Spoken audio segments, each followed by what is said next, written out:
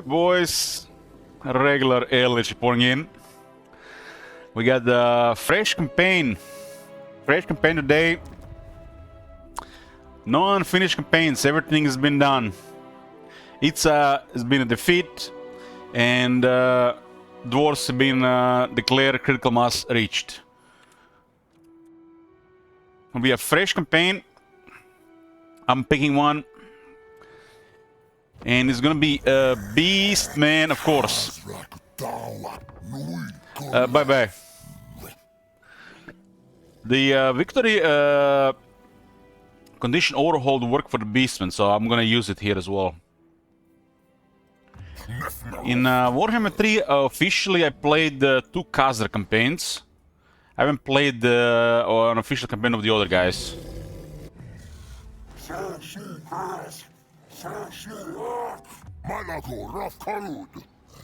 Hey.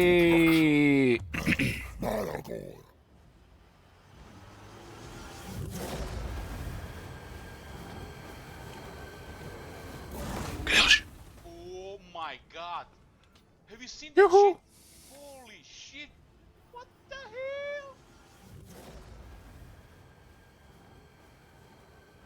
hell? Cat sneaked into the room.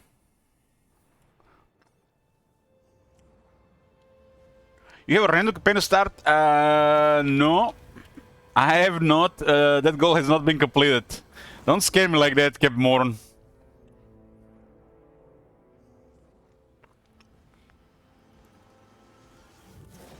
One moment.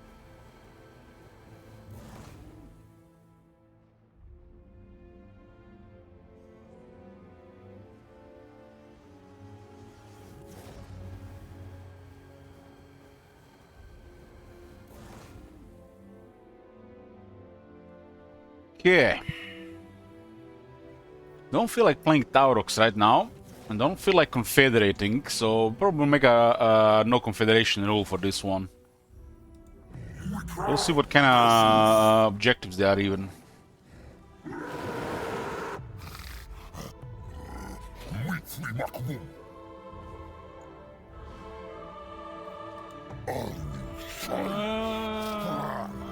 Yeah, let's start in the Badlands. Let's go with Morgur. Harbinger of disaster. Harbinger of disaster. We got an AI mode on.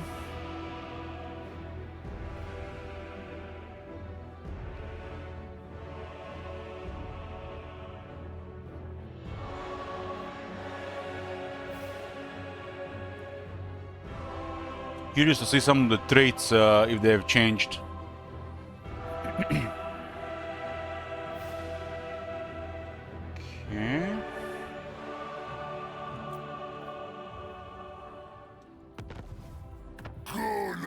If you click here, you have to go what? How do you get back? Previous menu, huh? If you click settings, and you click here, and just goes back here.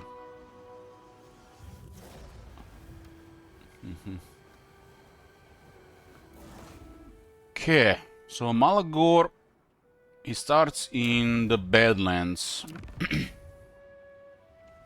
Faction Effects has a cheaper unlock of hero capacity, which is okay, 50% cheaper. We got 10 more movement range. It's not percentages, they still haven't corrected this. I need to remove this I, and then I need to remove this percentage. That doesn't do anything. This is campaign movement range plus 10. And you know, it's kind of like inconsistent, doesn't even say for who. And Brave Shamans and the Great Brave Shamans start with 5 additional ranks. Additional campaign movement range is nice for the Beastmen because they got limited movement. Malagor himself has more movement. I mean, look at this. Campaign movement range plus 50 when using the Beast Pets. No percentage, no I. This is how it's supposed to say. This is up to date. This is outdated. This never worked. So more movement when he's using beast pets. It's actually a lot of movement. It's basically the teleport stance. Enemy casualty replenishment rate minus 100%. Enemy armies in local province. This could mean two things. It could mean they cannot replenish, or it could just lower the replenish by 100%. Enemy leadership minus 8. Enemy armies in local province. This is a nice effect. That's a nice effect. And his harpies will cause fear. Of course, harpies causes fear. We're not gonna put any other of these settings here, and we're gonna pick one of the objectives from the mod.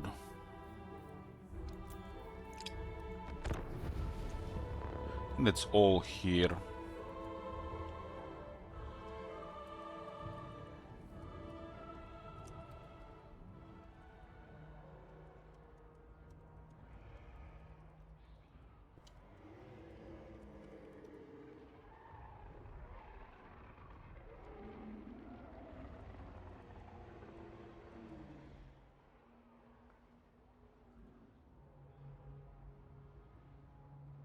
Yeah, I'm just updating the command. One moment.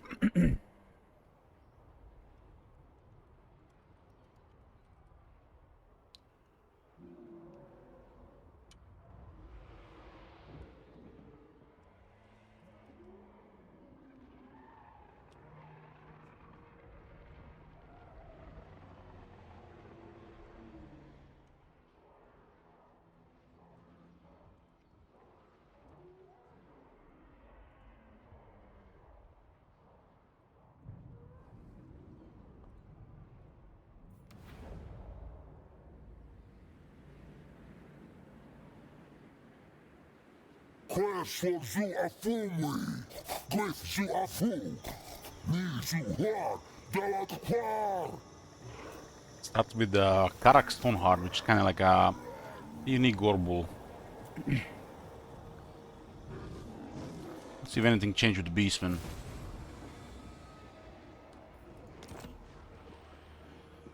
So, no confederations. This is nonsense.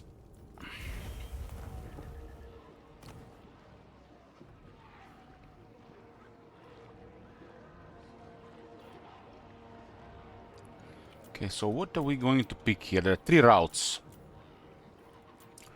Route 1, Blood in the Badlands. For centuries, the dwarves and greenskins waged eternal war, each vying for the supremacy over these arid lands.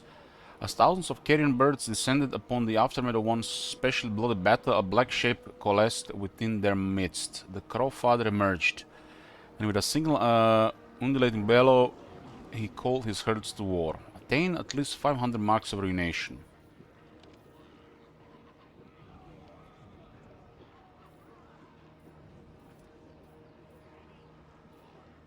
I think this is also lower. I think I might be, maybe even higher in the vanilla. I don't even remember the values on these things from before.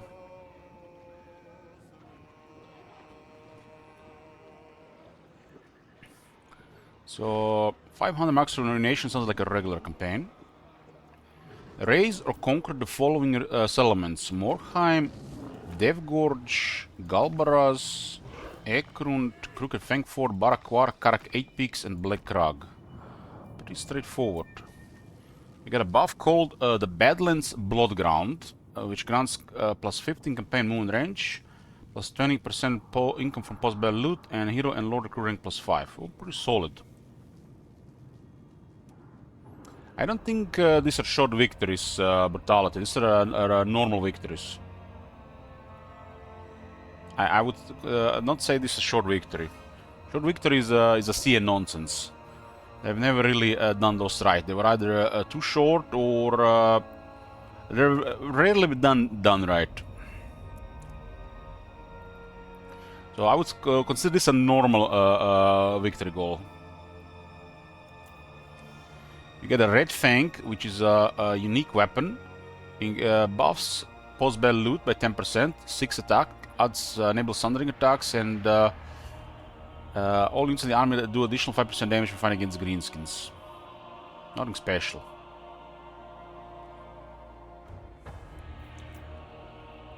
There is a second route, the Seed of Hate, To all of humanity, Malagor is a harbinger of the downfall of the whole deer, vilified by the cult of Sigmar as the epitome of sin due to his many blasphemies.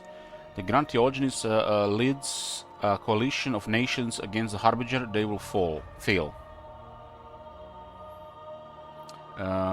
Destroy the following factions: Call Sigmar, Chevalier de l'Anesse, Tlaqua, Last Defenders, Armor Expedition, and Order of Lore Masters.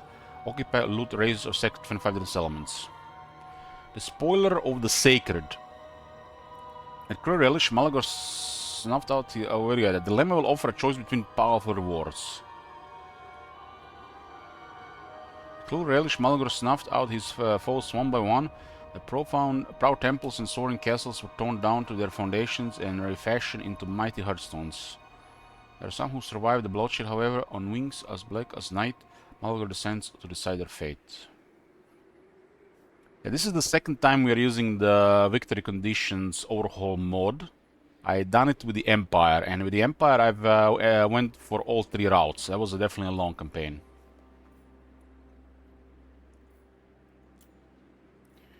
Route 3 is the Unmaker.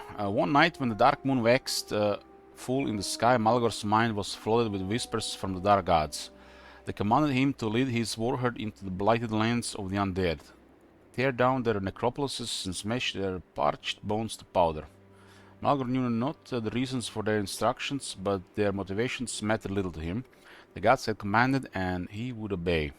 Let destroy Hemri, Kortlibaras, False Nagash, and Dragon of Conclave. And raise Morkheim, Blackpin of Nagash, and Nagashizar.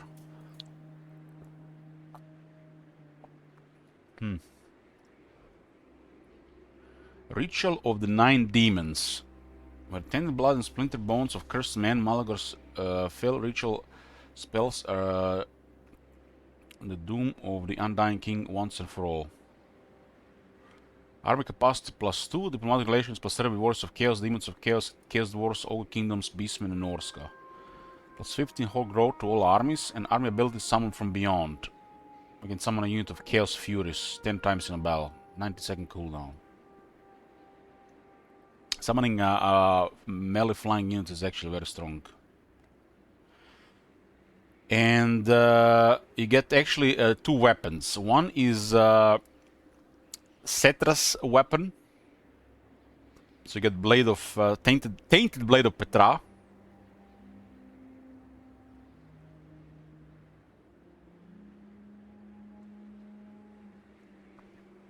It's a version of the Cetra's weapon. And you get Manfred's armor. Manfred armor is actually pretty incredible. Why they made the different version of Cetra's weapon, but they kept control on it? It just like makes no sense.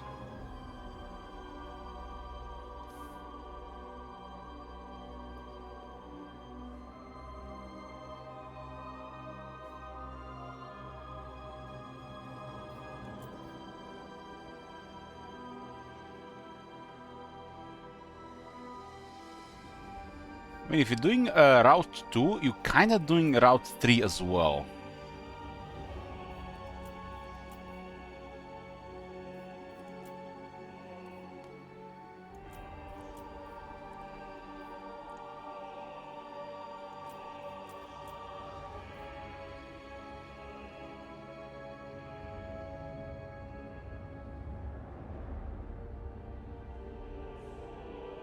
This one is definitely conflict with the greenskins.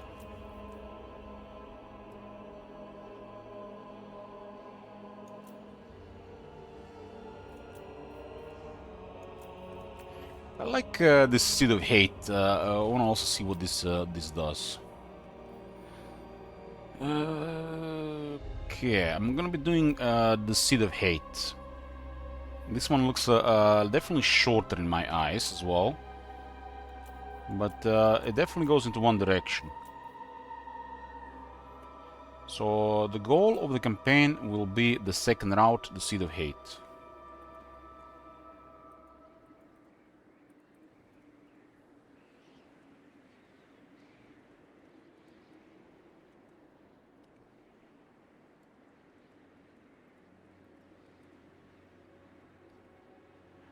Factory condition overhaul mode.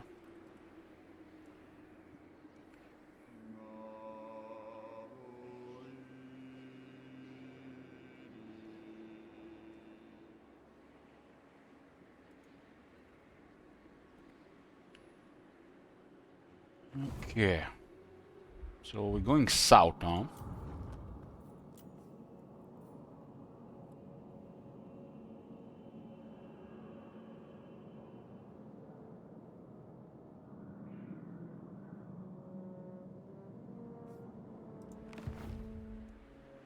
What do we get on this Karak Stoneheart guy?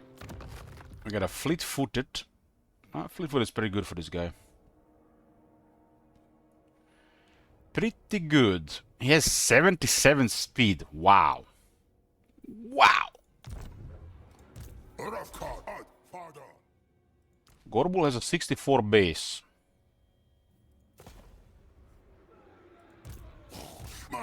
77 speed Gorbul. Wow.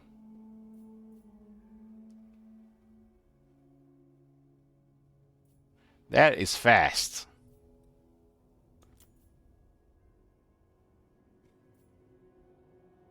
This guy actually gets a spell.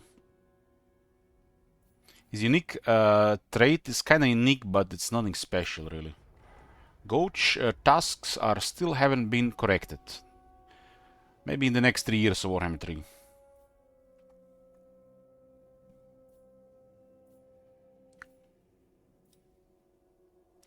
Top is rather looking poor these days.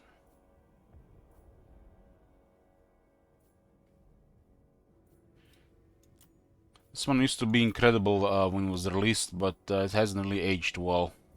Missing some skills.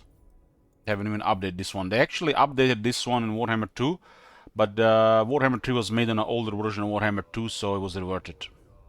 Makes you wonder what else was lost in the process over the years.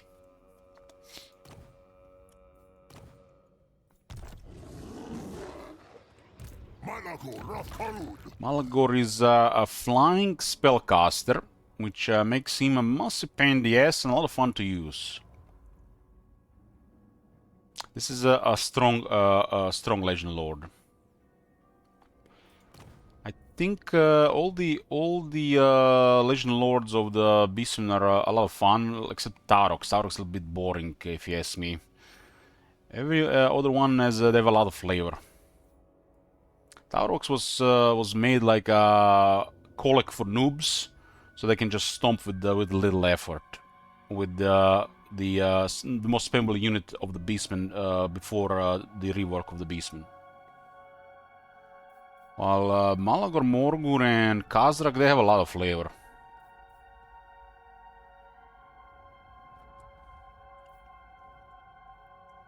A lot of leadership penalties on Malagor. Haven't touched any of those. Shame this is a local region. His trait is a local province.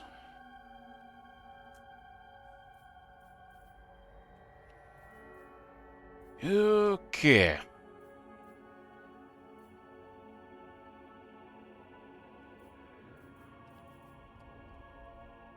He has actually a really potent skill tree for spell casting. Even after several nerfs to some of his abilities.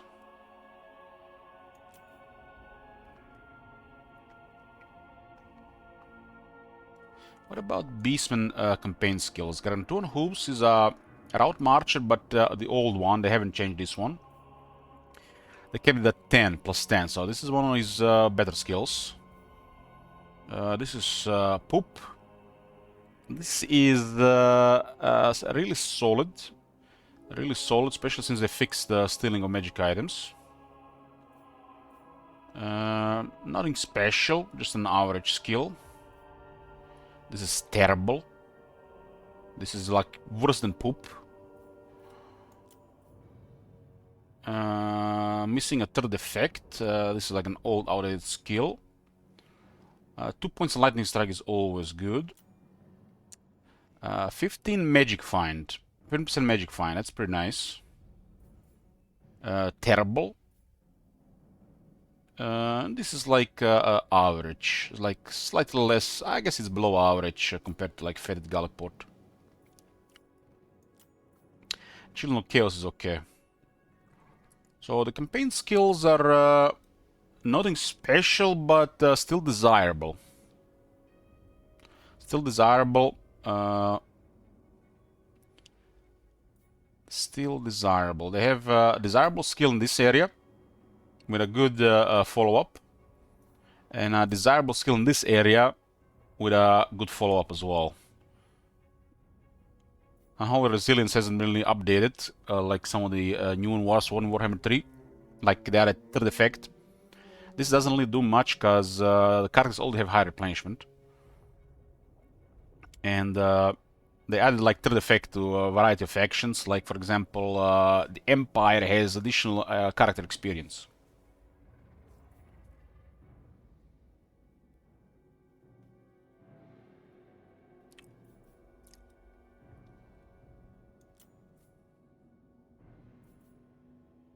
Been a while since we have done really Beastman, like a regular Beastman campaign. I like that this one is granting 12% speed for these units. So they get 3 buffs here. It's pretty nice. This is one of the weaker skills, especially because it got lowered from 8-8 to 6-6. The leadership doesn't really do much. This one is totally ignorable unless you are really want the high stats of these units. Now this one is pretty nice if you're using these units. Same for this one.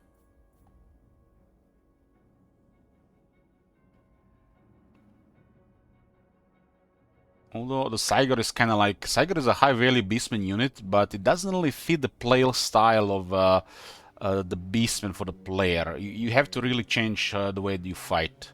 Well, for the AI is one of the stronger units.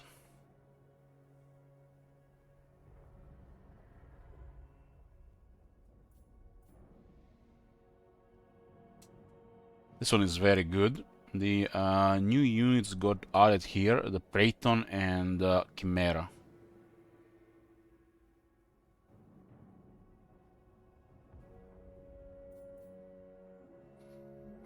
The Mitre one has always been good attack and defense. I wish this was attack and defense.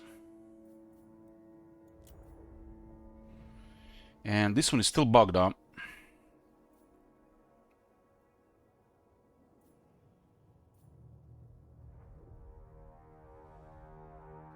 Supposed to be 6%, 4-9, and then 6-12. This one has 2 bugs still. You see the values how it goes here?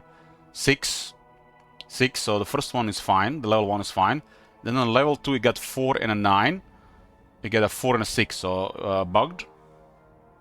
And on level 3 you get 6 and 12, and you get 4 and a 9 on level 3. This one is bugged. They've never fixed this one. It's like, how many years have it been? It's crazy. So triggering at this point. Such such a no-brain thing to fix.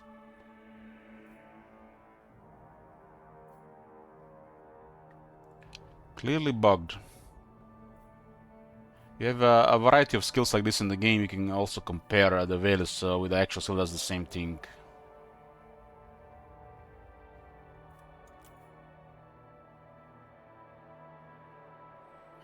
Got overrun by the Vampire Crisis leaves.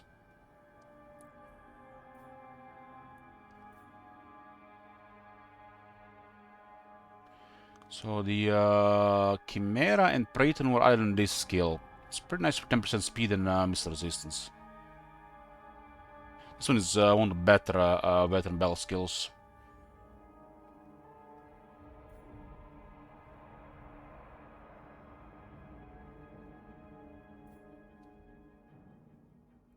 This one is also one of the better veteran battle skills.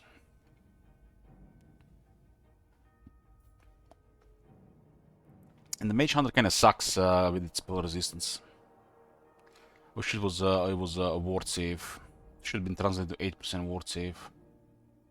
How good is the Chimera? I fought them, but I haven't used them, so I haven't made my opinion about it. But stat-wise, it looks good.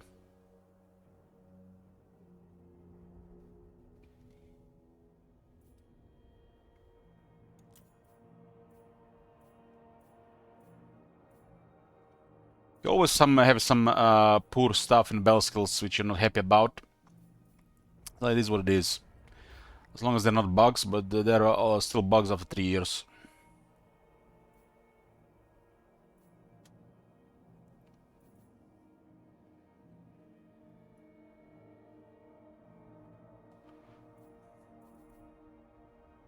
Flock of Doom OP? No, it's not OP. Flock of Doom is above average spell, which is easy to use.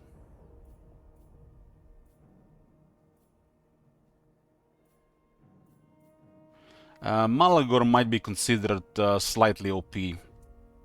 That doesn't mean the Flock of Doom is OP.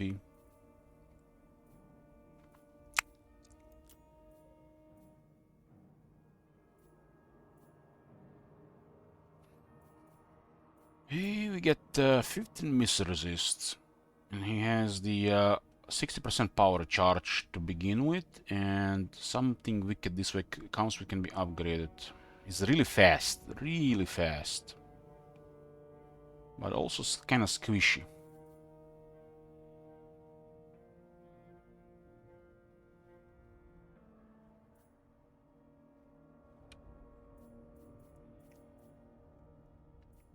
Gotta get 2 for this one, thank God, because this one is horrible.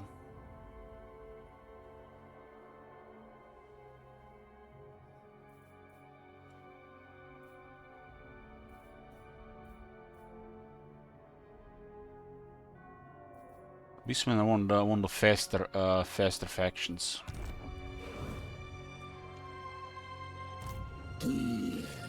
Oh, we start a campaign at war with Sires of Morkine.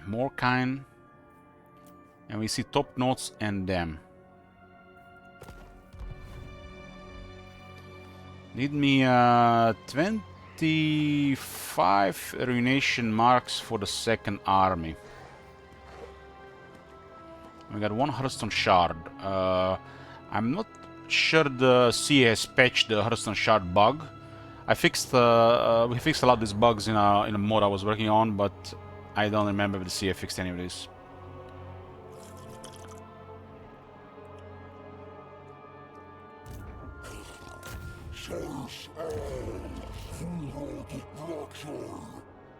This is the Deep Beast Pet.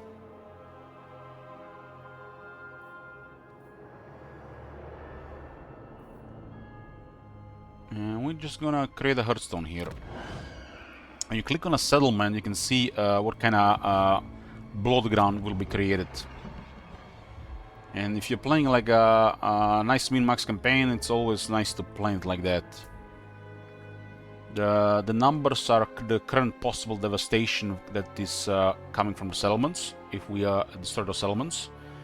But we can also get devastation by also destroying the armies inside the blood ground. Yes, I lost the siege. And they pretty much got in the center of Lastria. It was too much whack-a-mole. Out-resolve was a heroic victory, by the way. Manual battle, no chance.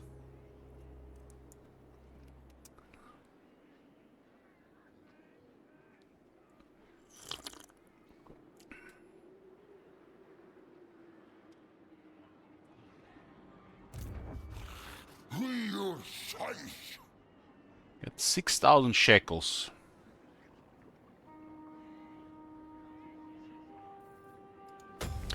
In Rewards of Dread, there is an item section, and there is a thing called the Battle-Scarred Unger Raider Ancillary, which grants you 10 movement and 10% line of sight. That one seems like a no-brain to unlock immediately. It requires just gold.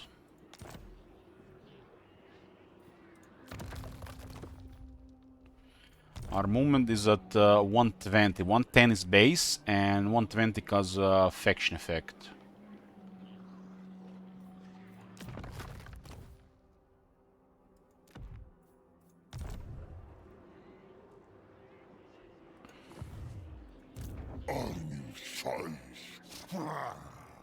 Maybe I should, for the future, you know, maybe a special campaign or actual full use, find a mod that that doesn't tell you what balance of power it is, so you have to make a call or not auto resolve.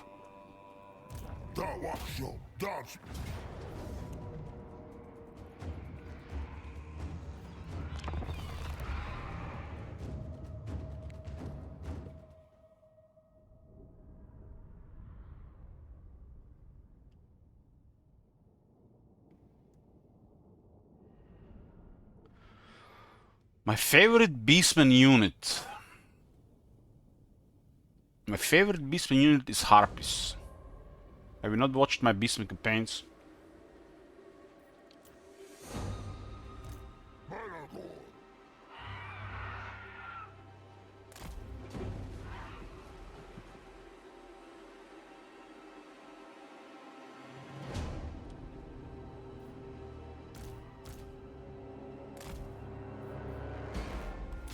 We got air advantage.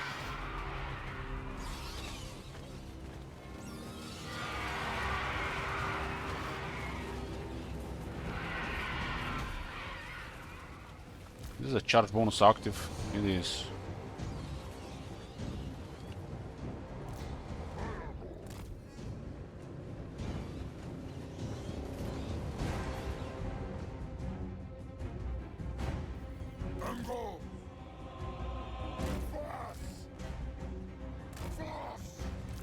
Fast, fast.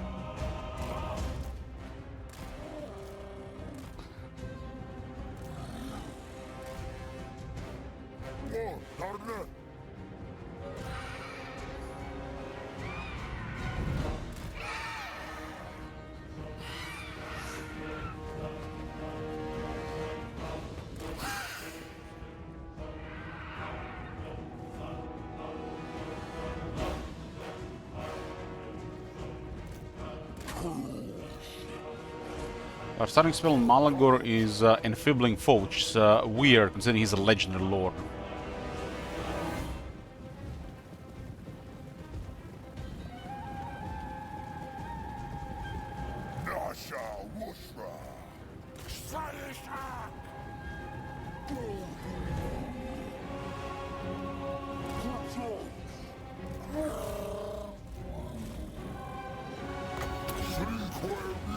They do their attack and defense.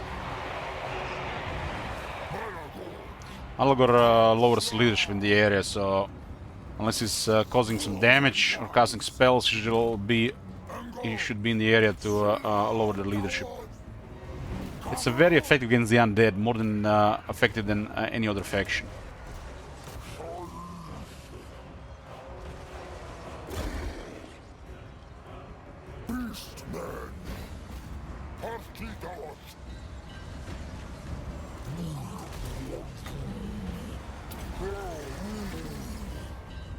Look at Gorbul casting spells.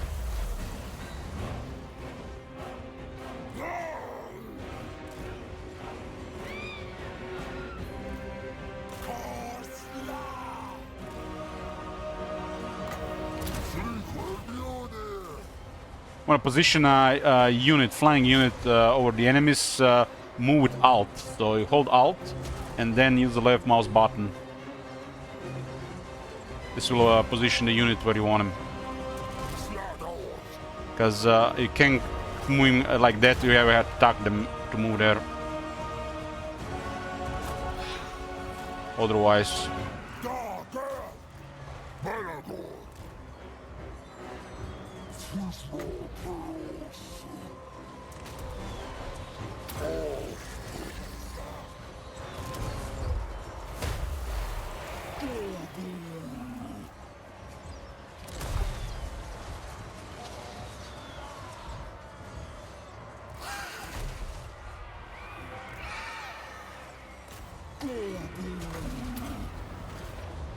Angars!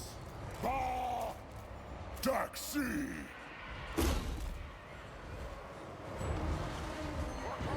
Darfrido!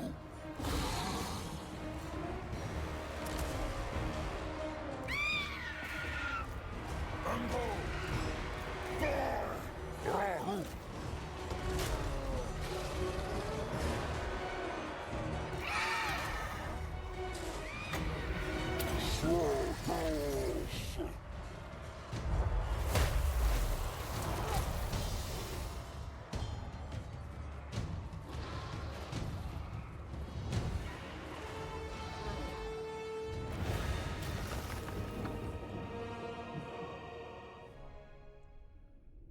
You know what's a good thing about Top Mage no longer having a mod? I can time him out.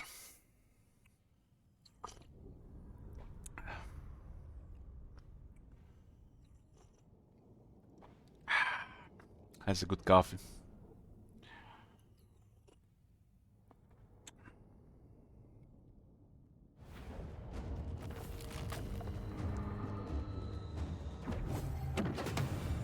$75 Dread. I think that's max per battle.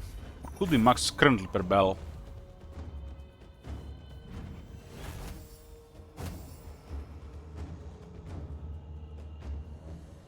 Damn, Gorbul did 21,000 damage. I guess Wildhead is very good against low armor enemies. Malagor was just debuffing. Okay, we're gonna raise a Hearthstone here. This will be our first Blood Ground.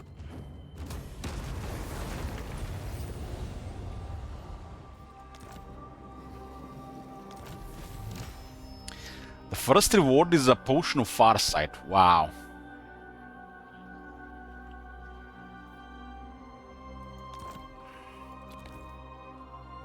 To do the ritual, we need to have 10 or more devastation. But ideally, in your first Blood Ground, you want to reach 25 at least. So your first ritual should be 25 plus. This will unlock your second army as well.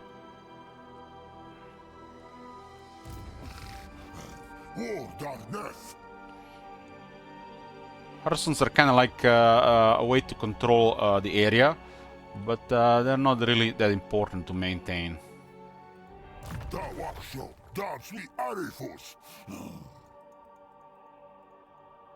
What's our voodoo here? 50 and -5, huh?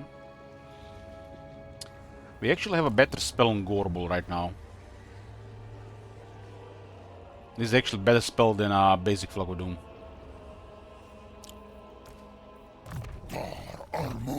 Let's go for +10 movement.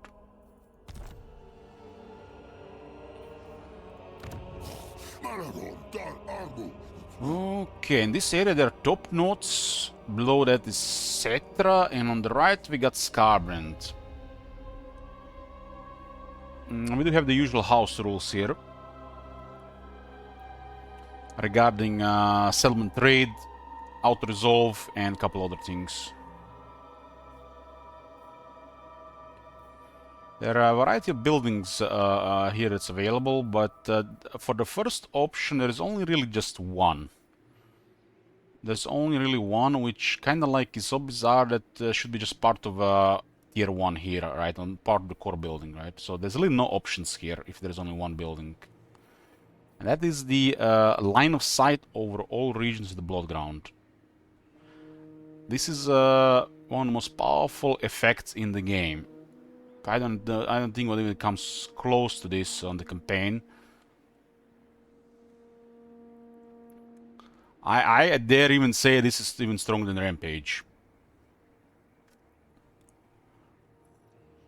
Seeing everything that's around you, there is no surprises, no difficulty, and then you just play at the pace you want and respond however you want. With Rampage, there is unpredictable stuff going on. So I'll get the shamanic challenges for line of sight over the entire Blood Ground. That is really powerful. The only thing that's There are a couple of things during the turn that cancel your vision, but that's an issue with the game. It's been happening since the release of Warhammer 3. As that's not supposed to happen, that's a bug. The game forgets that you have a vision over those territories, and then it resets it.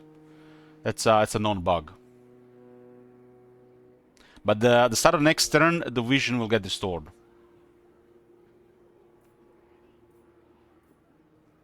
Because you see what this one says? This one does not say that it discovers the areas. Like, I don't know, the changeling version. This one says provides line of sight, which means you see everything.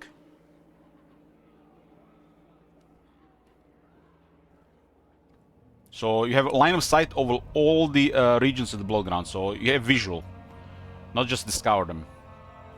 That's, I think, one of the strongest, if not the strongest effect in the game.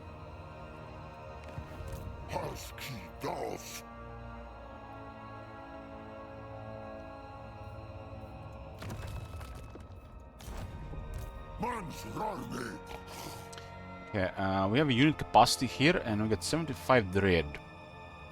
Gonna recruit 2 Ungor Spearman herds. Beastmen don't have upkeeps, but they have a unit capacity.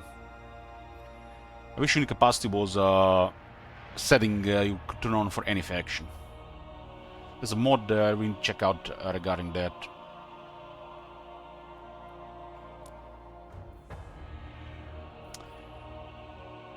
So this is basically like a vampire cost, ridiculously powerful recruitment options.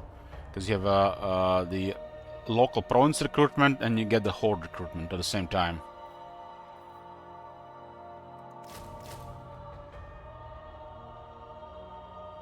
This unit has only 15 armor but has no leadership, huh?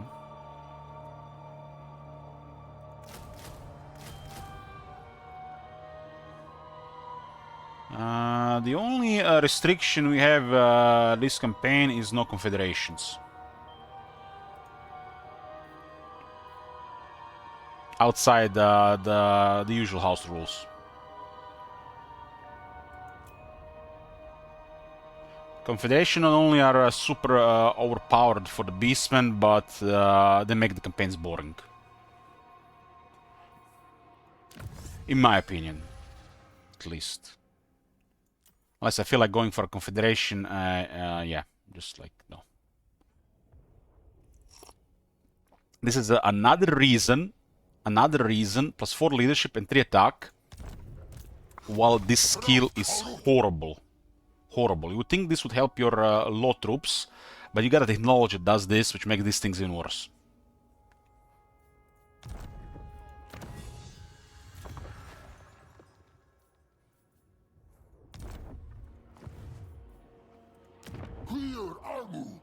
We'll be dealing with the vampires here.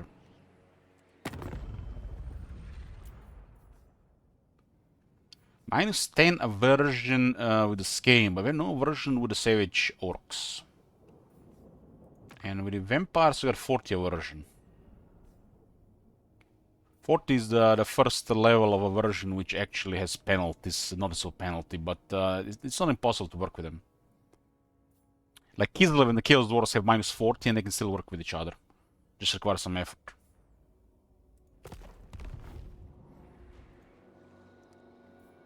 So the plan is the second route of the victory conditions overhaul. This is the second time I'm using this mod.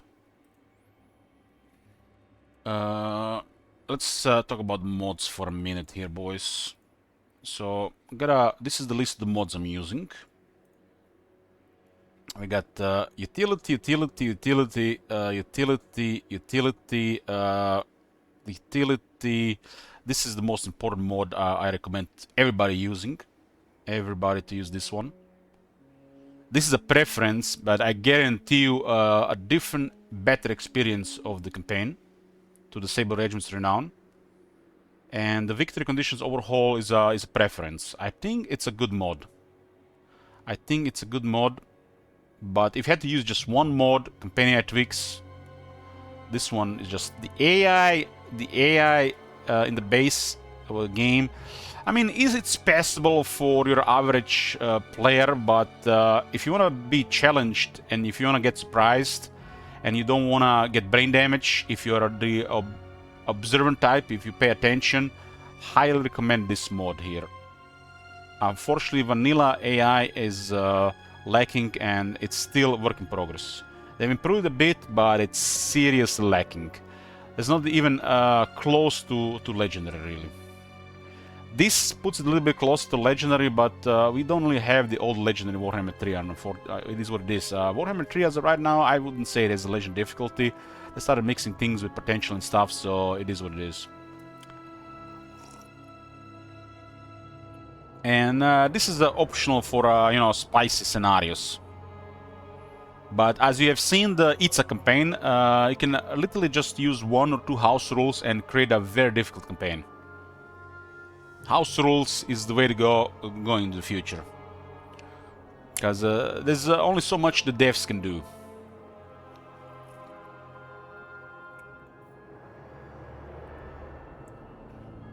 We're doing the Seed of Hate route for this campaign. I did all 3 routes in the last Reichel campaign, which was a blast campaign. But here I've decided just to make it like a shorter, more regular campaign. This does look like a short campaign. It all depends on the random potential for these factions.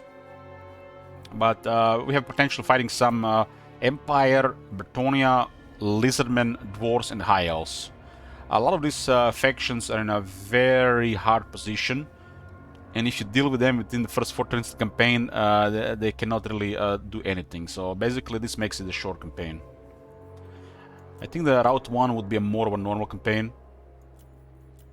And Route 3 is also basically similar to Route 2. I think Route 2 and 3 are kind of like on the same path. These factions are not powerful enough to be a route on its own, I would say, in my opinion. While this is passable for a route.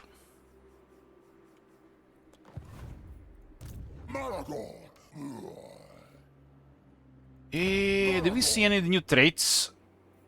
Boost Cravings. Gets a potion of toughness and extra use for it on top of Rowdy. Wow. Wow. Good job, CA. That's a good one. Nice. Really good for any of these lords. That's a good one. Actually, somebody has working brain cells at that company. Discipline one of the best for the beastmen, hands down. Makes the lord stronger and the army stronger. It's like it's godly for the beastmen. Cornus Fury used to be Frenzy. Let's see what it is now. Unyielding Assault, 6 defense and Frenzy. Kind of bizarre. Cornus Fury gives you 6 defense. What? Corn is like scratching his head in his realm, but sure, CA will take it. It's solid. I already like it with Unyielding Assault on top of Frenzy alone, but 6 defense is just an extra, right? But it doesn't make no sense for Cornus Fury, right?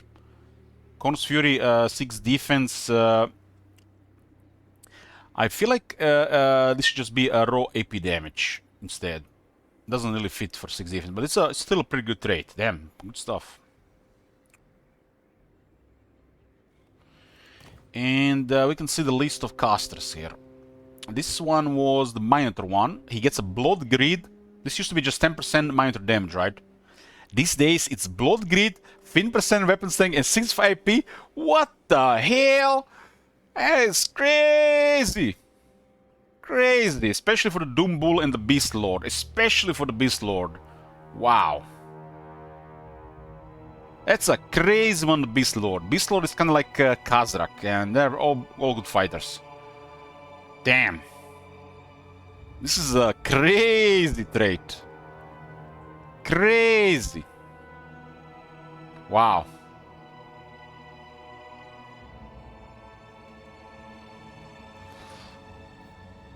Okay. Nurgle Foul Stink, they added hit points and Cloud of Flies. And the leadership went from -4 to -3. This is the worst part of this effect. Even if it was -4 or -5, still the worst part. On its own, it doesn't do anything. If you have 4 of them, it does something. it's worse than ever before. It just triggers me how bad this is and how overestimated this is. If you put a bunch of heroes in an army is gonna be brutal no matter what, and people think staking a Nurgle Falls thing is good. Why not just stake this instead, and it's even better? But the Cloud of Flies and extra each points, it's okay. It's okay. I don't like the Cloud of Flies requiring engaged in melee to work. It doesn't really work for this ability. It stops working all the time. They should have a radius of 6 meters to work, not in melee. You should have a really small radius to work, not melee radius. Melee radius for this ability is not really effective. It stops working too much. Then you wait 15 seconds before it works again, and then split second miss attack animation doesn't work again. It's a poor ability. Poor ability just doesn't work. This one should be reworked for sure. Just make the radius of 6 meters instead. Confident is crap. Ignore. Perceptive, I guess, is average. Strategy is average. Tactician is kinda average. A Weapon Master 8 attack and 65 AP damage. I mean, it's not horrible, it's okay. This one is just superior. But, you know, this is still, if you see this, can't really complain much about.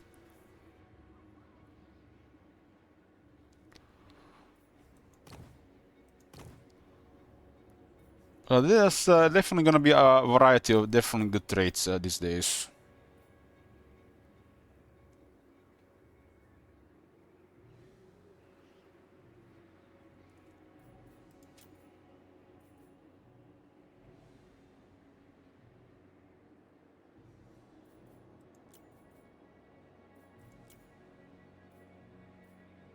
Fortunately, I think the Great Brave Shamans have worse traits than the Doom Bulls and the Beast Lords. I'm not sure if they even have any access to spell intensity.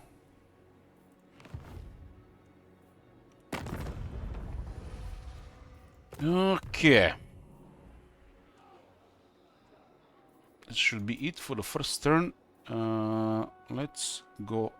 Let's go.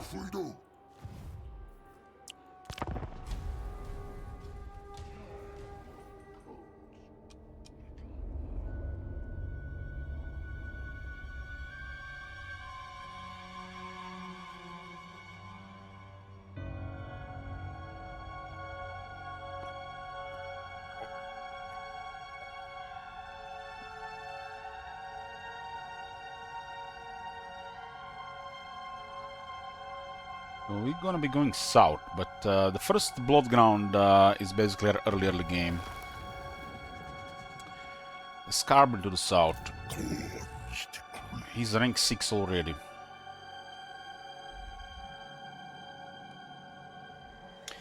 So we have constructed this building here, and now we have the vision of the entire Blood Ground.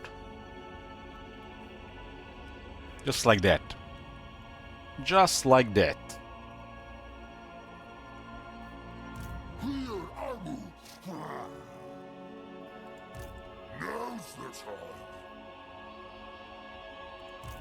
This is my land.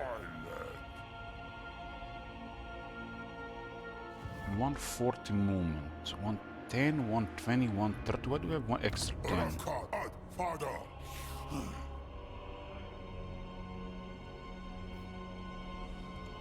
Aha, because of the ancillary.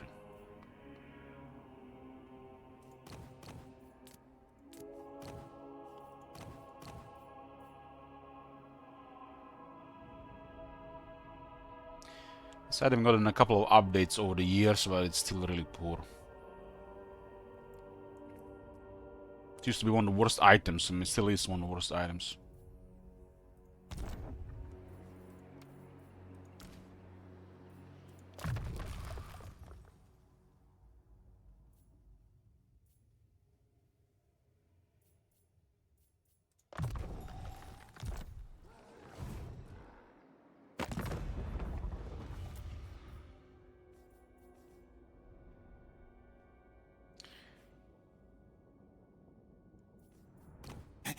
honored prophet.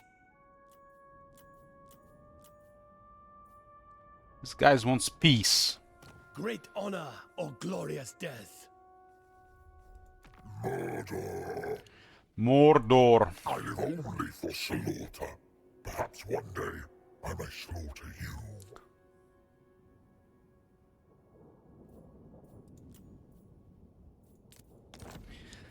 Why, if you can get paid for something, you know, why do it for free, right?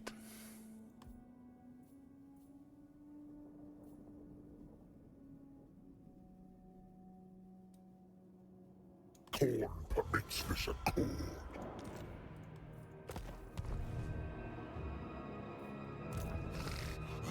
War darkness. The collection of the war didn't, I guess joining on the war didn't reset the vision. You can see the vision is still here. I didn't see these guys start recruiting now.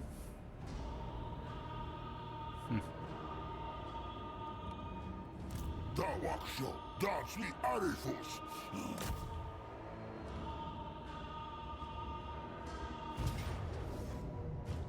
Mesh one finger still with a goblin in his army for some reason. Maybe it's his the servants.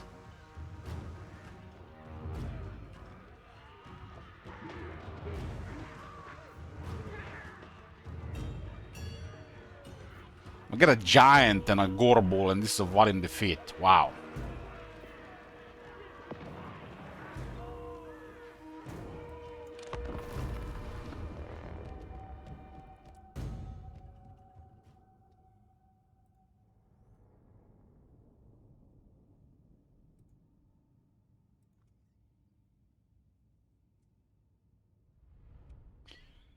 Mesh One Finger used to be the leader of the top knots. I wonder if they replaced him with a Savage or Great Shaman these days. I think they did.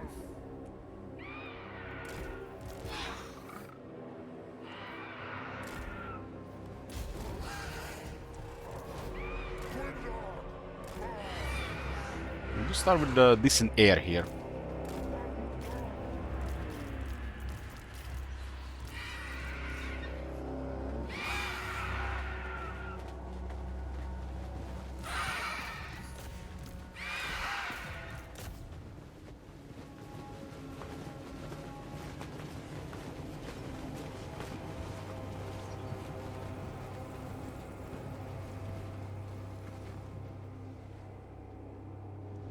This unit is moving very strange.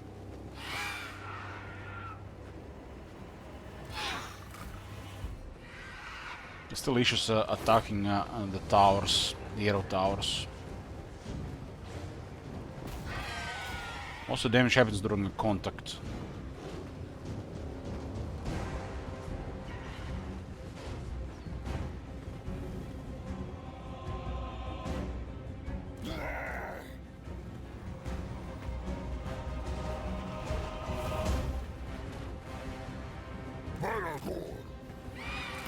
This army does start with a really decent air. These arrows were a lot on the Harpies.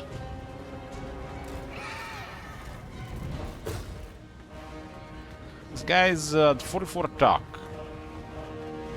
We can mess them up here.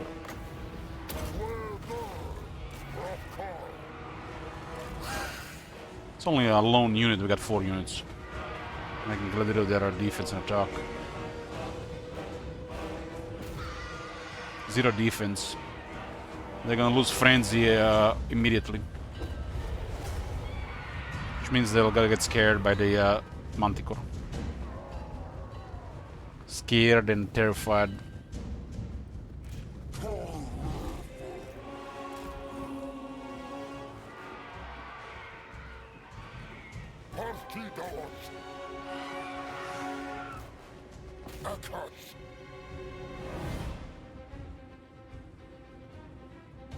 What's the best flying unit in game? Not counting characters.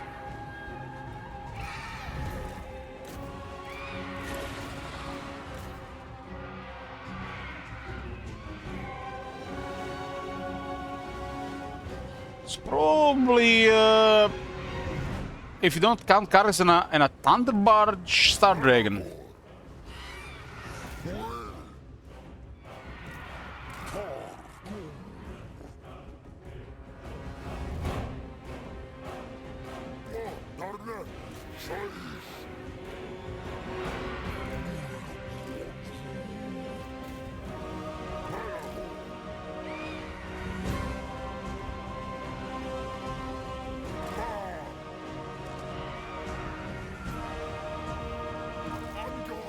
And the walls, boys.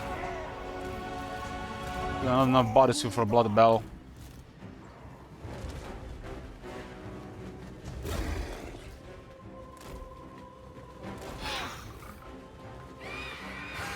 This is our next victim.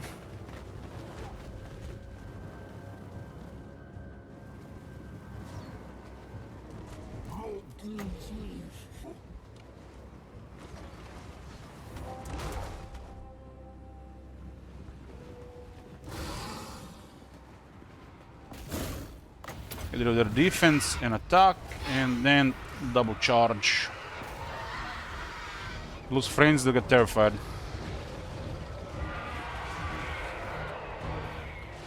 And friends are gone, and they're gonna get terrified any second.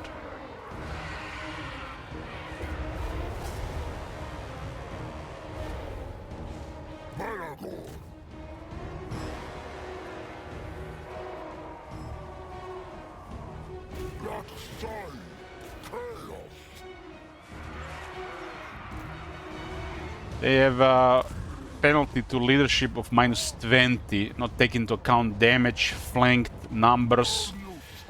But it's about -60 within 20 seconds. And their immune psychology doesn't work.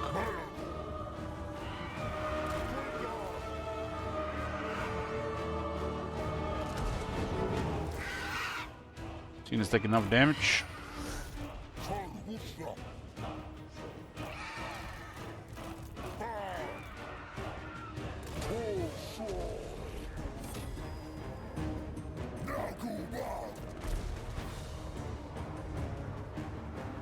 Yeah, Malagor's fear leadership penalty is really noticeable on Sage Orcs.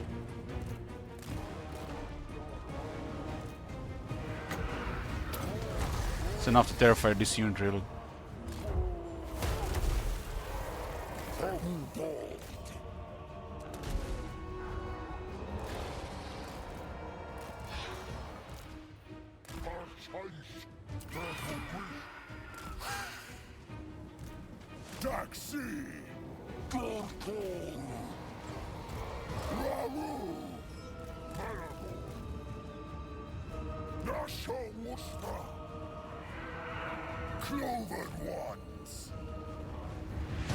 The guy's at 77 speed.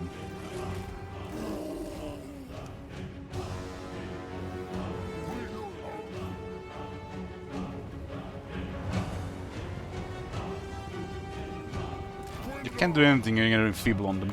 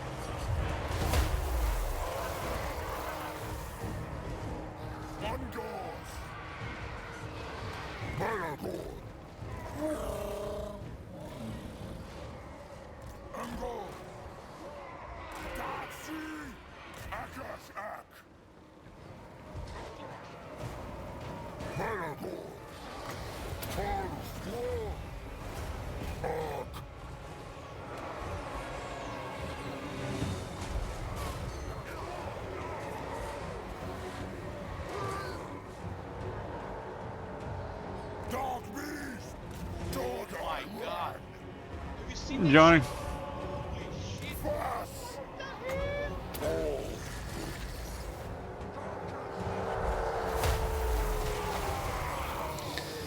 Damn, we got the old Chaos music playing. We're playing Beastman.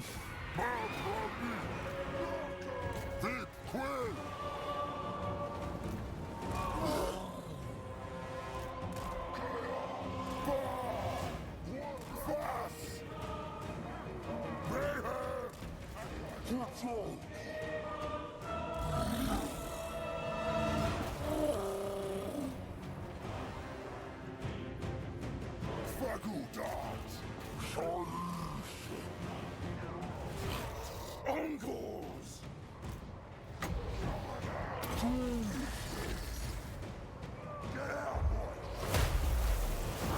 God damn! Pass! Bah! Pass! Bah! Akaska! These guys can't do much without frenzy. Be nice for Fog of Doom there, but no Fog of Doom here.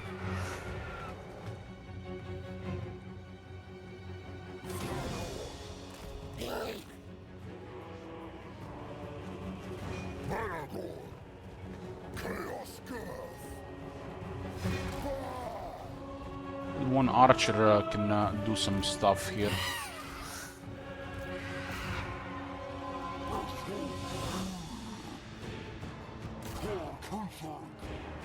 Grimdark! The archer up there as well, should just spin them. Dog! Ungors! Daggers! Angle! Rayher! Bah! Bah!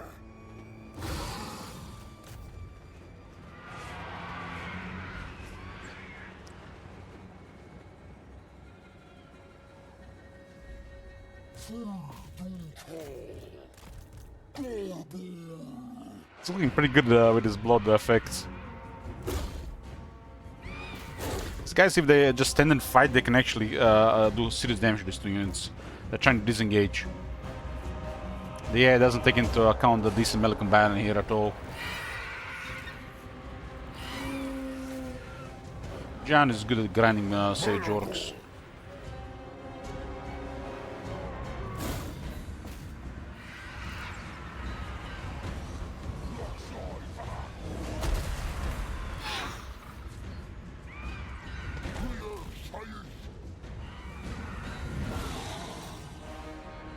Dark beasts!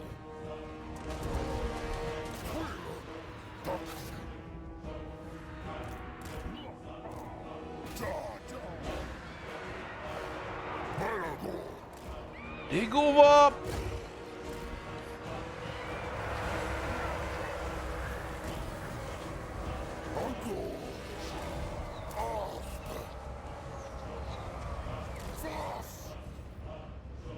Cold.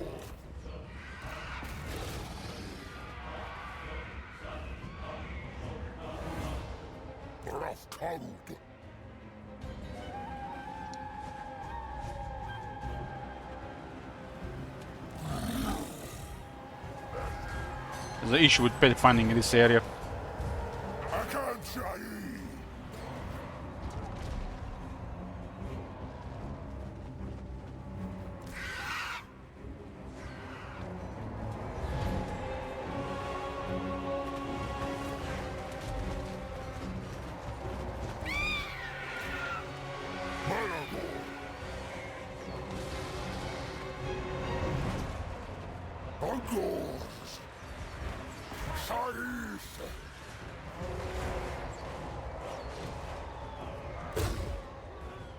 Warboss can definitely wreck the Manticore.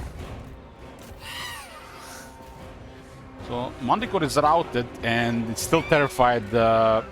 It's still terrified the archer.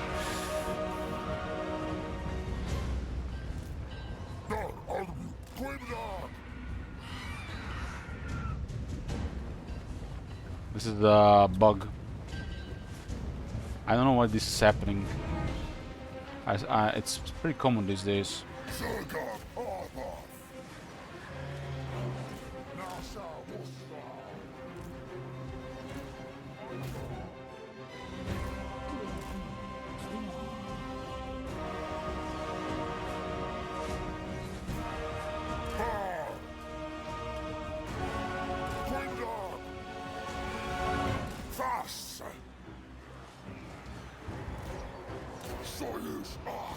You know, this unit just gets out and that's it.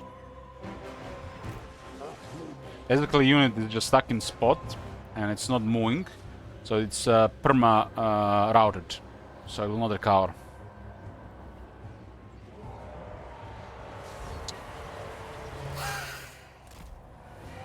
Malagor, dar Arnu, Ka Chaos. If I use the arch a little bit better, we can minimize casualties on the other units, but it doesn't really matter. We're gonna see a fight probably for 2 turns. Pass.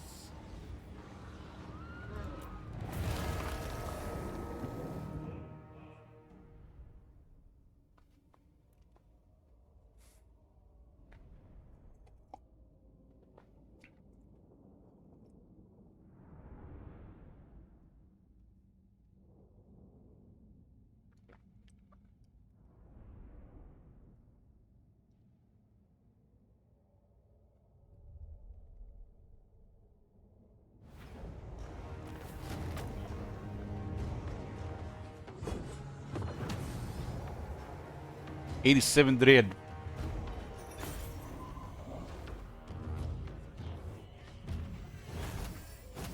Guess they're all dead because it's a siege.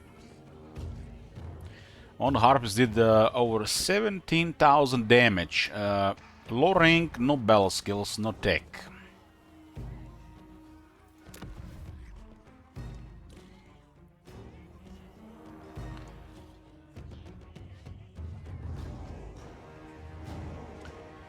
And this doesn't really do much right now. I got a little bit more bestial rage on this one now.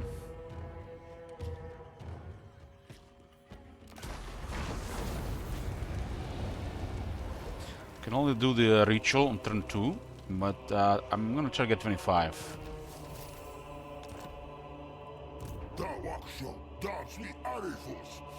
I think we cannot reach Kazan before Scarburn, so we should take a look into the swamp instead. And we'll disappear. There's a horde building here that we really want, and that's the dread building, generates dread per turn. Priority to get this first, 5th dread per turn, but we do need tier 3 here. It's actually quite a bit of resources.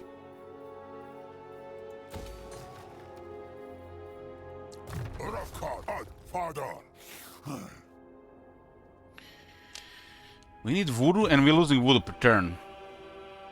Bad RNG.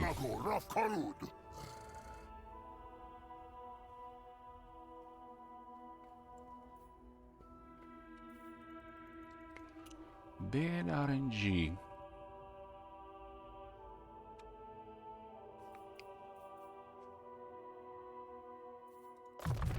Let's open with upgrade Flock of Doom. Level 2 Flock of Doom.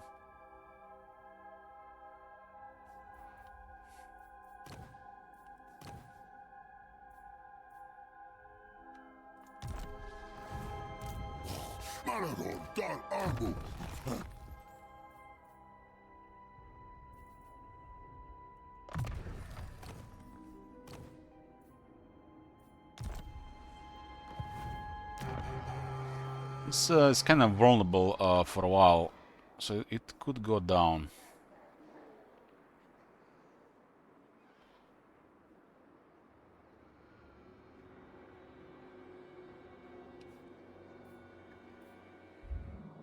This goes all the way to Dragonhorn Mines.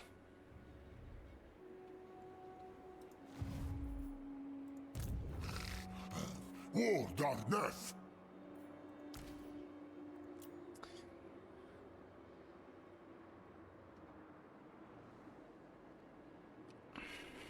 Harpy Lady Sisters.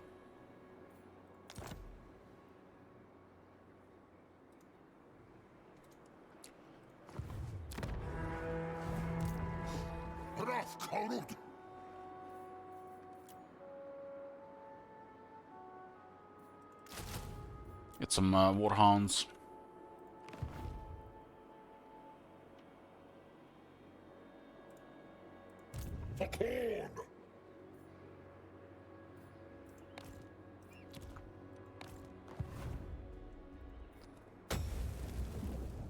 I'm gonna do with the early dread? 250 is for the first hero. Otherwise, it will be 500. It's 375 to upgrade the Hearthstone.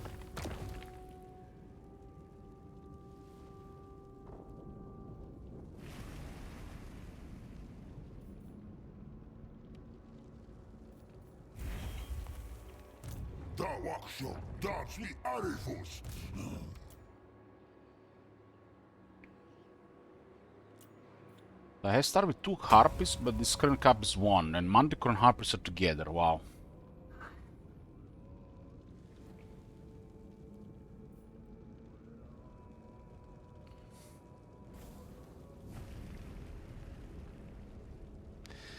So Zangors, Slangors, Korngors, and Pestigors are all separate.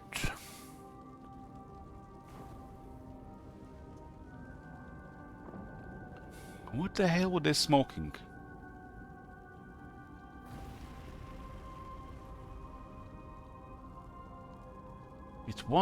What reality is this worth a single unit of corrupted gores worth 400? In what reality?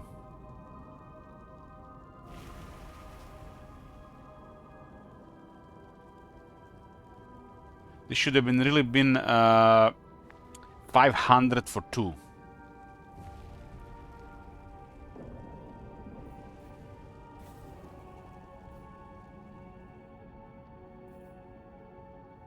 Should have been 500 dread to unlock 2.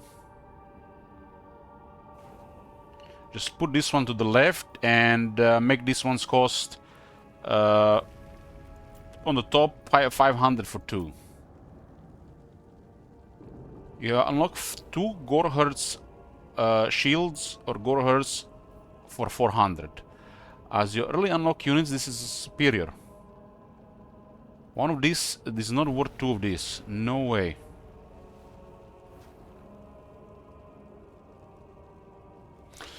Which one the best? They're all good. They're all good. But if you had to pick like just one, I'd have to go with the... I think the Pestigors are slightly better than the other ones. But they kind of have different roles. Pestigors are like shock infantry, that's tough, got poison, AP damage. They're all good, but I think the Pestigors are a little bit better. Zangors are worse than the others because they got nerfed. And their ability got worse. So I think Zangor's a little bit worse, but they're all good. They're all good.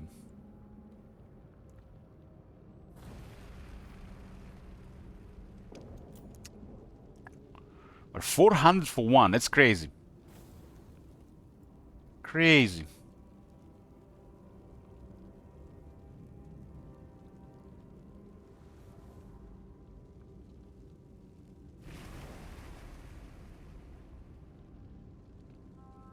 Yeah, I added a Cockatrice together with a Jabber's Light. I guess it's fair. That's fair. Saigar at 600 makes no sense.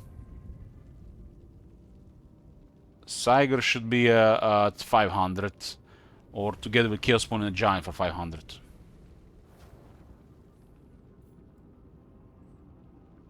Saigar is just not that good. Well, this is really good stuff. And this goes powerful synergies with other flying units.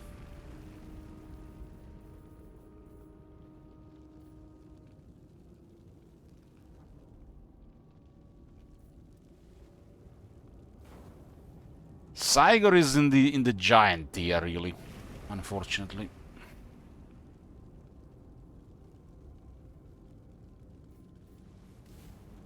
I think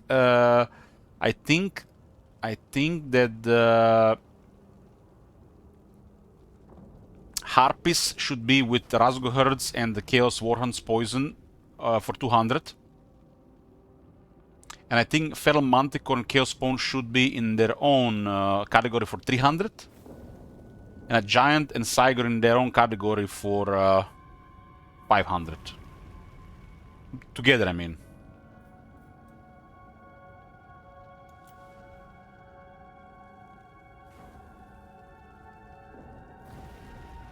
This should be 2 per 500, really.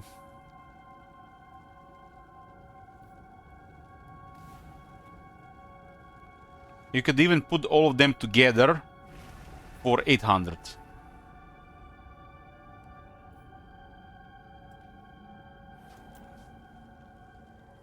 Because events exist, so that would also fit.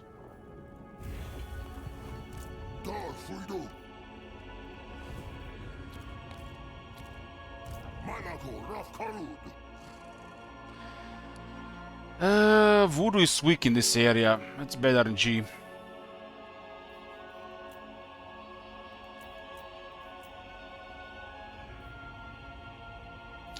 So the mod hasn't been updated for the new regimes now. They didn't put the last DLC units to 99. It's an easy thing to do though. I guess the modder is sleeping.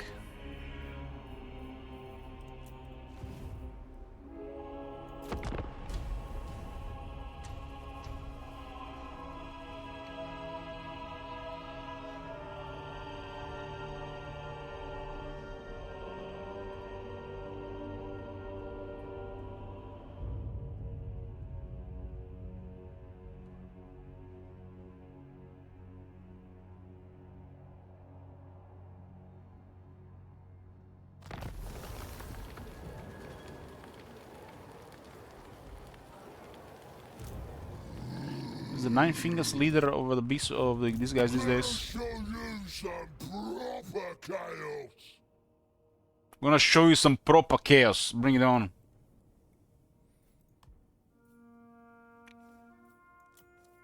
Blood. Crazy recruitment on Scarbund. These guys are sleeping, huh?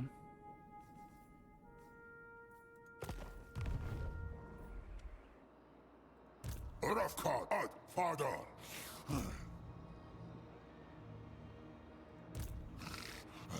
War darkness.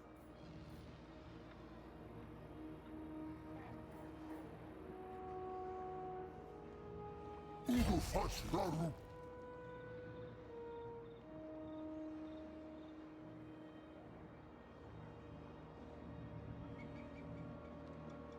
Sword. Still get replenishment. From where though?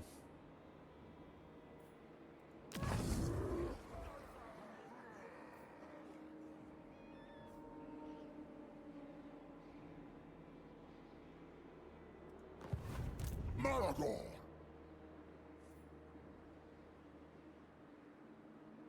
It's really low though. It's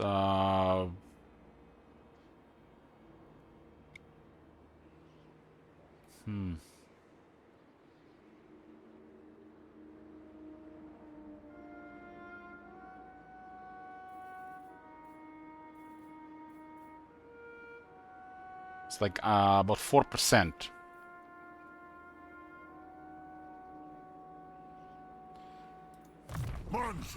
What's causing it?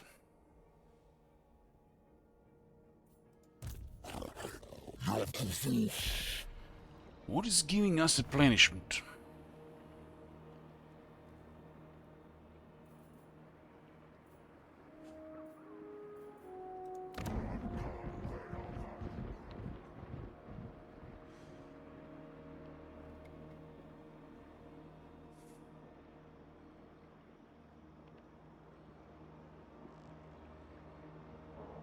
Something is giving us replenishment. I have no idea what it is.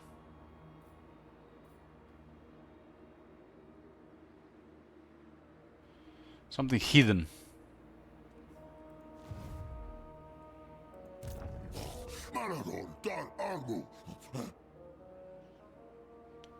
Something hidden.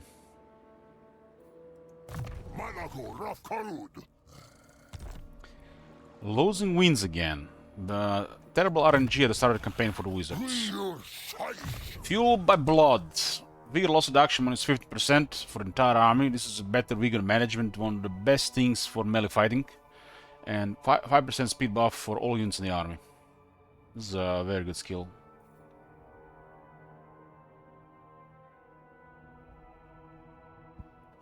I've checked, there's nothing providing replenishment.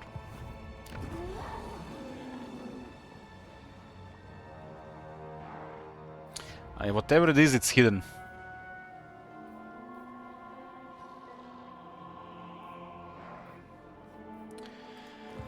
Whatever it is, it's hidden.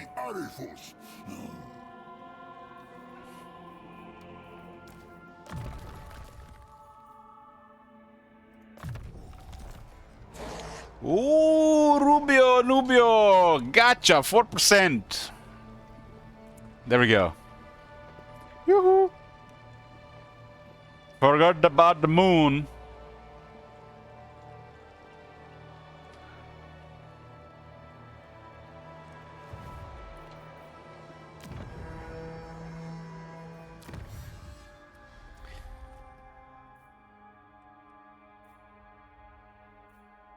%5 speed for all units. Again.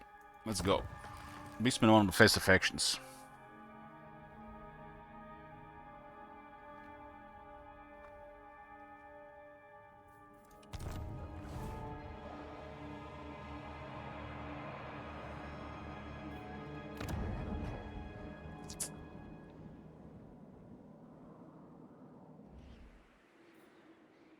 We're gonna be spending our time in this bloodground for now. Hey, Sinaz, good morning.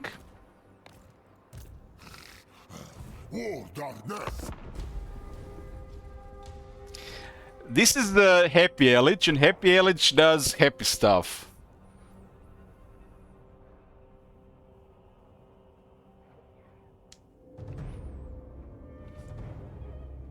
And Happy Elich gonna get another Colombian coffee.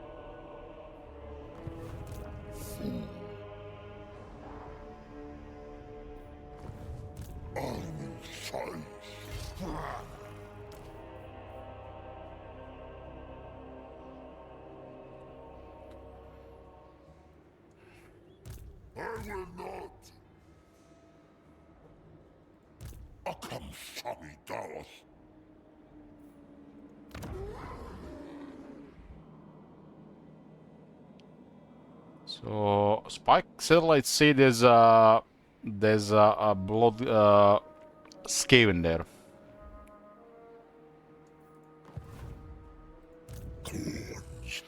Do have crazy recruitment. This guy's recruited several units here and about 9 units here.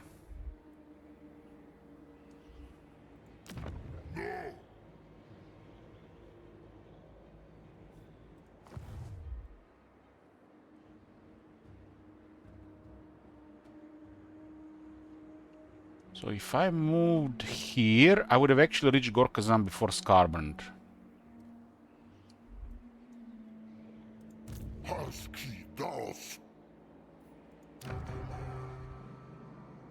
Kind of want to get 25 here for Runation level 2.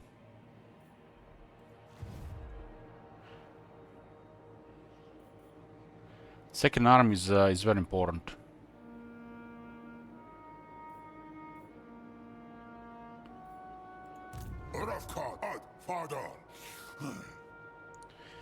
Voodoo has went from -5 to 0. With nonsense to affect Voodoo. Meanwhile, Itza campaign was negative constantly, even with bonuses, which is bizarre. I think that effect is bugged with Itza.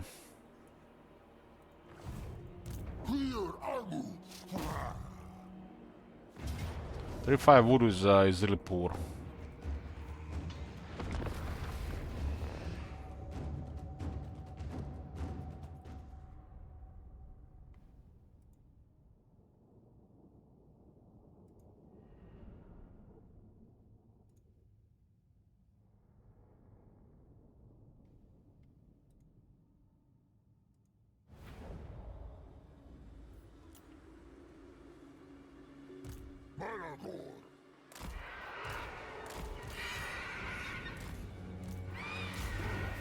Got the area advantage.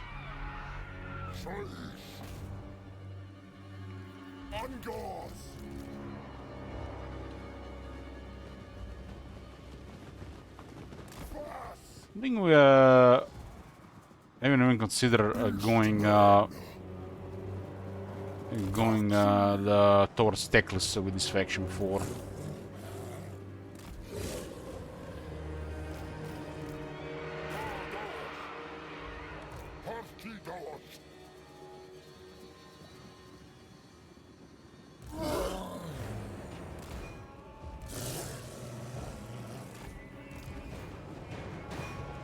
Chaos Warhounds 15 armor, Direwolves 0 armor. And the Chaos Warhounds have a, I mean, we get a speed buff.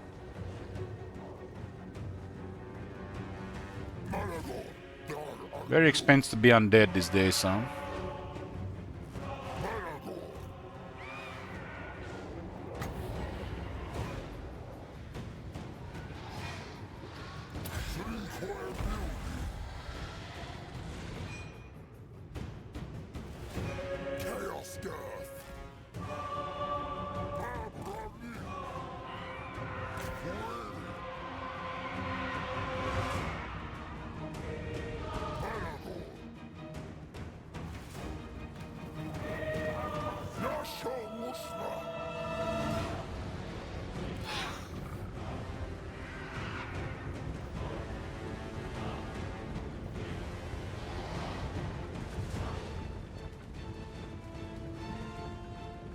So really high resistance to that damage.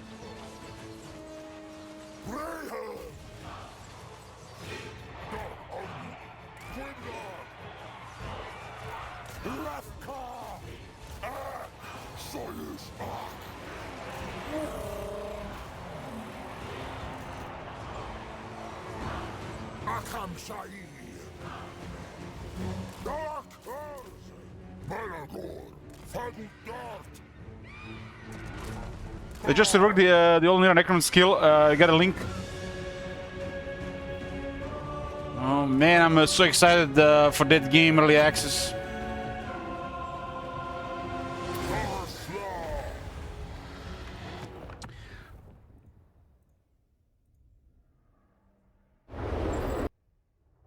It's 10 minutes. Oh man, should we check it out? This is just a fresh video, man, 4 minutes ago. You're fast. I'm too interested to see this. Let's interrupt this.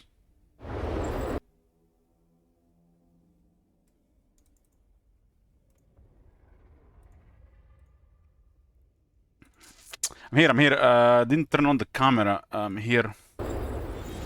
So, Heroes of Might and Magic Golden Era Necropolis faction update official full reveal 4 minutes ago. It's my favorite faction.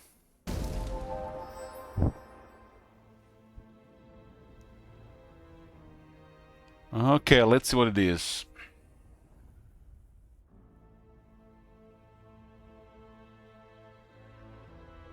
Sounds like Vampire Counts to me still already. It's like... Is this Vampire Counts or is Necropolis? There's no changes here, right? This is still the same, right? That's Bulwark, tier 1, 2, 3, 4, 5, 6, 7. This one looks a little bit different. Looks like they made the Dread Knights look a bit different. They're taking feedback. They didn't like people didn't like how the mounts look like. So Dread Knight is looking again like a knight on a horse. Yeah, they definitely changed the Dread Knight. As the main thing I notice here. Whole Reaper looks good.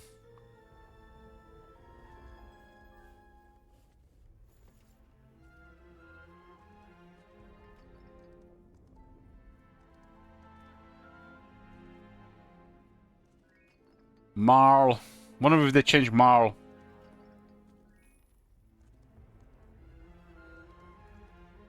This is why I like in some of the strategy games. Why I like play the the earliest version of it, because when they rework stuff, it's gonna feel like a different game.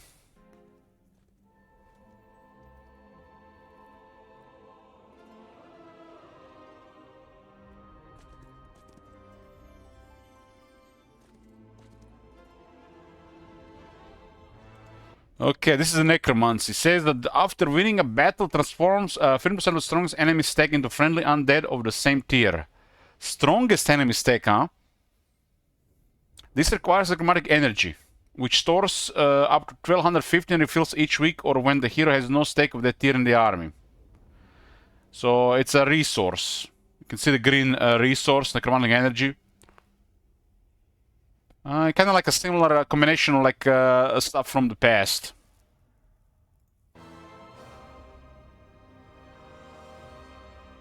I like this, I like this.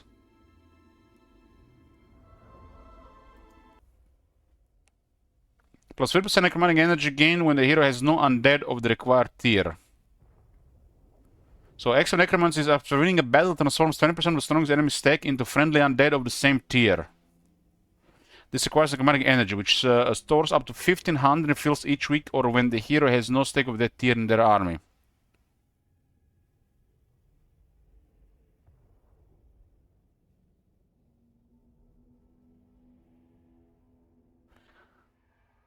So there's two ways to restore it. One way to restore it is with the weekly. It will restore weekly, and the next way to restore it when they have no stake of that tier in their army. So you get the weekly resource, and then it can be restored if you fought a higher tier unit which you don't have access in the army. So there is even more ways to restore it. How much do the units cost? It's hard to say though.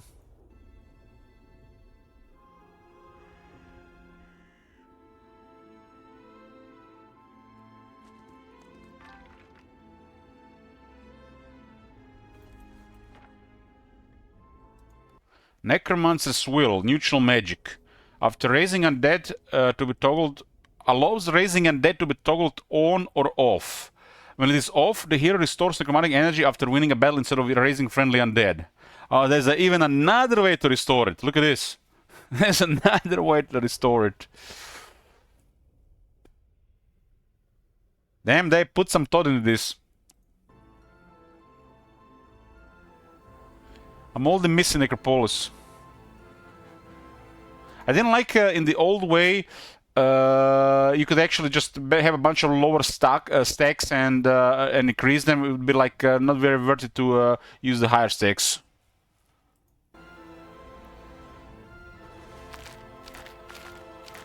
The battlefield is larger.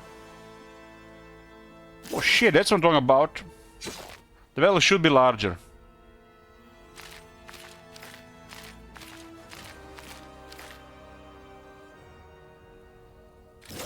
So how larger? 1 tile or 2 tiles?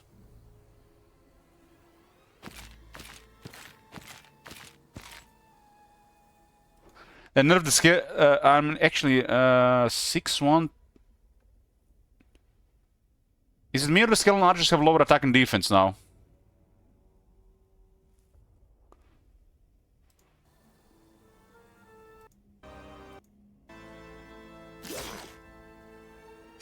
The skeletons got nerfed.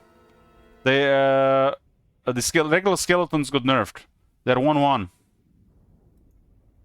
1-1.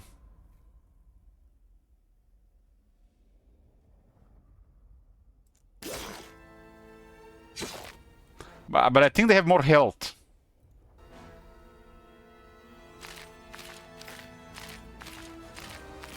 Warrior has 2 defense, 1 attack.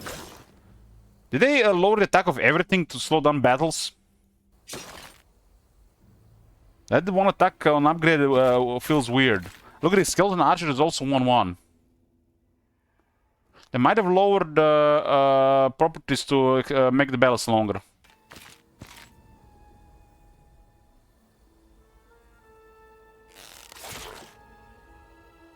100 skeleton archers only kill 22 troglodytes.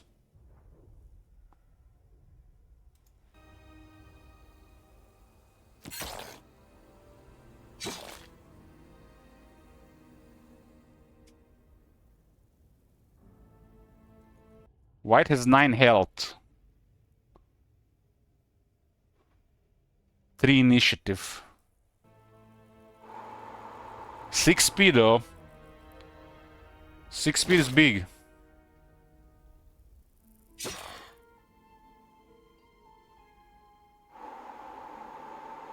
Raid has 6 attack and 0 defense.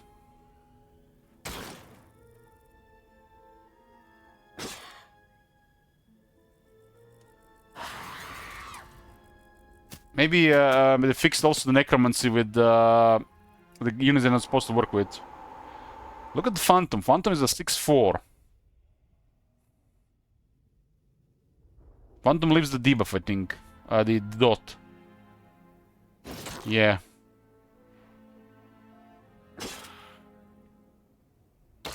I mean, I didn't expect them to rebalance a bunch of units. I expect them just to do the necromancy, but this is a welcome surprise. I like the changes.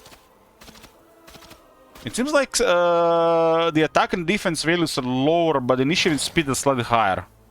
Because the necromancy and police units were the slowest units in the game, right? It looks like a little bit better now.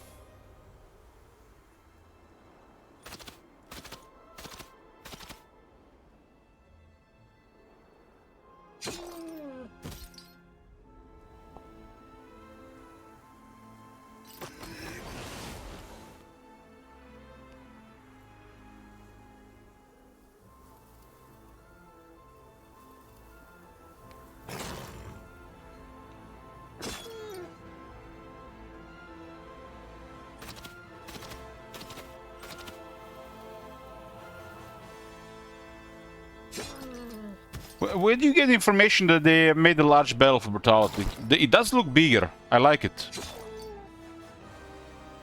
I think bigger battlefield is the way to go for sure. I think this unit used to have 2 speed.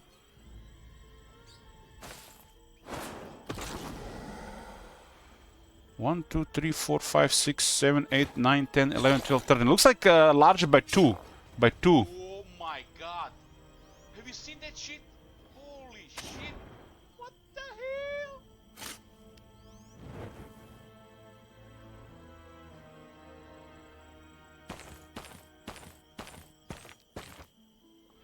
Yeah, it's yeah, now that I think it used to be 11, now it's 13. That's nice.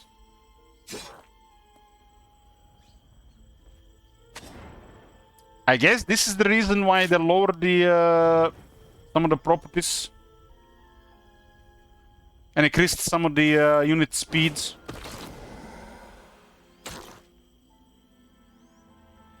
I'm hoping for early access for this game later this month.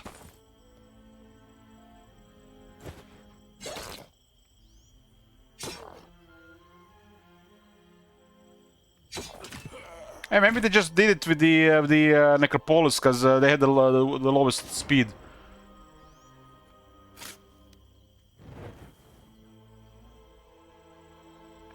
For example, Skeleton Archer has 1 attack. That's yeah. I mean, I'm talking about the early access brutality. You think it's not gonna be before late summer?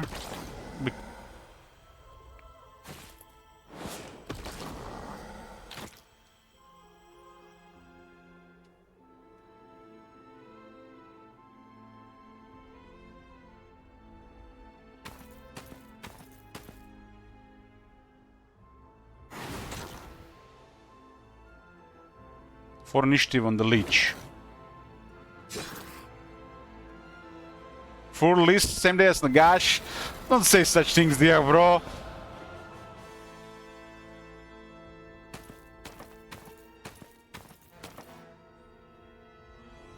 Pest and Leech, as in blow up your own army.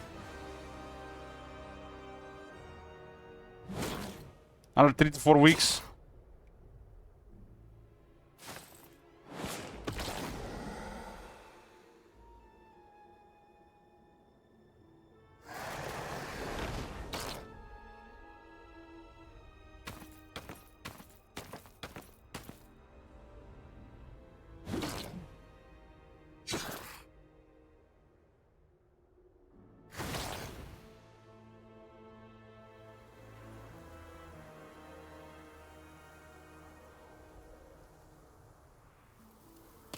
7 speed and 9 initiative on the Dread Knight. The damage is kinda low, but I guess they have double strike.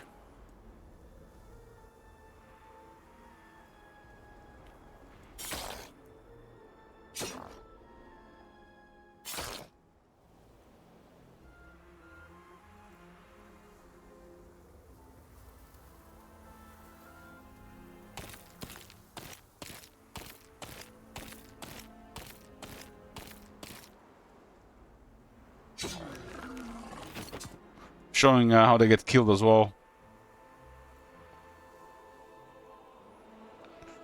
You definitely want this thing in the army to get rid of the enemy's morale by 2. Like, if you're undead, the enemy should not have benefits to morale, right? This should be an important unit in the army. -2 morale to the enemy.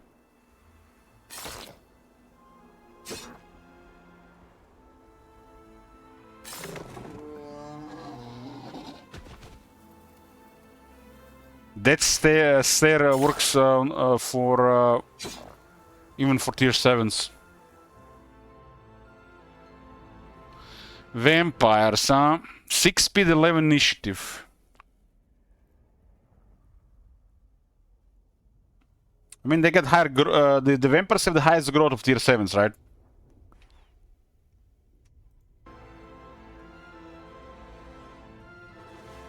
Yeah, I can see it now. The battlefield is definitely larger.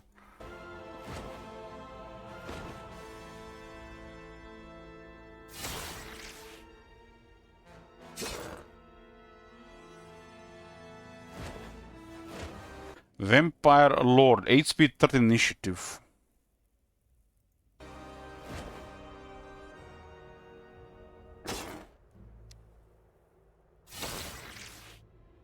Think they also rework the laws. I mean, we can definitely expect a lot of changes over time.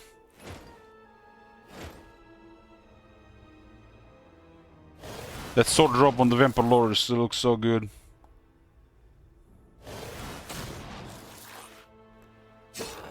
Vampire Scholar has a reach attack.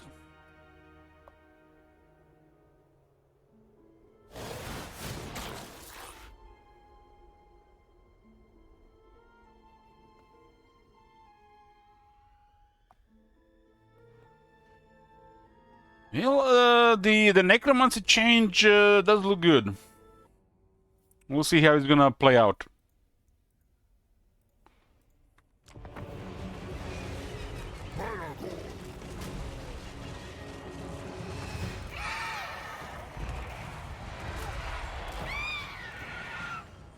Cardum, cloven ones. Managor.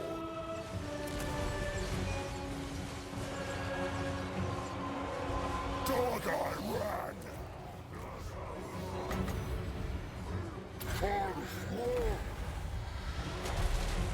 Grimdark. Ungors. Nurka. Akashak. Managor.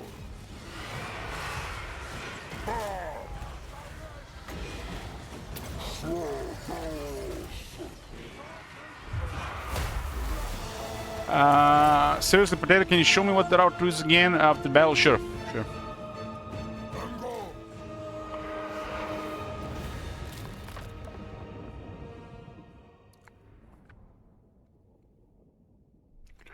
I mean, it's visual thinking that we might get early access of all the Nira by the end of the month. I just hope it doesn't release close to anything else. I'm looking forward to a couple of things this year. There might be already a really big surprise in a couple of days. Fallout related.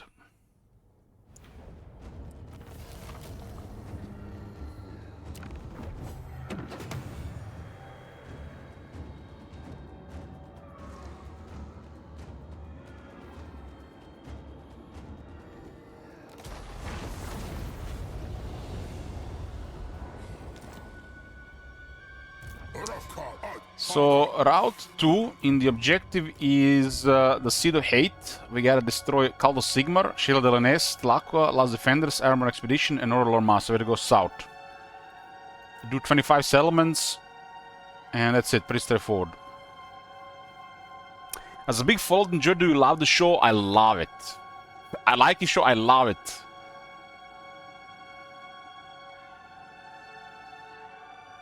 Like, the season 2 has been just like one massive treat.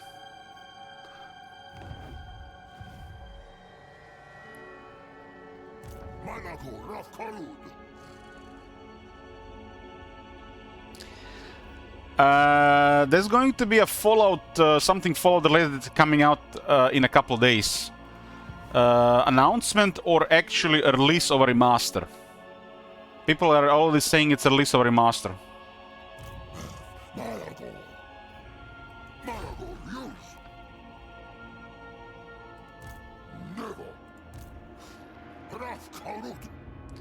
And it's most likely Fallout 3 remaster.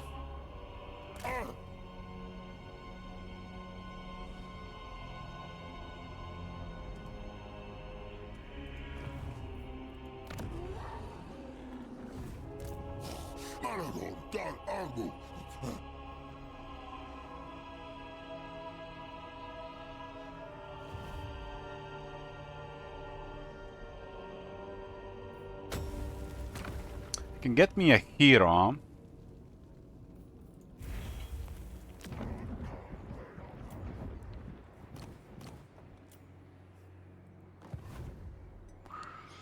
I deny those accusations.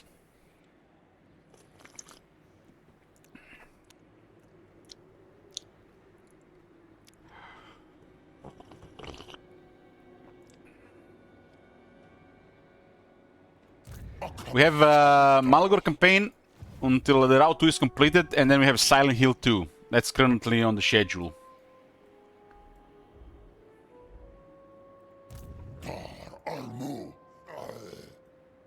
There'll be at least 2 Warhammer 3 campaigns this month.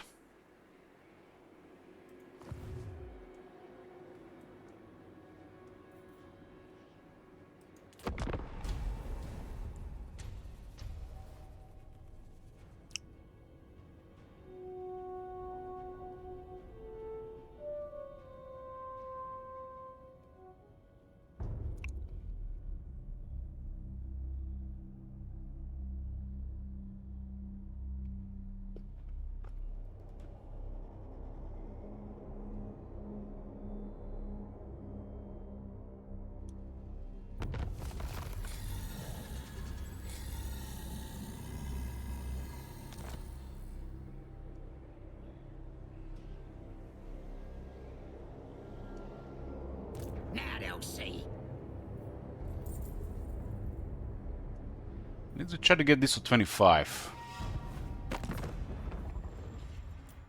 Armor Expedition, one of the enemies.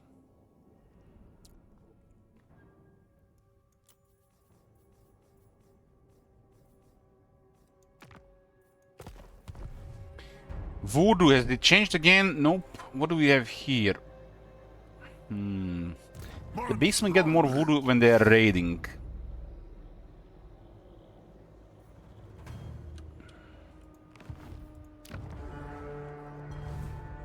For example, if you increase devastation of Bloodground, but you do not perform the rituals, it's gonna be lost. So that's a little bit gamble with this, but right now it's all good. As a beastman, you can also just sneak, you know, slowly sneak towards your target. It's one of their main advantages.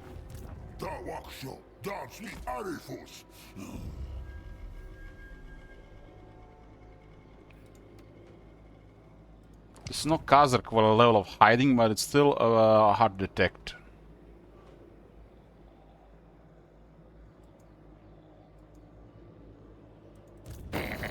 Who bothers?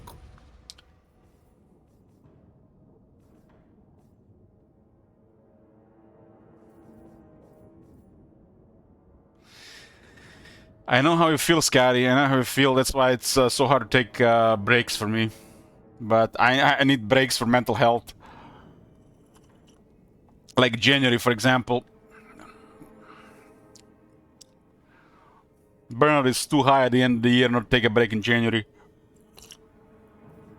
And December is terrible time to take a break.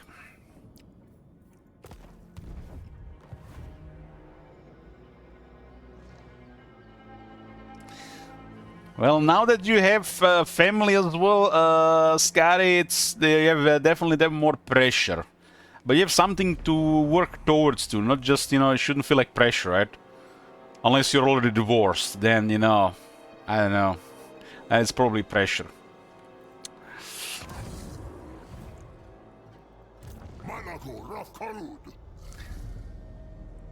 Like,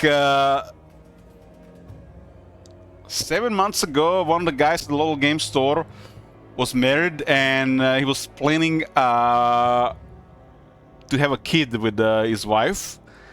And last week, he's telling me that he got a divorce, and it's telling me like it's a great thing. It was a great thing. So it's kind of bizarre, when there's a 7 months gap between people.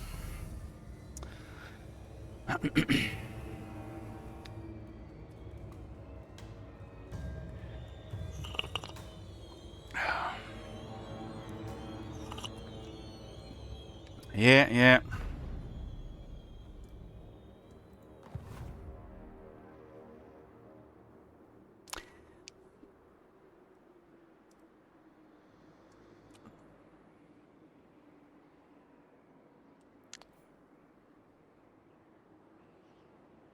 Sorry to hear that. I think I only said that if somebody died. But it has to be somebody important. Otherwise, I mean, somewhat important at least.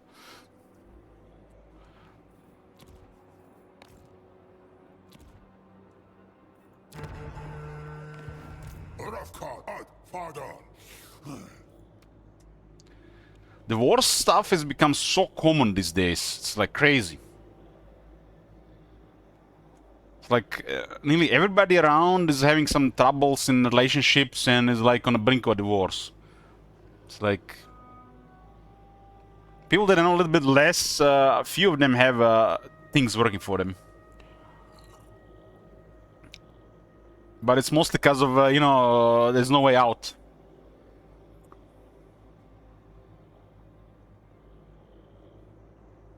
So I think most of these people stay together just because there is no way out. It's just not realistic.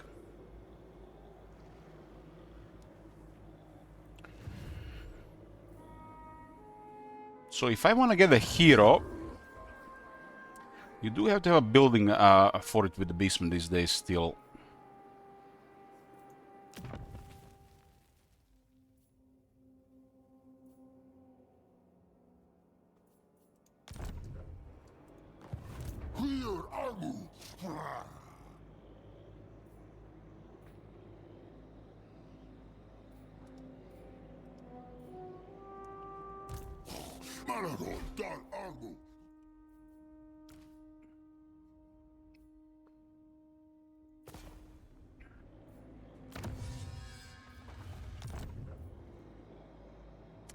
Can't say I'm surprised, man, with Beastman. We haven't played Beastman in such a long time.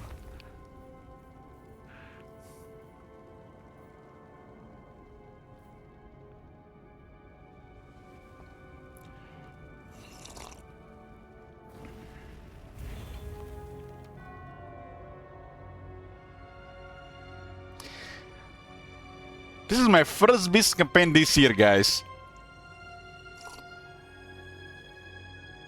And it's not even January anymore, so shut it.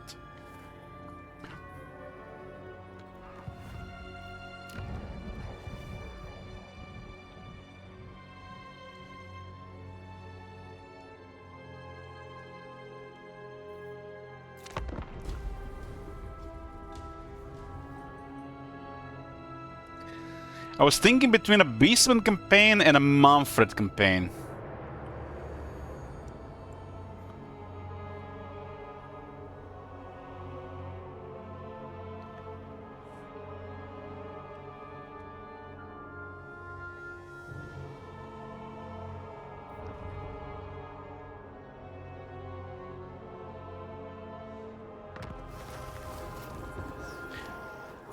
Good news, good news.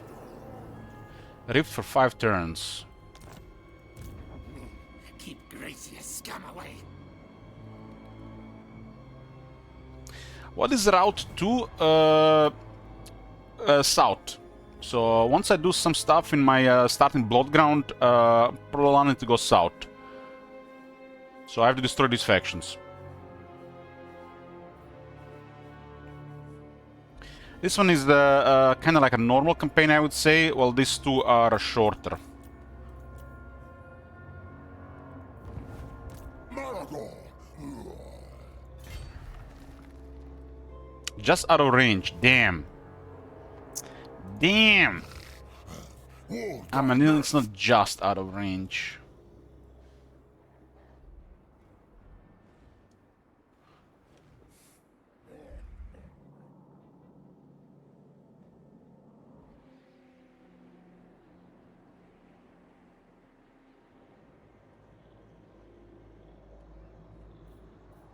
Ugo faz garu. Maragor so. Beastmen are patient. Doesn't look like there's gonna be much more options after this. I do definitely want to get some marks here.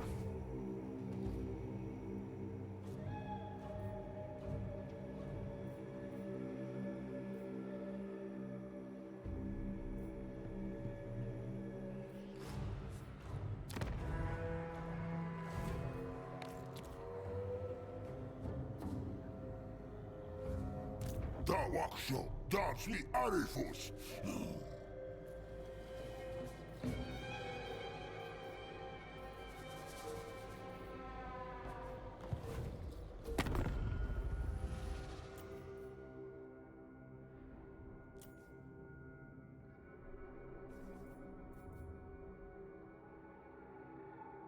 Wrath incarnate.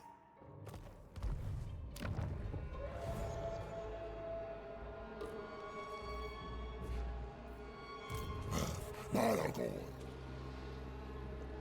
Need the favor to get tier 3 here as well. It's 12,000 and this is what, 6,000. This was strange here. I left Clore of Northwell, you right ear on corpse. What part to pledge?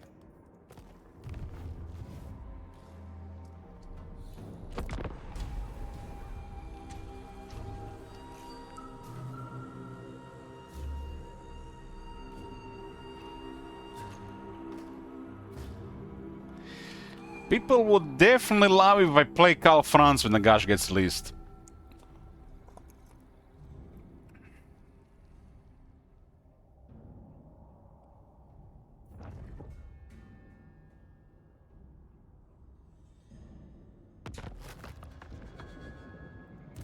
I will not. Fool. I should play Durt when Nagash is out. You know what? You know, if my finance is gonna be okay when Nagash gets released, I should play Durtu. That sounds like an amazing idea. Like Durtu long campaign.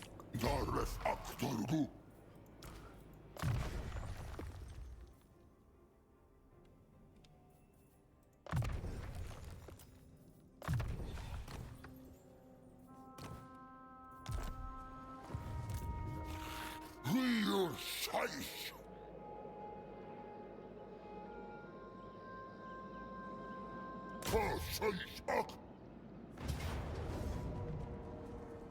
Got him ambushed and they're marching.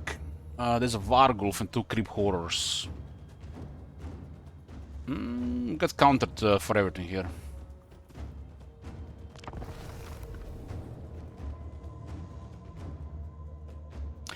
You know, Hexagon, the last 3 factions got released. The Tormentors, the Saul, and what was the third one again? What does this list say? No, Dolgan, not Saul. High Elf Sea Patrol. The Karl Franz campaign outperformed All three combined.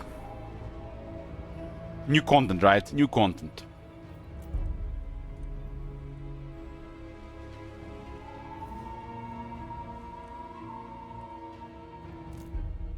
Managor. Ungors. We can definitely shoot those.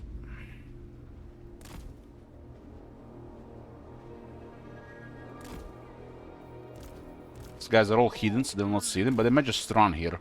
I should not run with a march.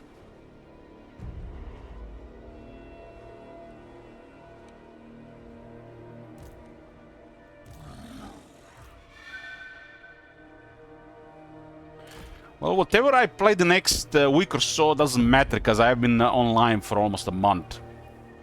I have to first reawake the channel for at least a week.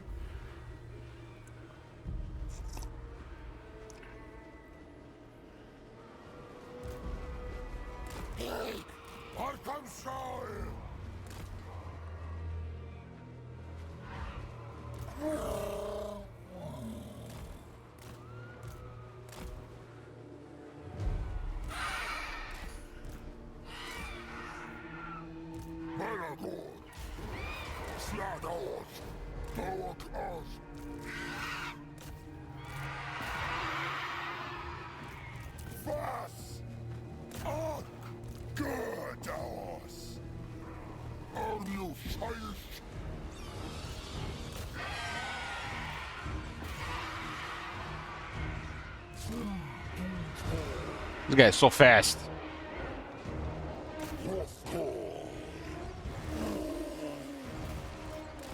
Creep horrors do melt to shooters.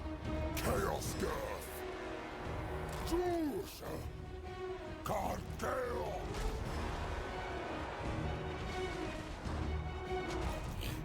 Ungors.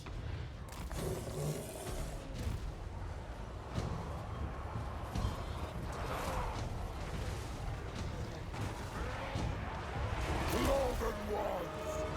Knocker.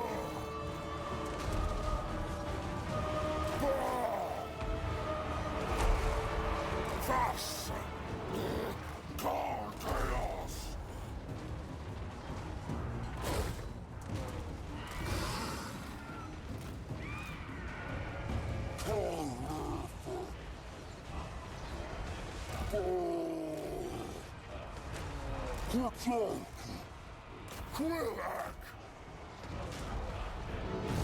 He's a basic shooter and this guy is so exposed.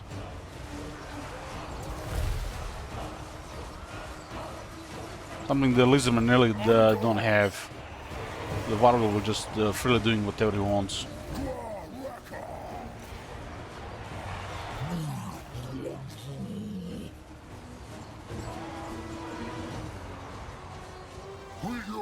Of course, I expect the next DLC to be the best one yet in Warhammer 3.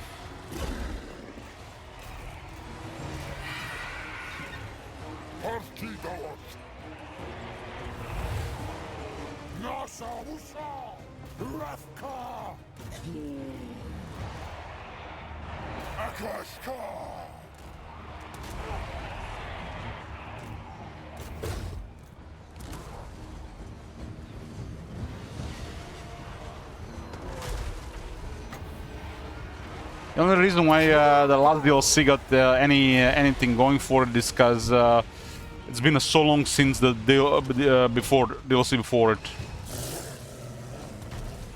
But the DLC was almost nothing really special. It did bring some people back to the game though.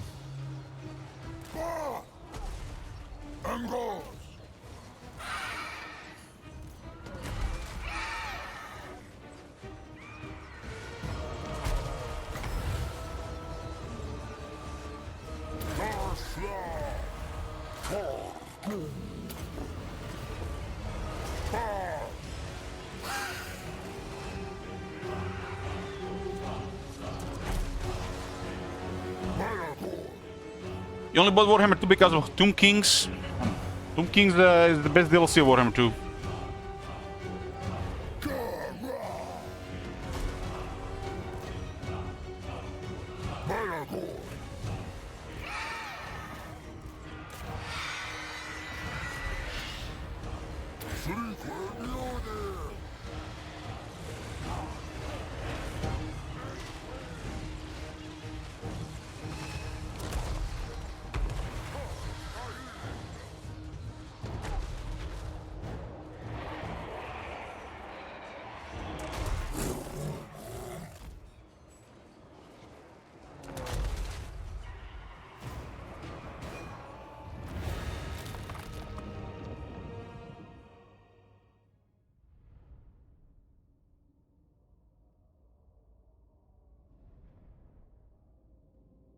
Yeah, Slash is probably the worst when it comes to popularity.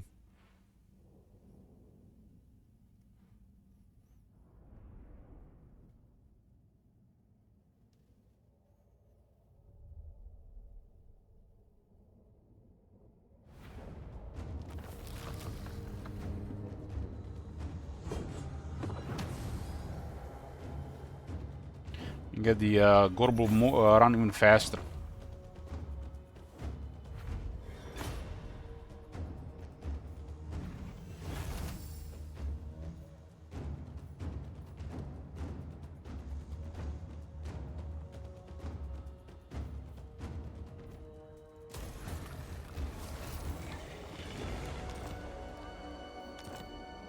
Dawaksho, dance me Arifus.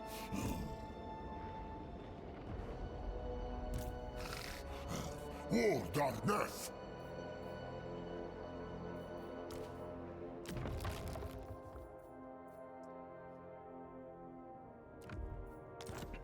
That's one really scary Gorbul.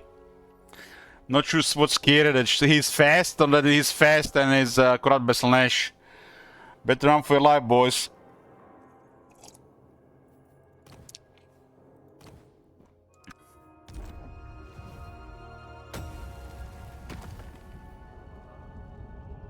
I can even give him even more performance here.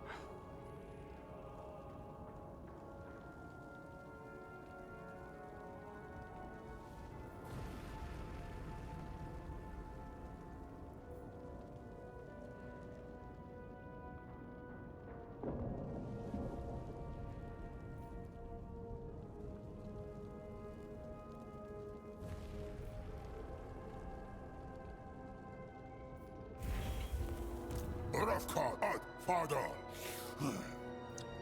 Akam Sami Dallas.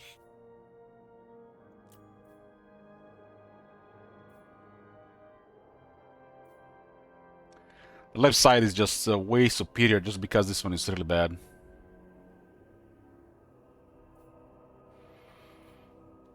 This is stuff that Malagor needs as well. And this is really good stuff for all of these units.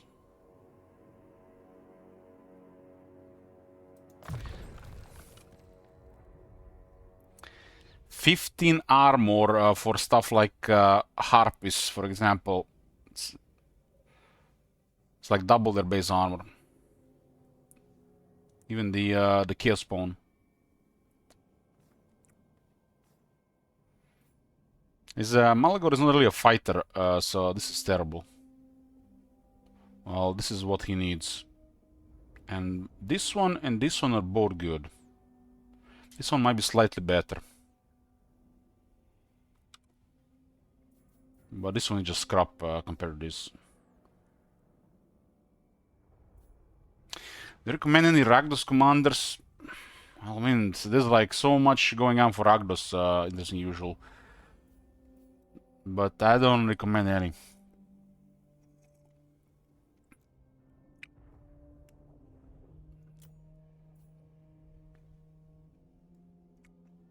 I like the one that with the artifacts. Let's search for Rakdos artifact deck.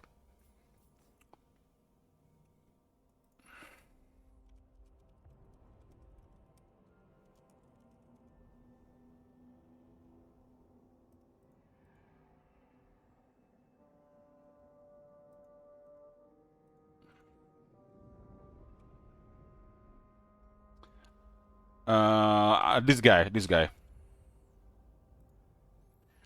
This guy is a lot of fun. It's also somewhat, you know, budget deck as well. I played against it a couple of times, and it looks like something I would enjoy.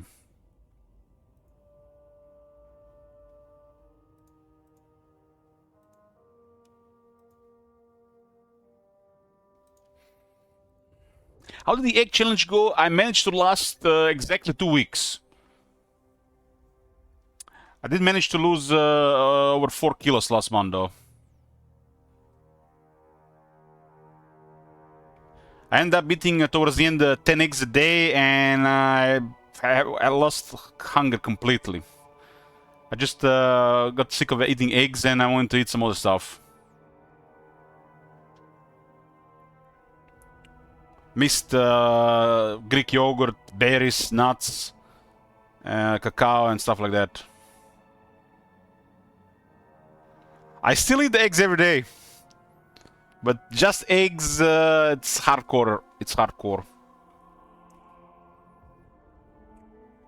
A day doesn't pass that I don't eat eggs.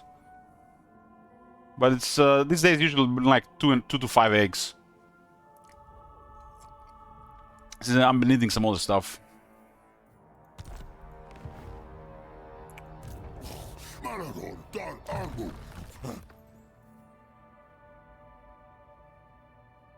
I think I want to attack this city. Voodoo is a little bit rough. Got the double the armor on the harpies. They're not as crazy against the undead, but still good on the walls.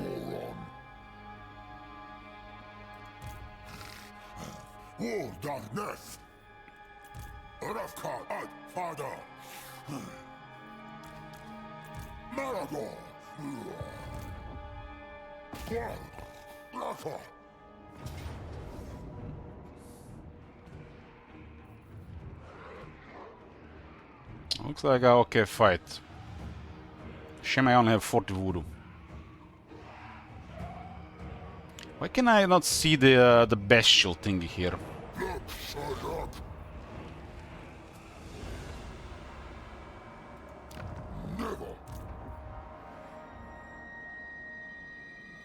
Our Ratius host is only +3 growth. What? Where's the charge bonus? I guess it goes even further over this.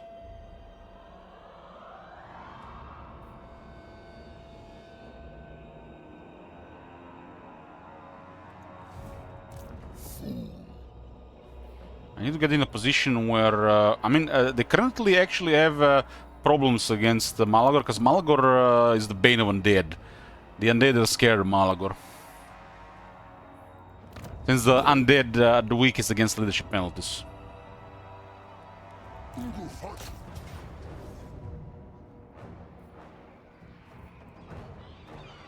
But I still gotta go to script horrors targeted well.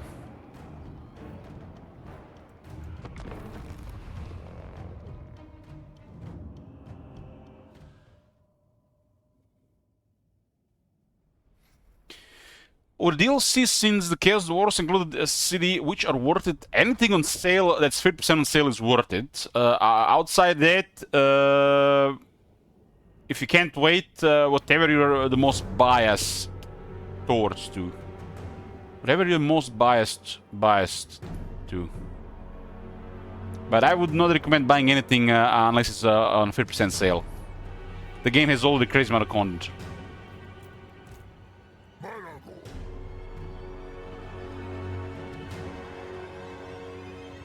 Left side is a little better for shooting.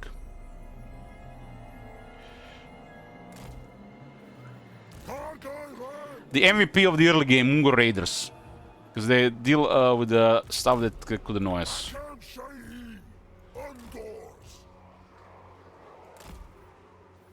Dark beasts.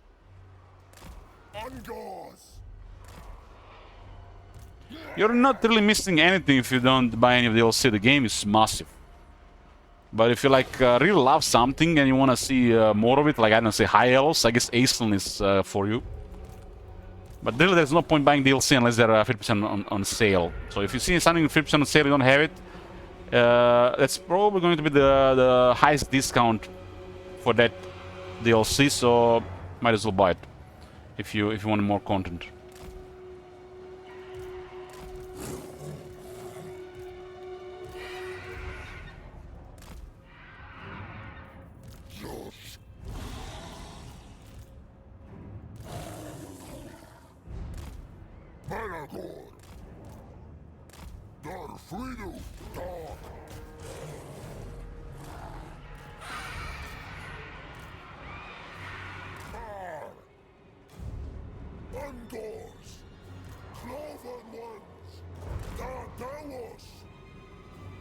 How's your back to health going there, bro? Are you metabolically healthier or back to health?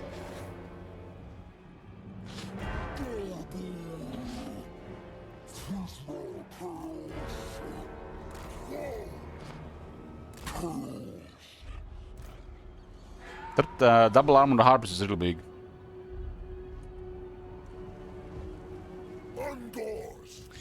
I mean, as long as you don't have diabetes, you're a healthy American, right? As long as you're not taking any medication for metabolic health, you're somewhat healthy.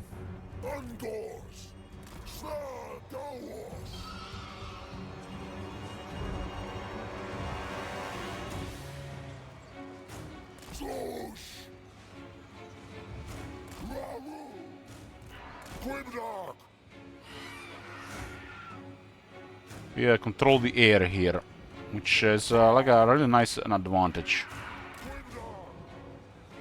Who was asking about flying units earlier? Other than Star Dragon, High Elves have...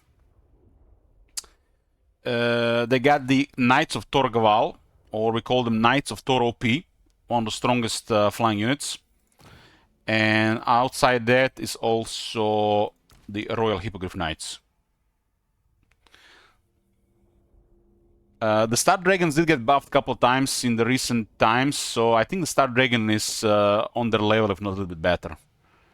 But before the Star Dragon buffs, I think these were the strongest flying units.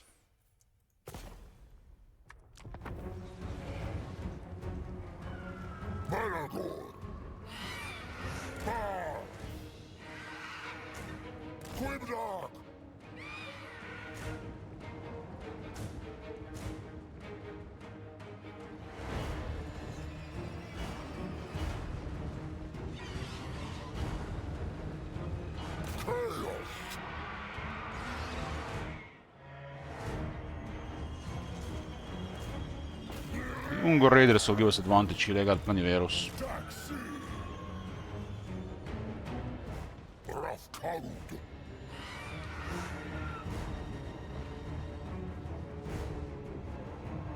It's kind of strange to see this city in the middle of a swamp. They're definitely a little bit lazy when it comes to siege layouts and settlement layouts. It's always been a bane of these games, a variety of settlements.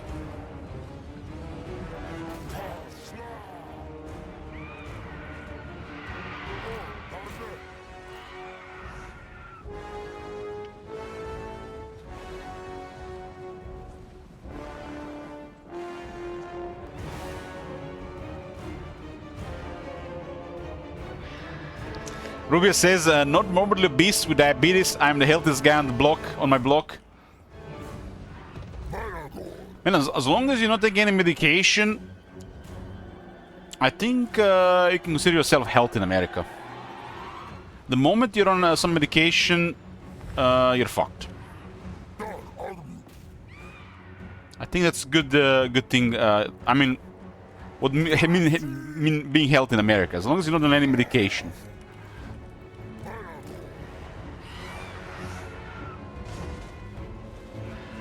Because no matter what medication you have, you're fucked. Because you don't want to be on any medication. Because if you're on medication, you have to recover from your disease. And then when your disease, if you can even recover from your disease, which is unlikely, you're going to have to recover from taking medication, and for how long. So you're fucked either way. Chronic medication use is going to fuck you up more than any disease.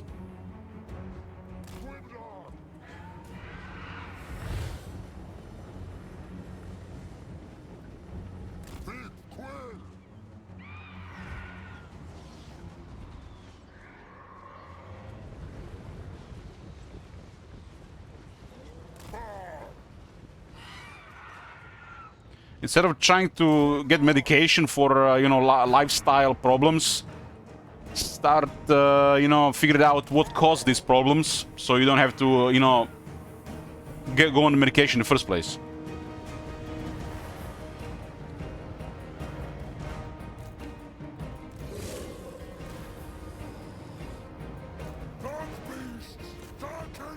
There was this, you know, what do you call it when you're trying to compare, you know, like something to something?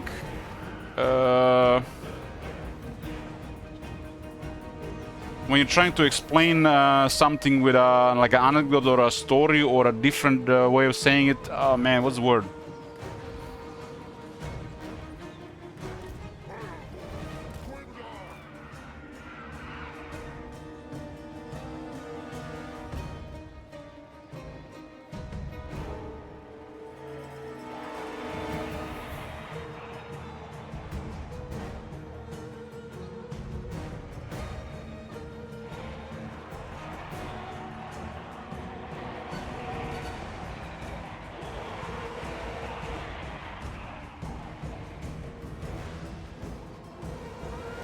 Analogy, yes, analogy. I got an analogy for regarding health for you guys, especially if you're an American. So think of about your health, like general health. I'm not talking about rare diseases or inferior genes. You know, you need more medicine to keep you alive. So general health. Just analogy would be, think of it as a lake. So you got the lake, crystal clear, healthy. There's nothing wrong with it. It's not polluted. And over time, they start dumping stuff into it. As in this case, your bad lifestyle. You don't add anything to the lake to fix the problem. You need to remove stuff first. So you stop causing the problem any further. You can't clean the lake by adding something to it. You need to stop putting in the poisons. Same with the human body. So stop putting crap into it. Lots of modified starch, sugars, seed oils, alcohol, tobacco, whatever, medication. The body will heal on its own over time. And add what's missing. You know, like exercise or eating more whole foods.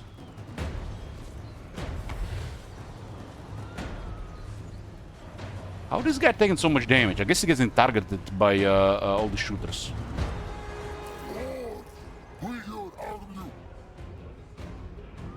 No, they're infantry, Lord Snakes, infantry.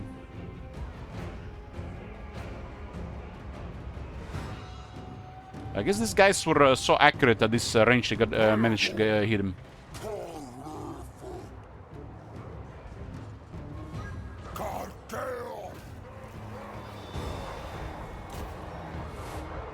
So in the case of diabetes, you have to stop eating carbs and not use medication to treat it the entire time, because the medication is causing problems on its own. I'm experiencing the first hand with my nephew.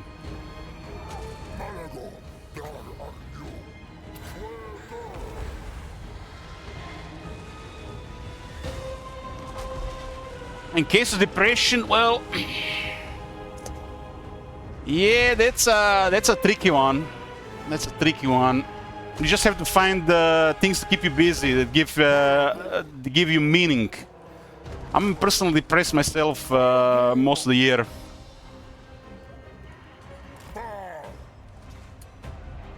So you gotta find some meaning and stay busy.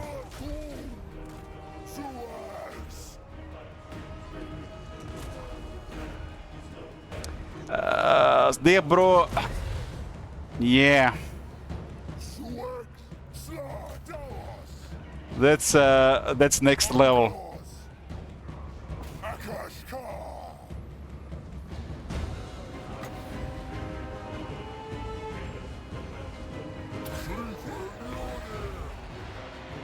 I self-diagnosed myself with I think it's called atypical depression. It hits me on and off throughout the year. It is what it is.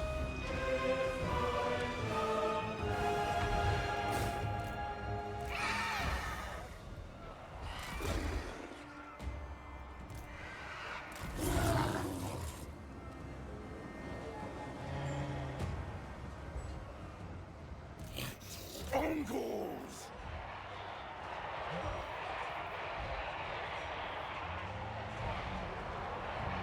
Malagor! Malagor! Army of Shyish! Grimdark!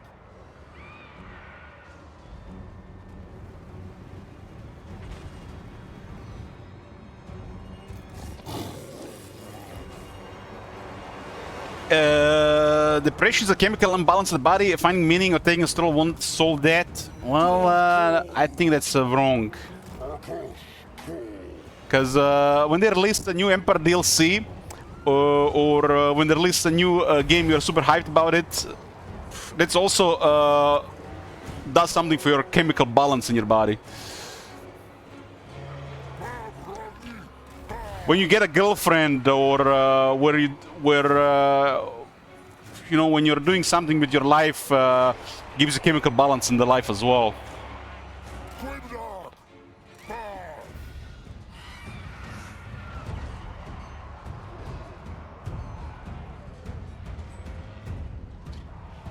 And the best way to get a balance in your life is to have a good lifestyle. Final dart!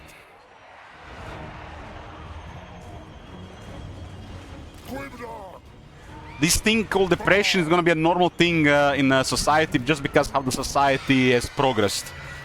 There's nothing can be done about it. It's just like the modern society. More and more people will feel like they have no purpose. It's the human nature. How the hell do you have purpose if you're doing 9 to 5, sleeping, eating? Malagor!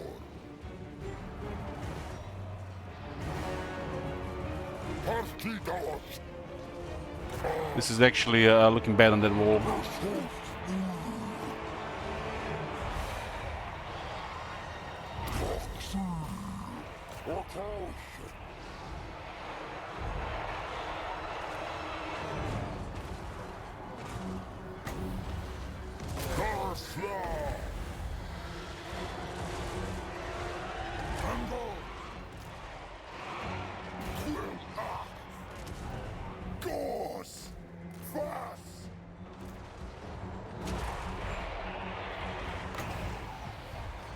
Need flock. 3 ghouls there, 3 horrors there. That's nasty. Gorbul, deliver me. I think I'm gonna overcast this one.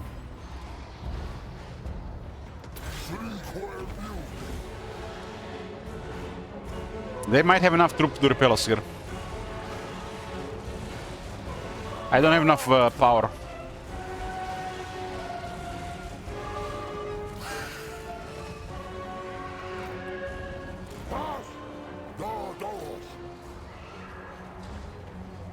The Giant and Gorbul have to deliver. Maybe we should have done shenanigans around the city as a strategy.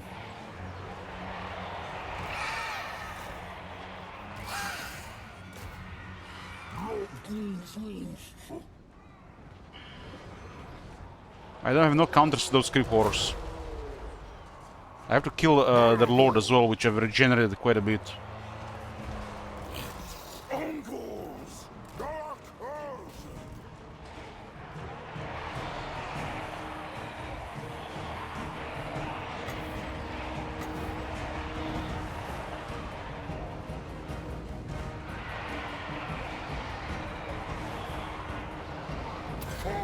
My god. Have you seen that shit? Holy shit. Ungors! Dark side! We're gonna get repelled here, from the looks of it. Beastman! That Strigo is not going down. The Giant is still doing work there, but this crowd is too much right now. Karkishik! Sawusra!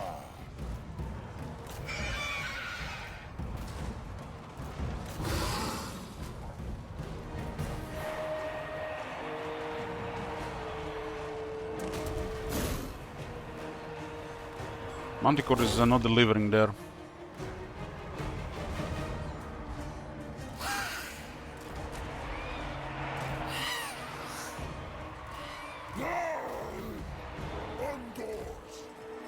This is two more shooters.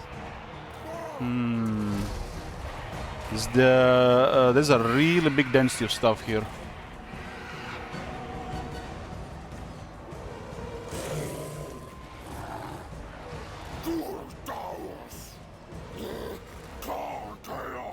I mean, if we lose this one, it doesn't really matter where this goes with the Harpies. I mean, we're gonna have to recover anyways.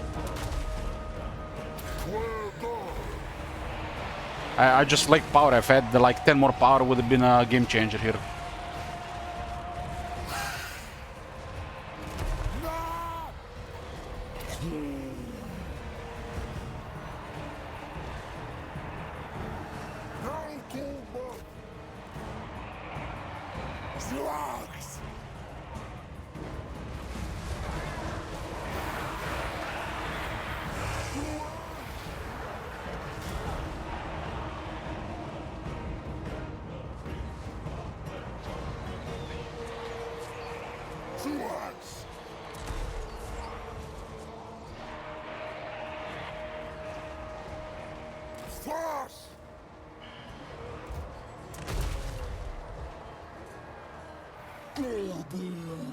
We are definitely getting repelled here, but probably best to retreat at this point.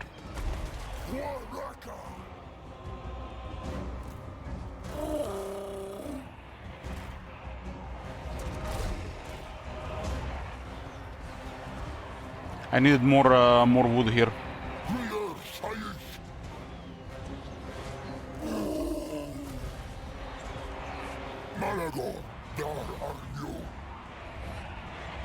The better plan would have probably been to try to capture the city with a couple of single of these guys, but I would have moved knights around, and there would be a problem to deal without magic.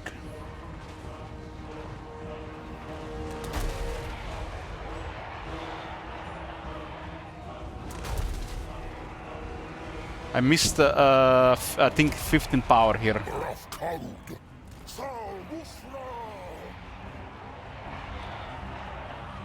I mean, it did look pretty poor when I was going in, but there was a chance.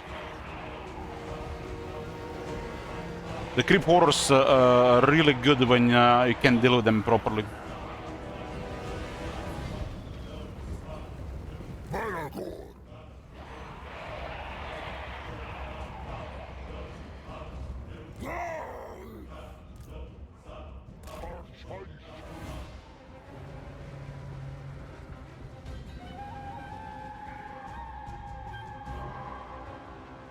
The Black Knights would have countered whatever we tried to capture.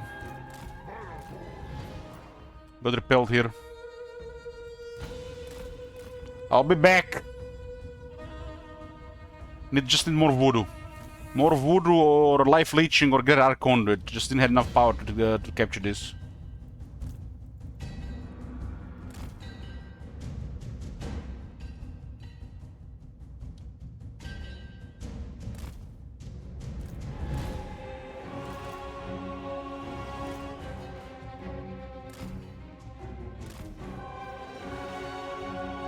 Them having extra early creep horrors is pretty good for them.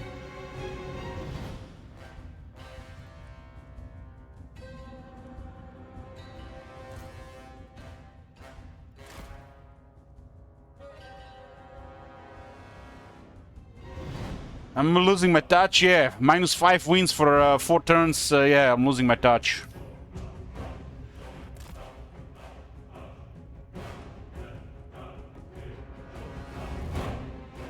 Would you rather me not attacking anything at all?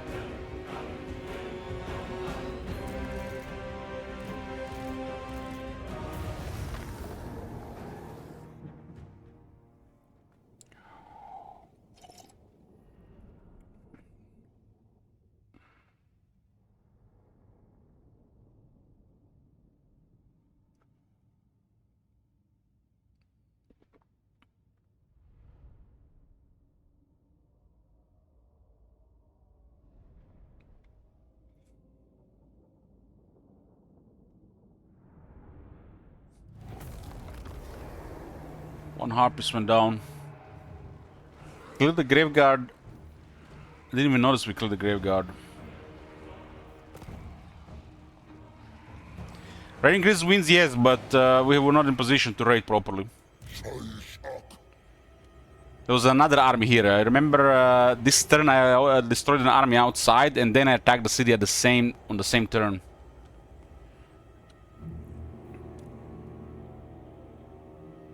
I had to move twice with hidden camp here. The winds will go up. It's just very early here right now.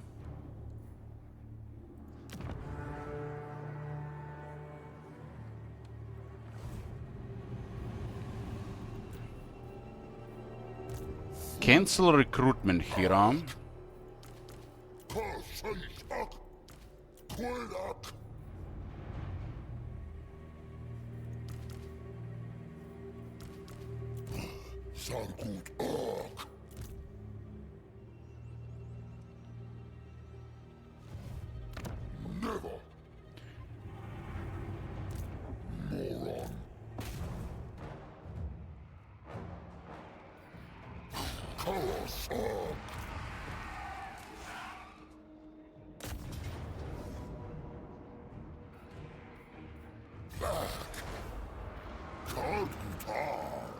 Be a full moon next turn.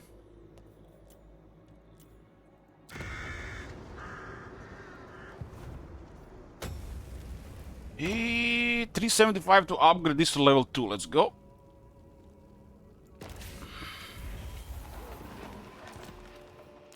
Does provide with a better garrison as well. It's free to upgrade.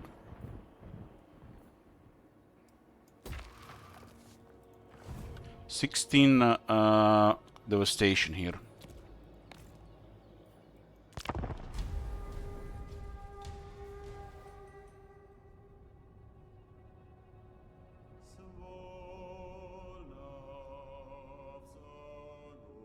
The AI is recruiting a lot these days as well from the start, so the early game is a little bit trickier with some factions.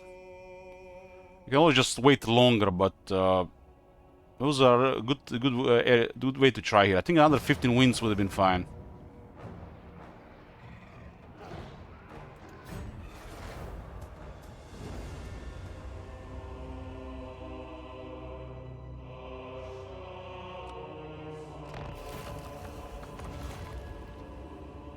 This is the Dark Moon.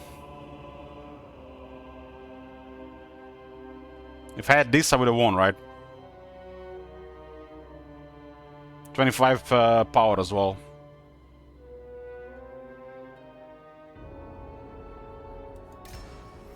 A quest has been issued, mighty lord. A great adventure beckons. Be wary, though, for while the potential rewards are great, so too are the... Wonder what this counts as.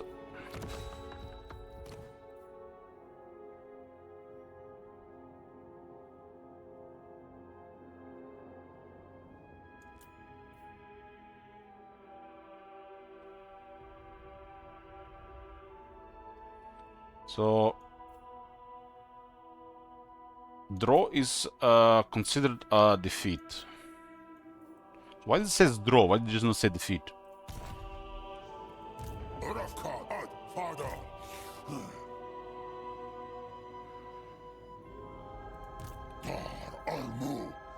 I'm getting voodoo here. Getting voodoo.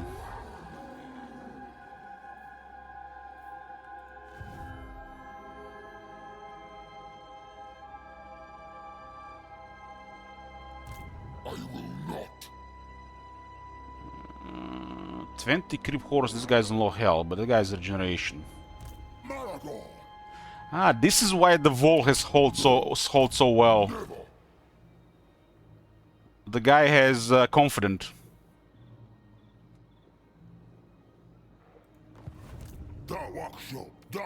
Always the mix of things.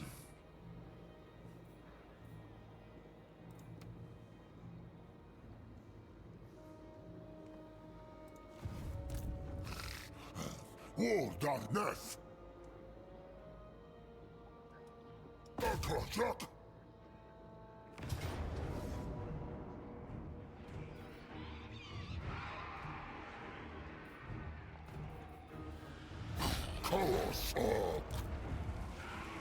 I get the replenishment no matter what, and we cancel the replenishment.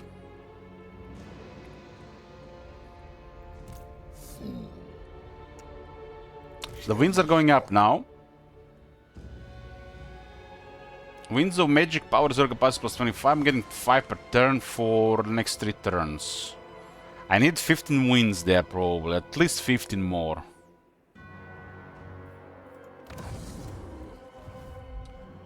What is that landmark doing again exactly?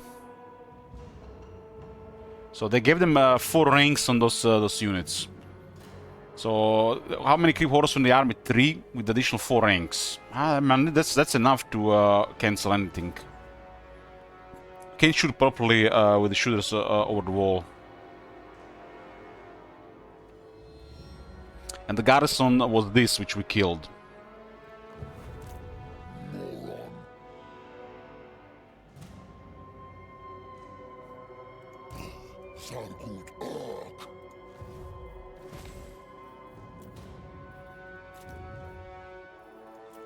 Okay.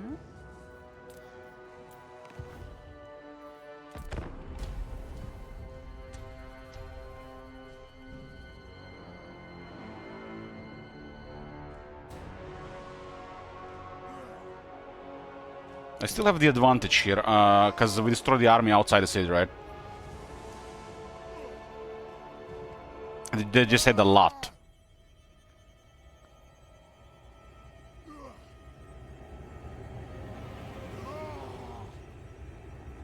They might have won that battle, but they cannot win the follow-up.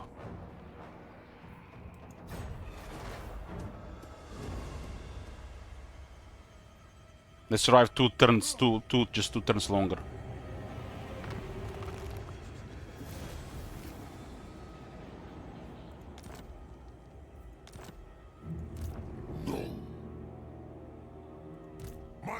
And now the winds have shifted into positive plus 10. We attack again. Let's go. Round 2.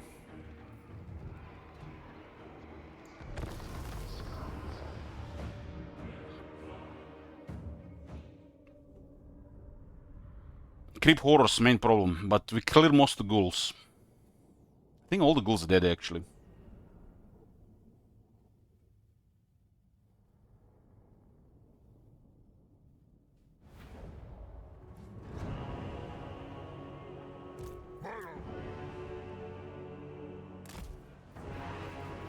Ungors!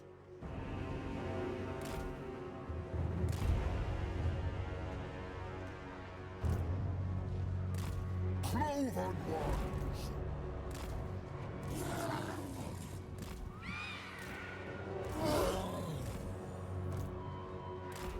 Lost one to Harpies, but still have 3 flyers. The giant is just too much. The giant wasn't even full health in the last fight.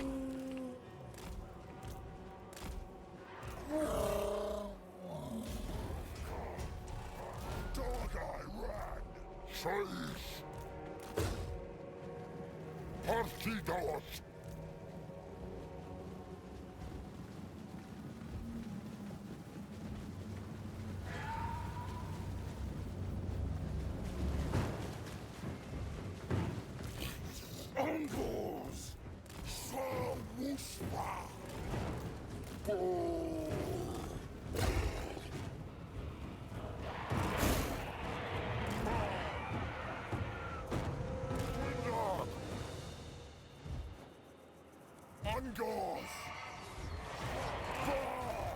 Dark side!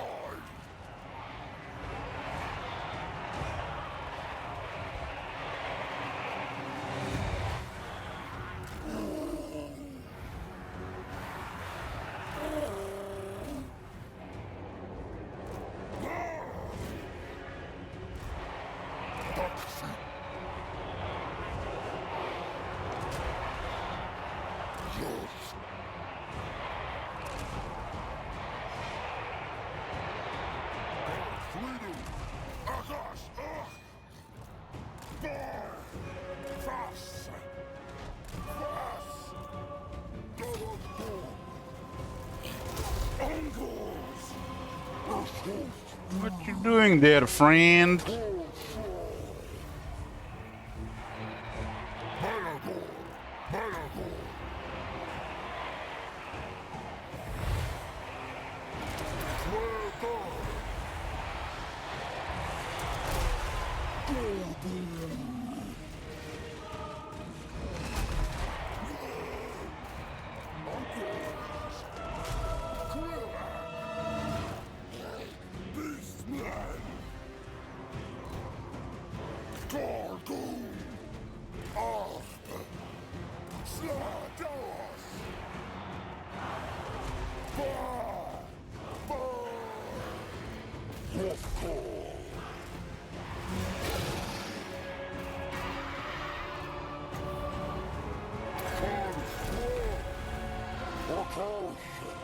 I can handle 2 of our units, but Gorbo can handle him.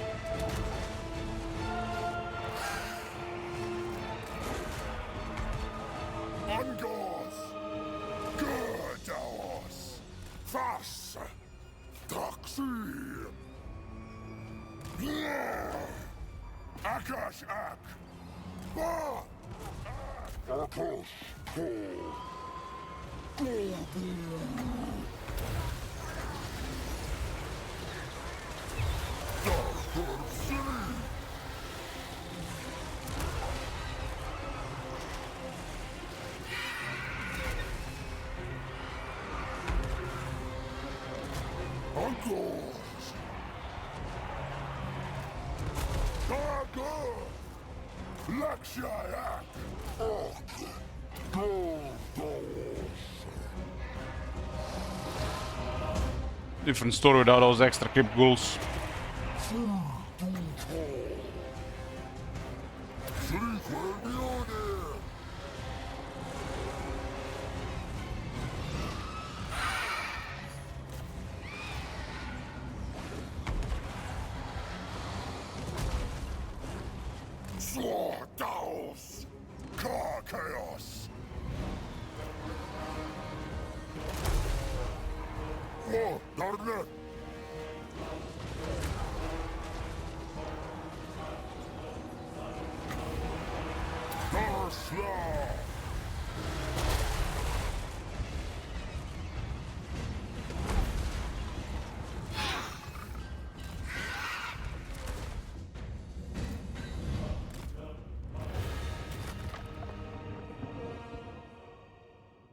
That does it for Cyrus Morkane.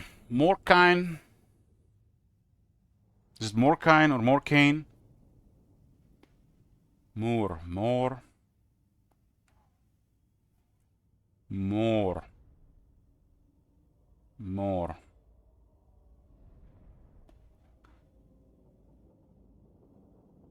Hmm.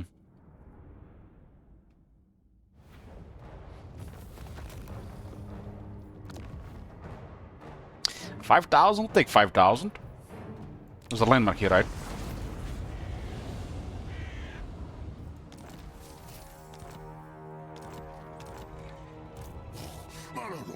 We're 22. And I missed the window for 25, huh? Well, it would have been perfect if that battle went our way regarding the moon and the badges, but it's just a bit slower now. I mean, that would have been, I guess, too good, no? Would perfect, it's too good. I don't need perfect.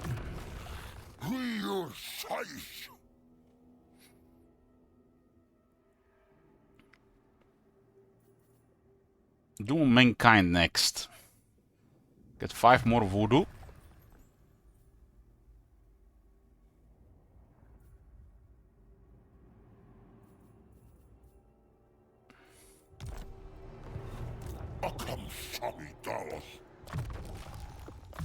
I would have had the second army by now if that battle went more our way, but I need more power. Especially for 2 battles on the same turn.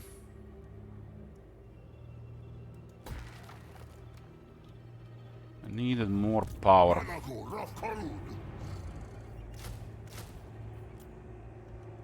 Power is going up now, which is gonna be amazing.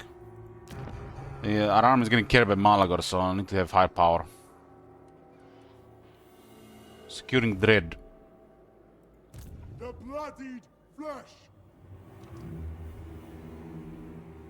Damn, Skarbon is a menace here. Your skull is spared from a skull throne. For now. Don't worry, Skarbon is the same side. That's crazy military man already for him.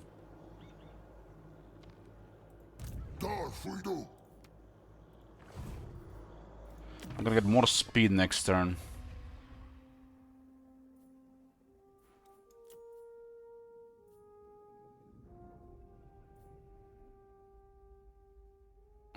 This is just crazy. This is just crazy. Look at the consume order next. I mean, crazy for Malagor. For me, Malagor and Kazakh are some of the most fun campaigns in this game. That's very subjective.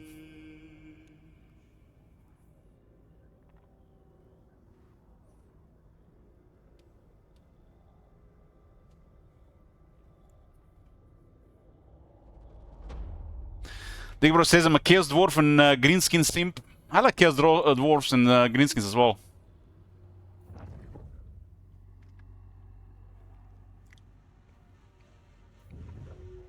Actually, Top Manager, that's just extra. That is just extra, like icing on the cake. You know, like when you're eating biscuit cookie and then like it's not enough to eat 500 calories, you just put some more peanut butter on it. It's like that peanut butter.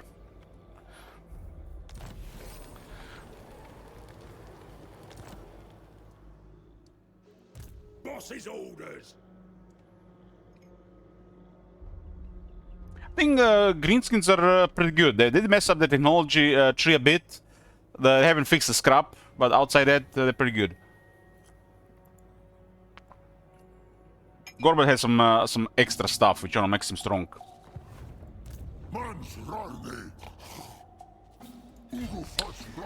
No, I have to cause the devastation myself.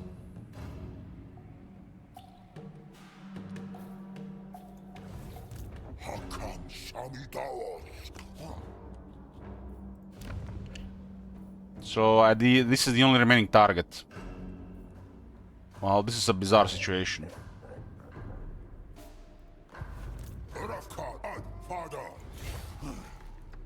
Well, let's poke the mines before we complete the ritual. Okay, so got me more speed for all units, and now we're gonna get for lower cooldown and costs for lower beasts, wild, shadows, and death. So basically all beastmen lores.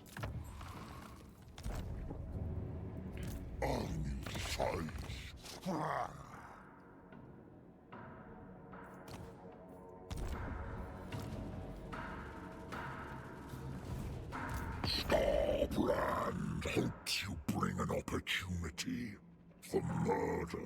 Don't worry, opportunity is happening.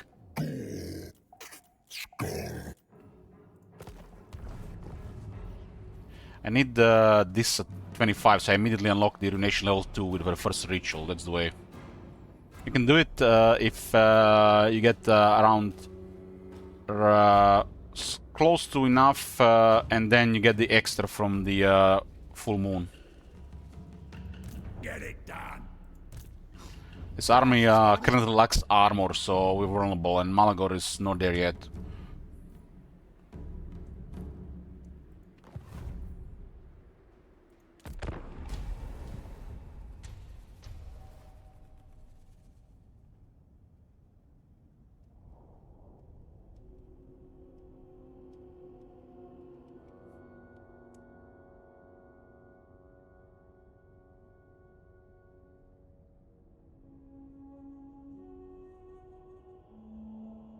I think if you start this campaign with the positive wins, it's an easy start.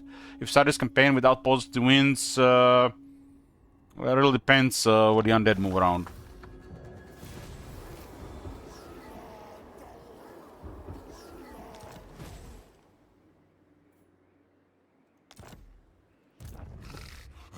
War does death.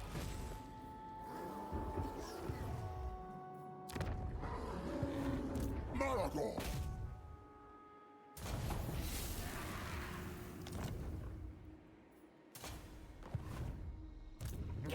Grey Harbinger of Doom. Da workshop, dance me Arifus. The Council's voice. Dar Armu.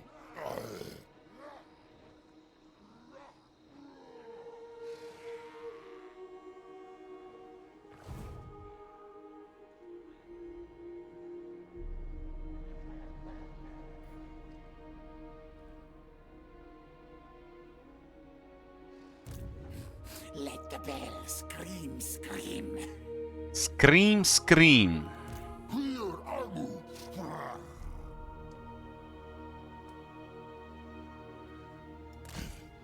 Lopus Kagu. Malagor use. This requires 3 pop, huh?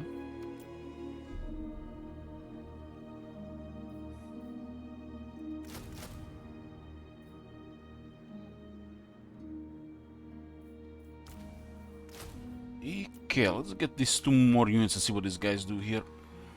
I don't know if the rush should do anything here.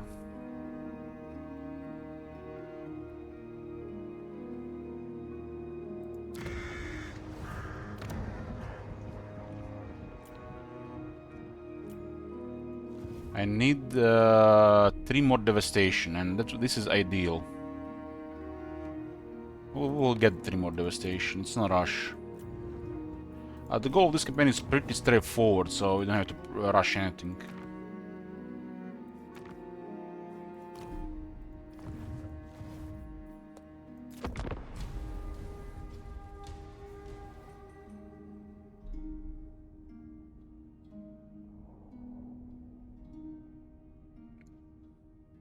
The beastmen don't really care that much about building stuff outside the hordes, so you know they have like absolutely no pressure whatsoever.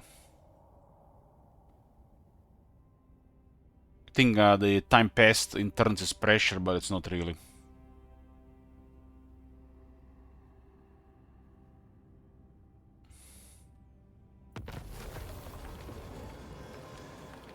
Got consume order.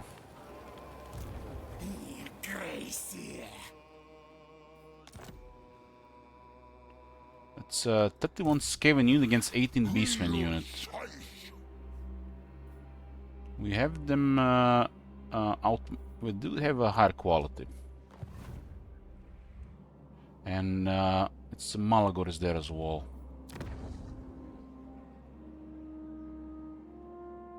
I think going for these guys early was okay, but they definitely recruited more than you can handle at that city, unless you get like 60 plus wins.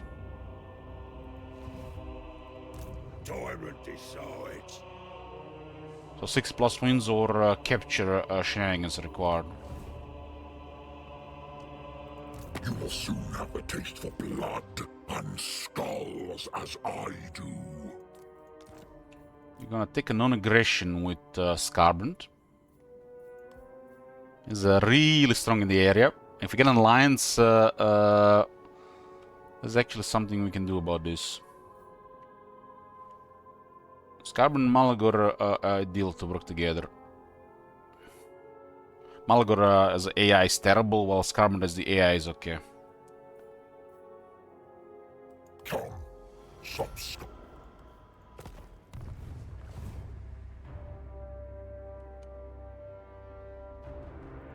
Malagor!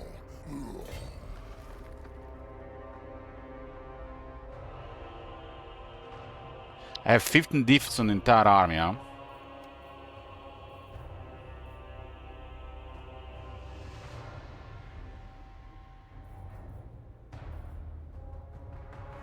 And these guys have double armor.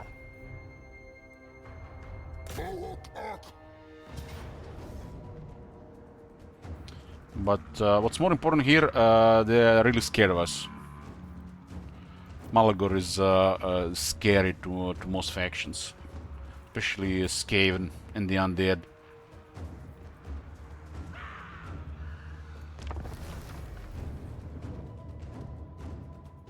What's that clip again? I forgot.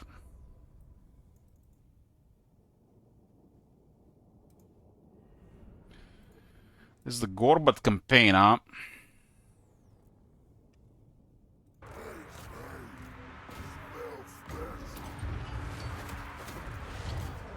Oh, what the hell?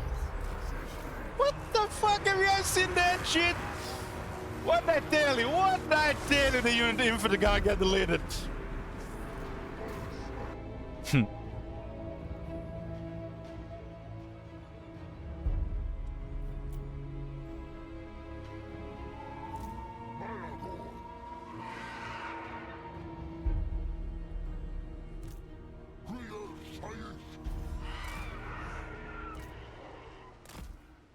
Ungors! Dark beasts! Ungors! Get this mob already. Actually pretty good against the Skaven. We might actually get a bottleneck here.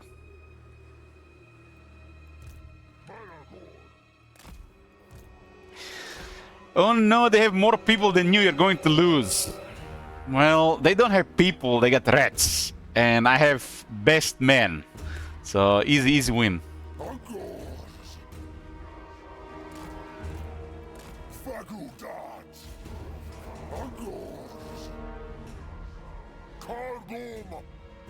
Dark Earth! What kind of harassment can I actually even do here? I guess we can harass with this and get them with this bottleneck. 48 defense and spears.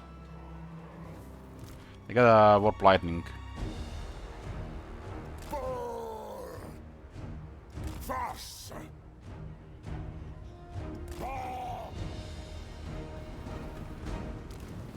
Fagudat! Varu! Dadawan!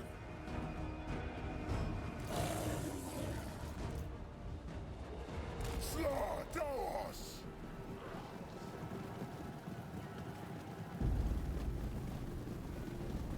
Pass!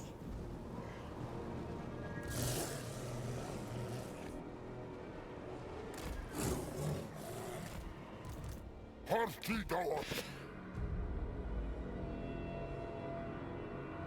Don't have life leeching yet. I'm just gonna harass here until they engage.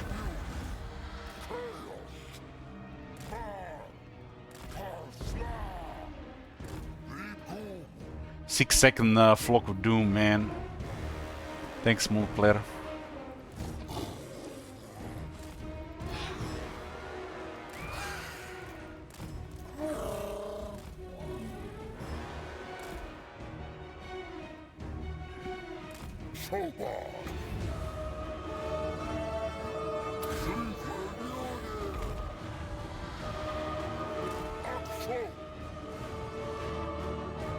Yeah, it used to be 7, they nerfed it to 6.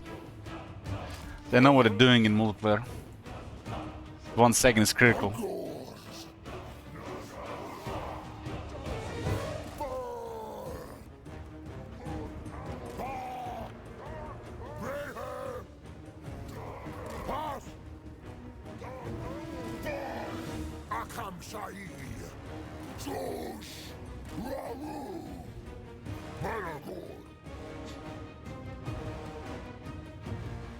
We have a lot of shooters. We just have to make sure we have enough units to give them send most of their army.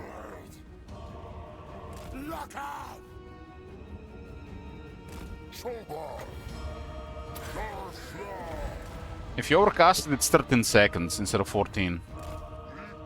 So it's not like it lost 2 seconds.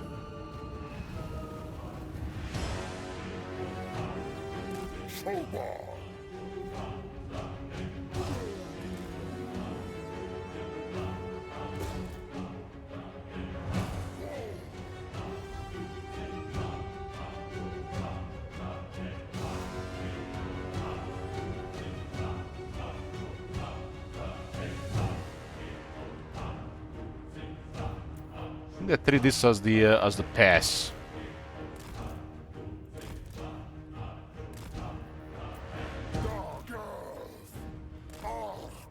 Be warp lightning some.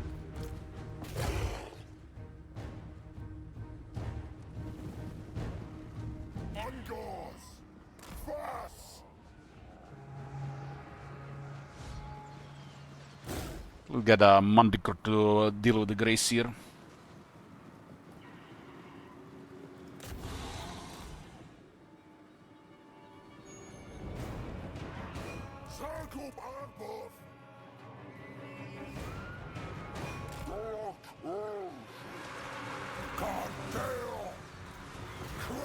I'm gonna create a mosh pit here.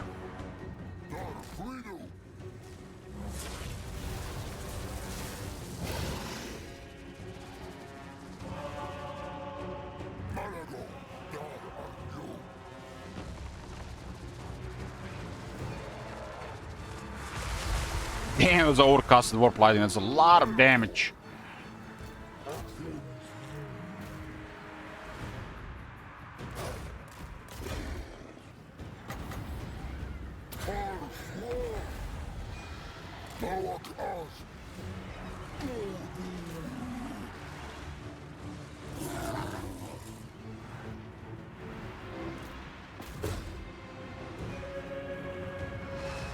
They won't be able to fight without the general. I just need to pin them for now.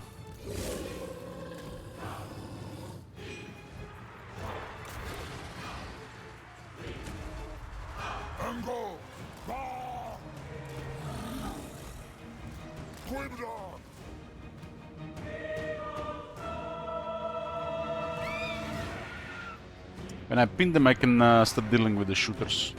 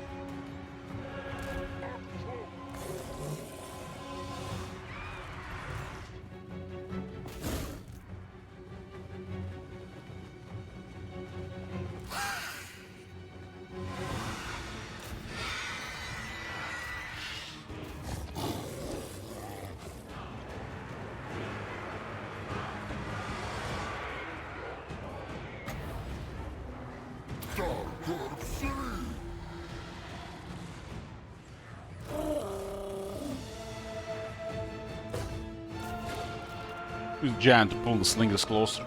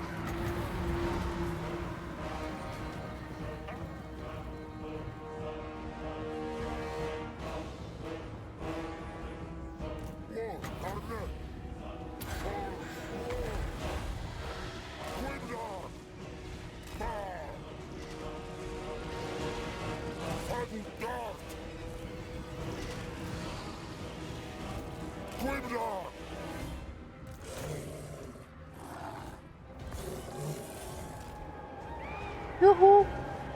New campaign almost door 2.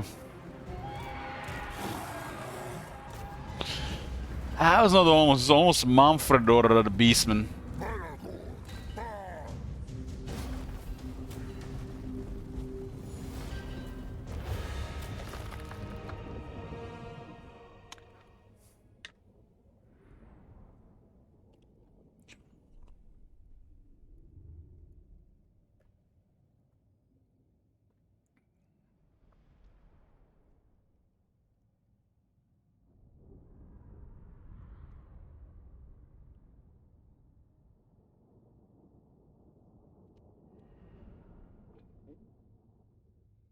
That is it for the first blood ground. I'm going south now.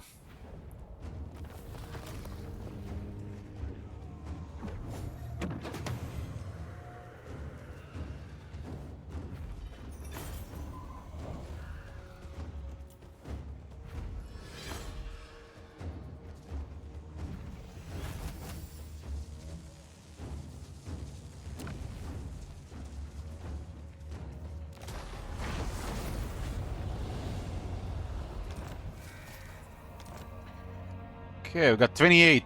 I need 25 for level 2. I'm gonna go jump immediately to level 2. Doing this, we release the Hearthstone Shard and I unlock the Ruination level 2, which gives me access to all these units and another army.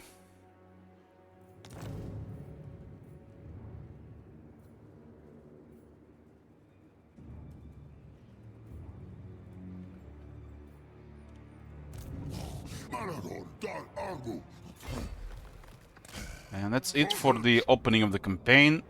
Now we can go south. I took 12 turns. Getting Doom of Mankind next.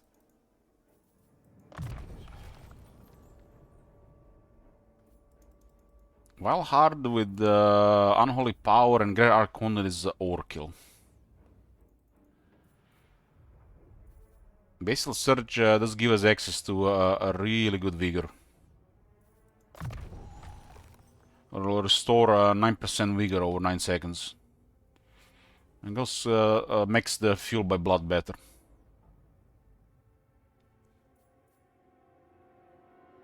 This makes sure that we just keep casting spells. And this as well. And stacks with the cost reduction with this one.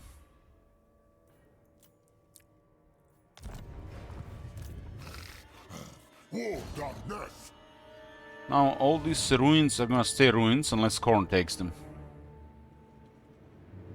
But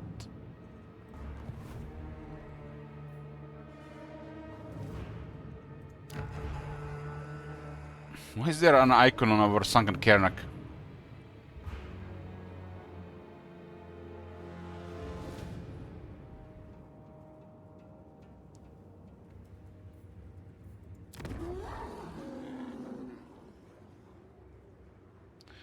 This is Clan Morse taking Morkheim.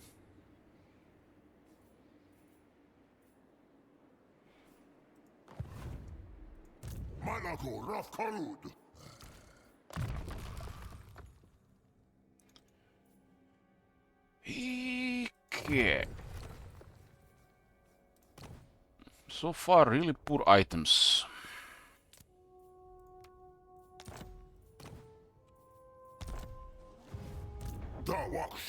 I need one more population for tier 3 and to upgrade this.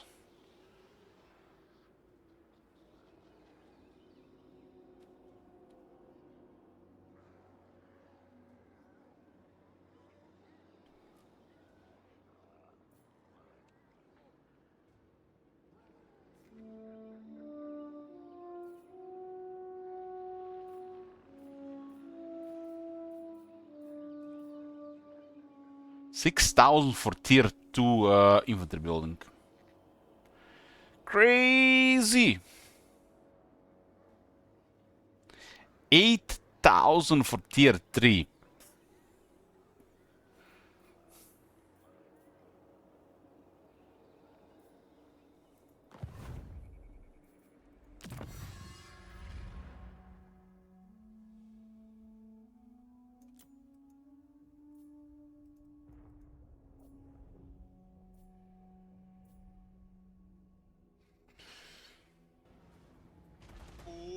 my god. Have you seen that shit? Kurjak is give it Holy 10 subs. Thank you very much, Kurjak. Yoo-hoo. Hands up.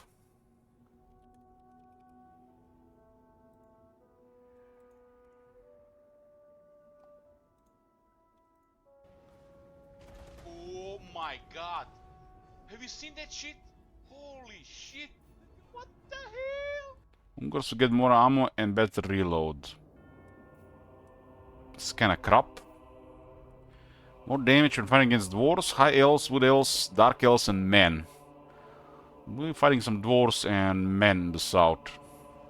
Maybe even some high elves. Oh my god. Have you seen that shit? Holy shit. What the hell?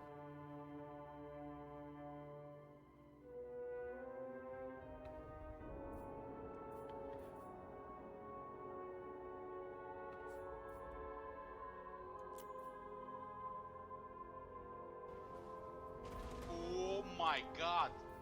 Have you seen that shit?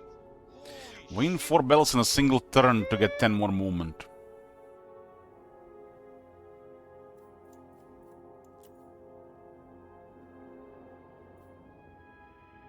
Have 3 characters reach rank 15. 4 heroes in the army, 4 guardian. Guardian is pretty good to get. Oh my god. Have you seen that shit? Holy shit. What the hell? I guess we'll go with Rollbane for now.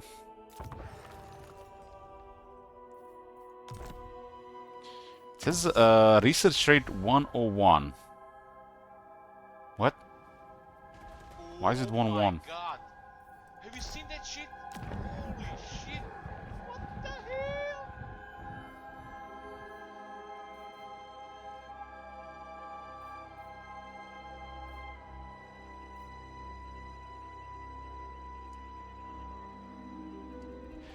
Very strange. Father, Oh my god. Have you seen that shit? Holy shit. What the hell?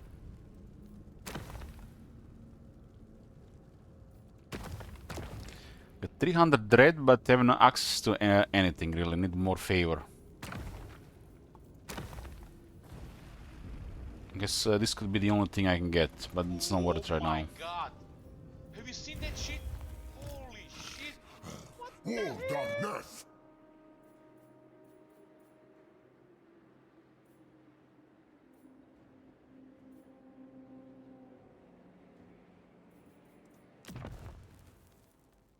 You just need a 14th. You just need a really expensive buildings here. Oh my god.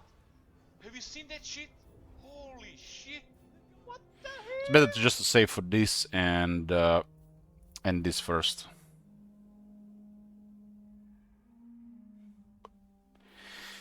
Any Ungor to Horny Hornless. Malago Rafkarud. Oh my god. Have you seen that shit? Holy shit. What the hell? I would have called them Horny Hornless Hornies.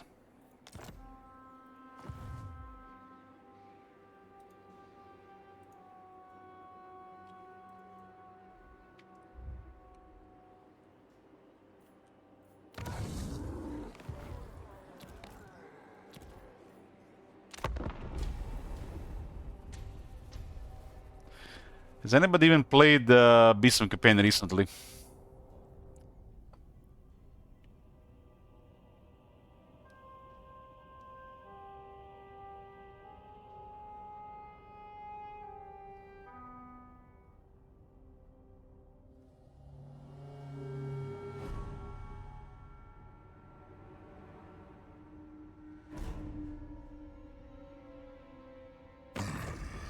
You are Arb Darmu. Ar Anabruar Ku. Scott is playing Tretch. I am shocked.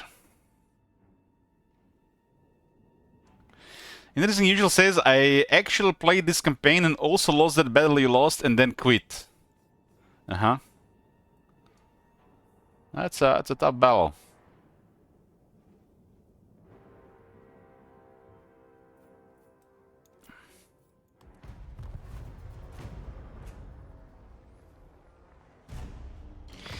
Cody, have you played any Chaos Dwarfs? The last Chaos Dwarfs campaign I played was awesome.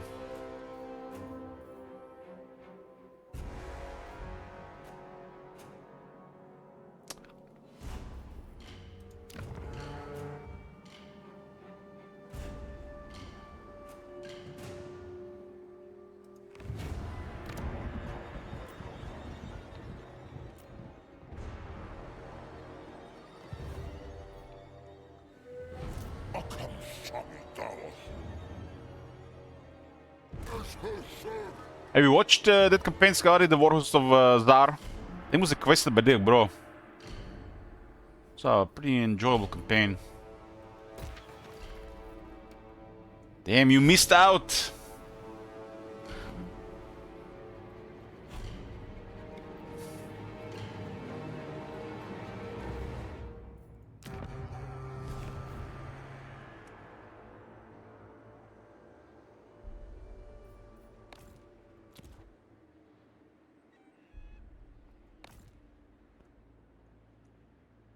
Dawaksho, dance me Arifus.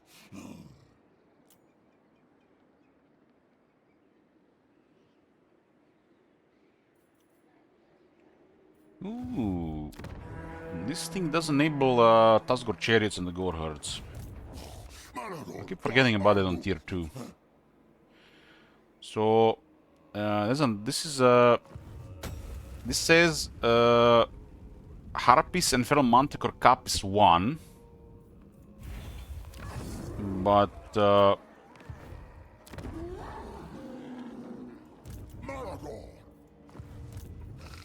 we can get 2.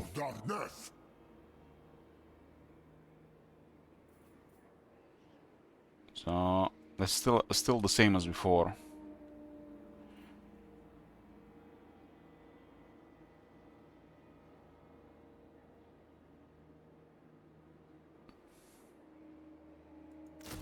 Get extra some little bit more units here. The chair is gonna be nice for the early game.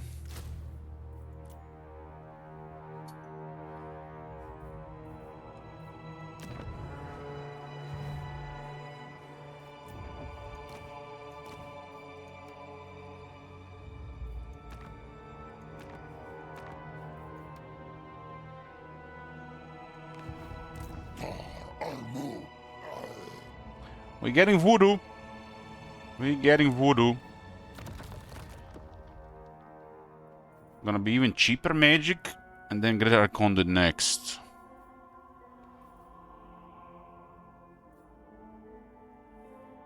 "20 missile resistance for the army."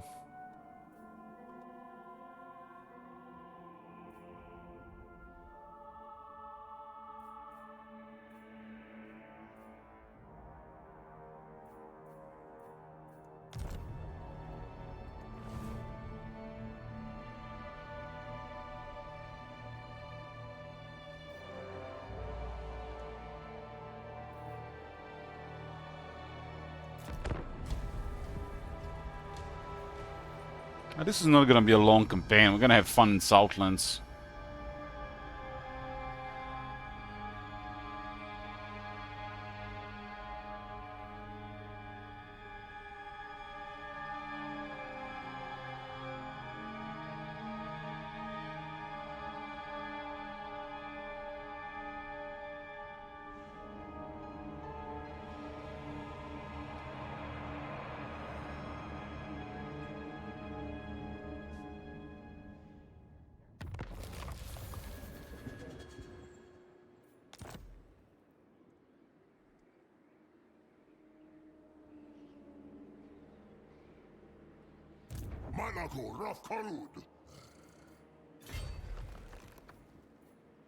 Well, the winds have rolled in our favor now. We got Winds of Pain as well.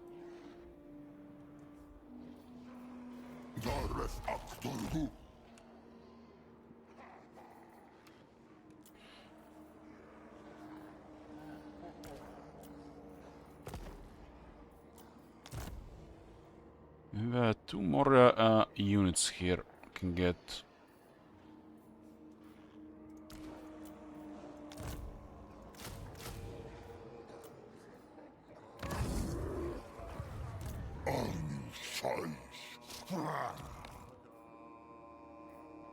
Why this guy still up? Your skull is spared from the Skull Throne. For now.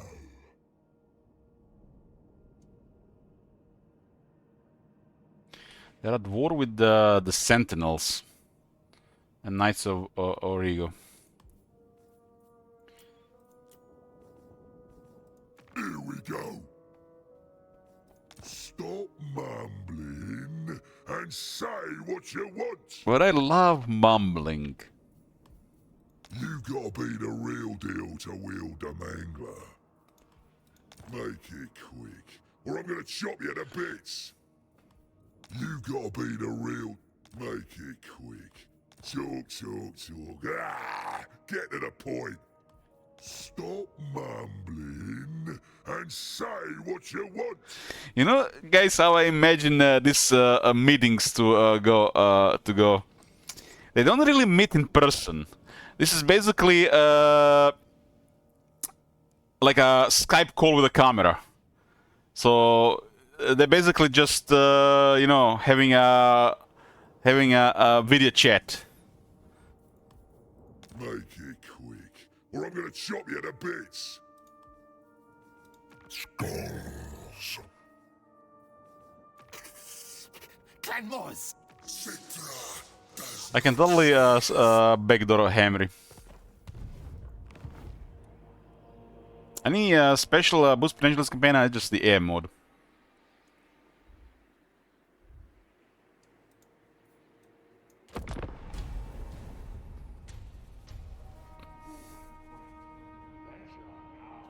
Every time you're calling Marathi, you're interrupting her OnlyFans recording. Why does she do OnlyFans recordings, Corn? I don't think she needs money. Is she doing it for slash corruption? So make sure it stays high?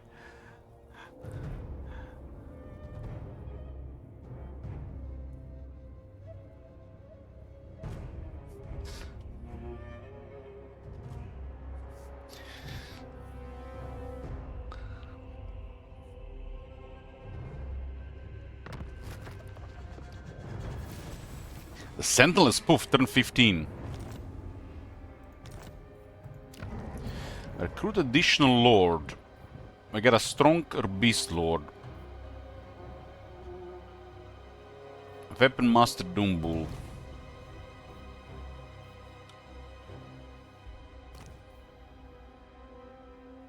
This one is horrible.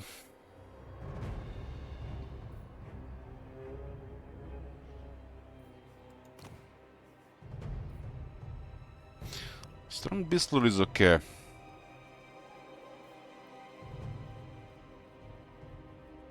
Nurgle Faustin goes okay if we're gonna stick with Malagor. But it has to be in the same region. So Malagor has currently -8 in the province. And he will have -9 in the local region. So it's basically three Nurgle Faustins here. So that's -17. But sometimes it's inconvenient to have the local region buff work because we are fighting at the border. And then he has initial -8 when he's flying over the enemy. So Nurgle Faustin is literally the only time it's worth it. It's with Malagor. So we'll go from -8 -20 and in battle to -28 and with fear to -36. -36. One doesn't really do much, but it works with Malagor.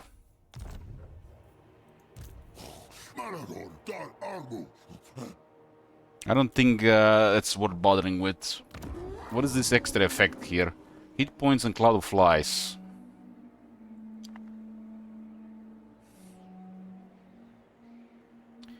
Ten more attack on the chariot is a lot. And 10% more damage goes nicely as well.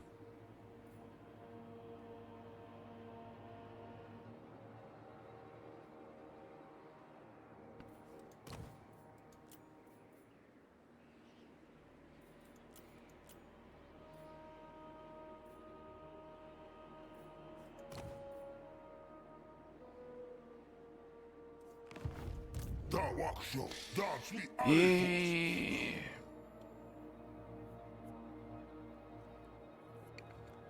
Yeah, for the stink -3 it's horrible. So like if there's nothing else, sure, but we have better option. The other benefits from the stink don't do anything.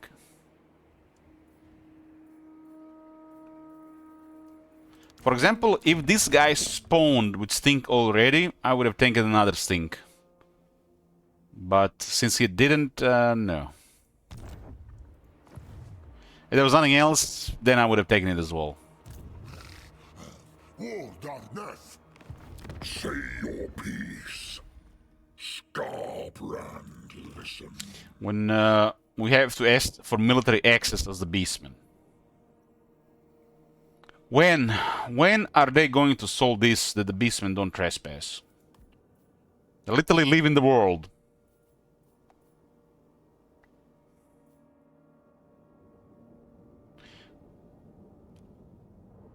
Ambushing with 200 is possible? Yes, in the balance of power. On the battlefield, no.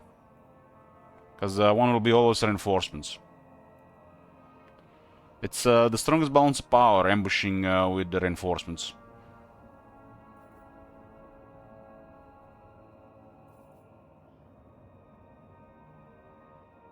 So if you want to auto-resolve, ambushes with the reinforcements is the best way to go.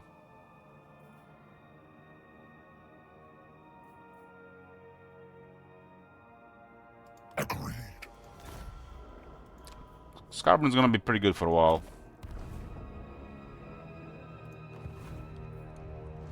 Man's running. It's bizarre that the beastmen are trespassing. Like, that makes no sense. Beastmen should be immune to trespassing penalties just because it's like just the right thing to have.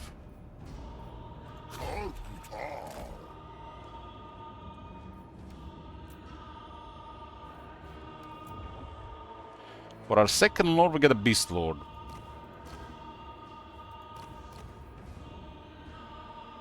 If I was playing Morgur, I would have gotten a Great Brave Shaman. Same with Kazakh. But playing Malagor, so we don't have to. Get a mini Kazakh.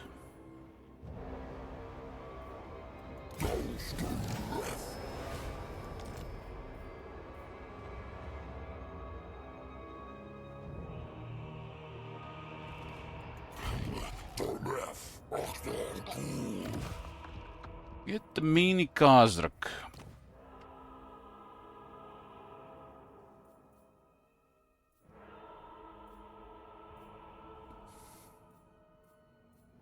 You can see the Razagor Chariot does not have an impressive attack.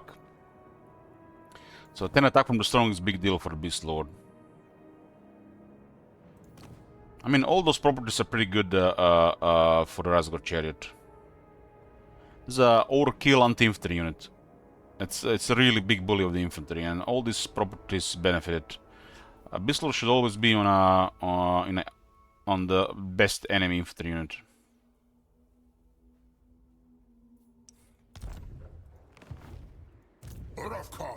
Father.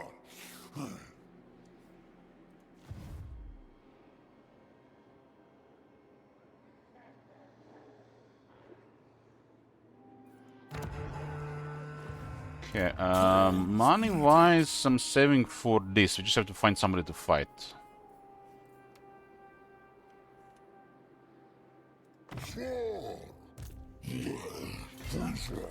We're on top and we cannot interact. I guess we're not really on top then.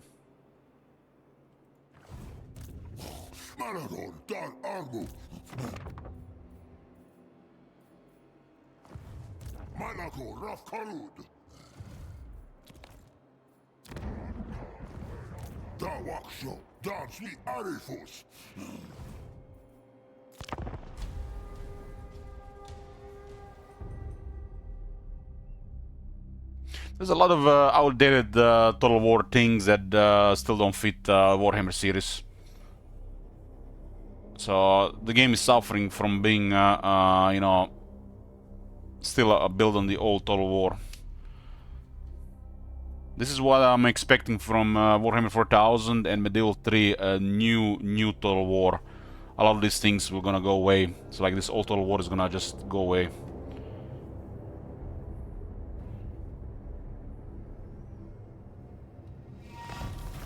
Especially when it comes to campaign gameplay.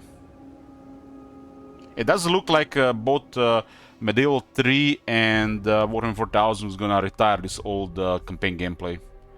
It's really outdated for like 20 years now.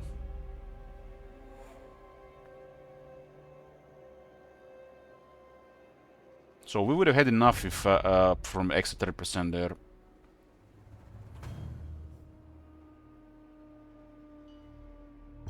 Giant Chaos Spawn, Gore Herd. Ooh, this one is actually good. One of the other new events there as well. This one is nice as well. This can increase the quality a bit immediately.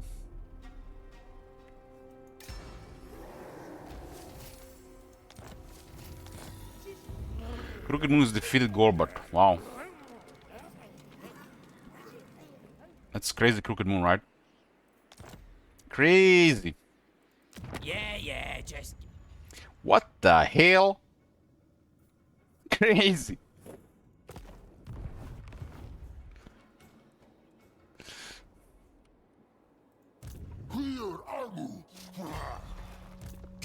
Okay, I got the options this turn. I do need favors, so the quest battle is the way to go. Quest battle does give us some more options. This is super outdated. This is super outdated to the Warhammer 3 gameplay, how the heroes work and how stuff is unlocked. It doesn't really fit the game post Chaos Dwarf and especially the last 3 reworks. So this is already super outdated. That's basically 1/3 of the game is super outdated, while half of the game needs polish. That's how big the game is. If you look at the last couple of reworks. The last couple of reworks are basically going the same way, because they are the same team. And all these reworks have been happening on that path were basically done by the same team, because they replaced the old team. And the old team was doing things all over the place and too slow. While this team is still slow, at least they're more consistent. But now like a third of the game has really fallen behind the changes that have been happening in the reworks and DLCs. It's, for example, turn 16. And this is not power creep or anything. This just makes no sense compared to the last 2 years of the game. It's turn 16. This costs 6,000. This costs 8,000. This costs 3 population, 7,000. So to unlock a hero, I need to spend over 25,000 resources while trying to get a second army at the same time, which is not even possible to get the second army unless you know what you're doing. You still need to get 25,000 ahead of time just to unlock Vorgor, for example.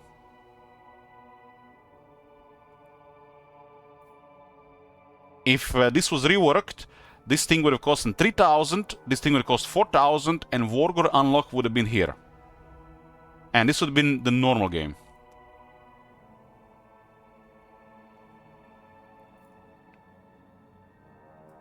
So seriously outdated and imbalanced as well, because this nonsense exists. They never balance this.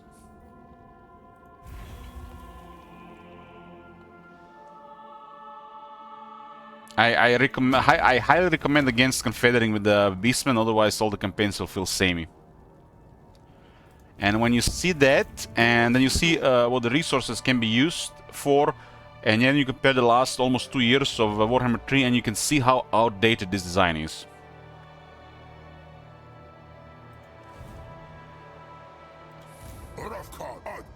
It's not even like a power creep level. It just fallen behind. And this was pretty good in the late Warhammer 2. It made sense. Now it makes no sense anymore. I mean, Vampire counts suffered the same thing on their buildings.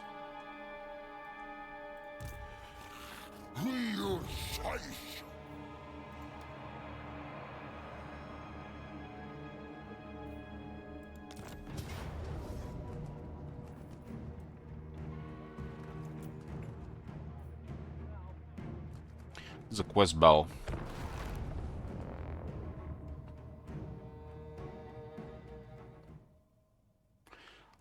And why I mentioned Wargor, because Wargor is a basic hero. You know, like the Empire Captain, like the White King. They should be one of the first ones that's accessible. Unlike the Gore Bull and the Bray Shaman.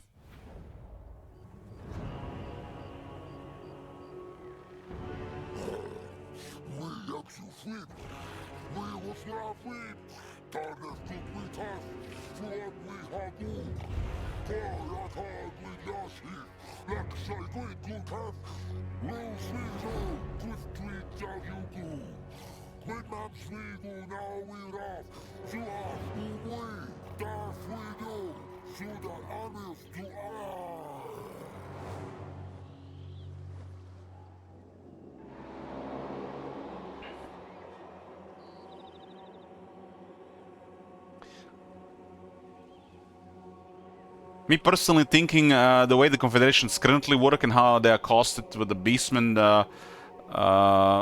makes the campaigns incredibly linear and boring if you're prioritizing confederations.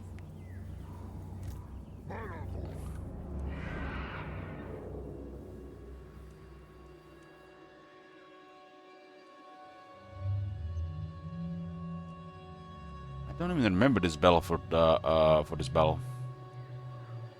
Oh, please, let this not be the reworked battle. Some of the quest battles are actually a nightmare. I haven't played all of them since they've changed.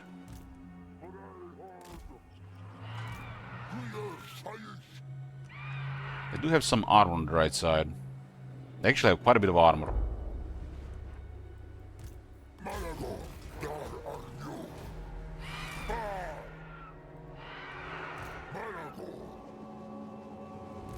I have enough power to attempt this fight, so we'll see what happens. I don't think I've done this fight since they changed it.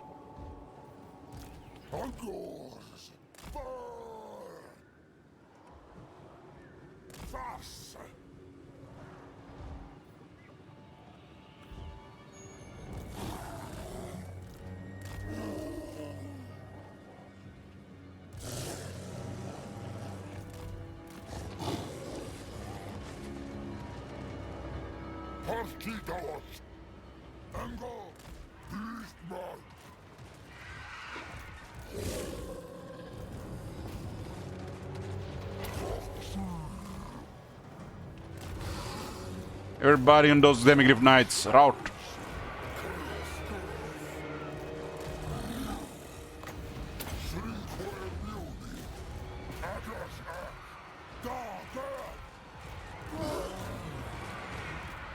Yeah, this is fight definitely looks different than what I remember. It's a terrible item, but the extra rewards are pretty nice.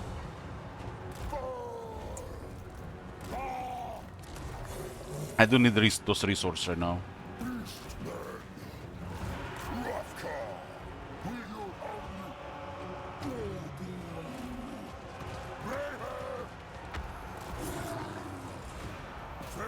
Great swords, the bane of Gors. There's a chariot at.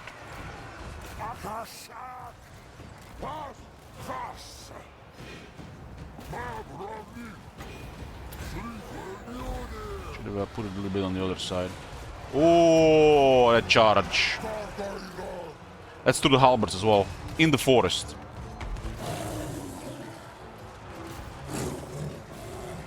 Then you got wrecked!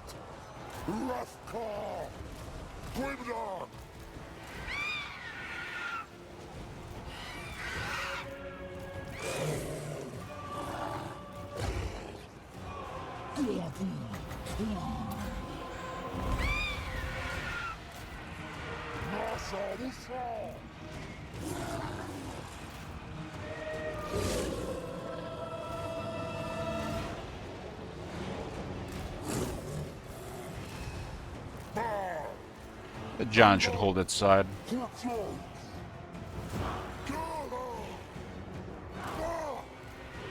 Gotta get rid of these great swords.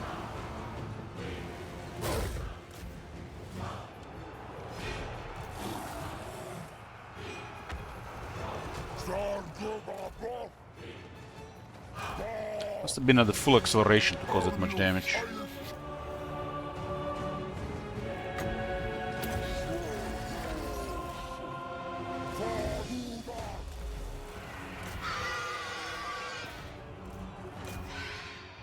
Like, halberds get wrecked by the harpies, but the greatswords delete harpies.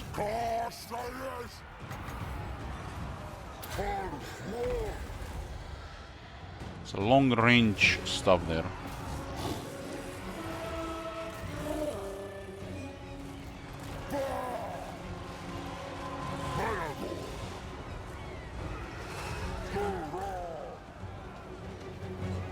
It's like pretty good here because of the trees on this side.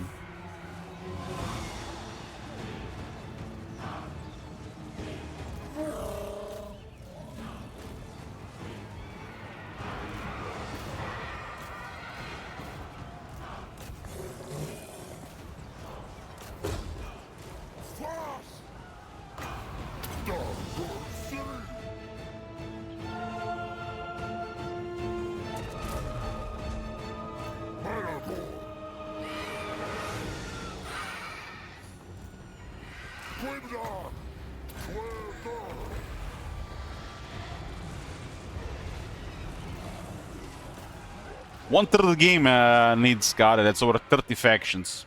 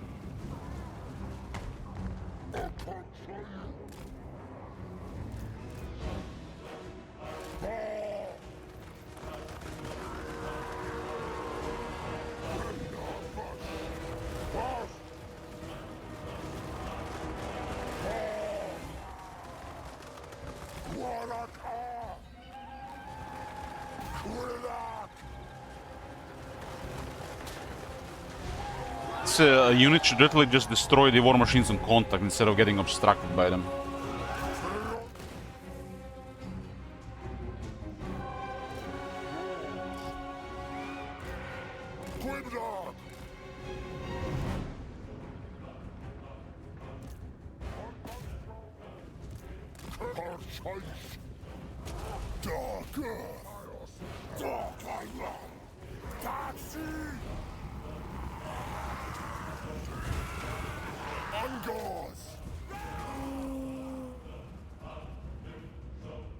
Why is it even taking damage here?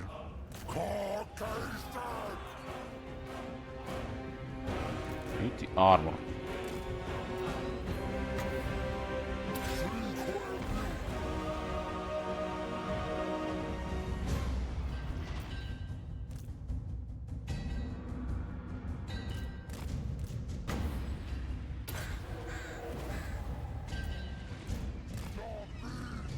It's gonna be a downhill charge at full speed.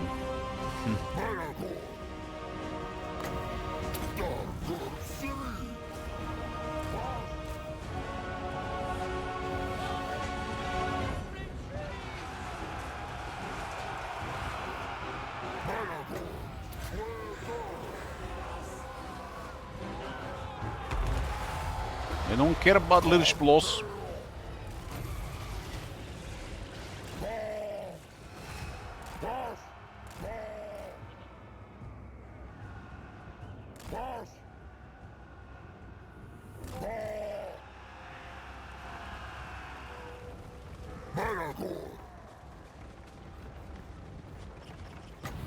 Malagor is restoring the army's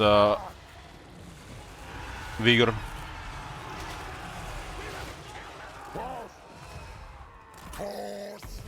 Start to get tired when he's casting spells.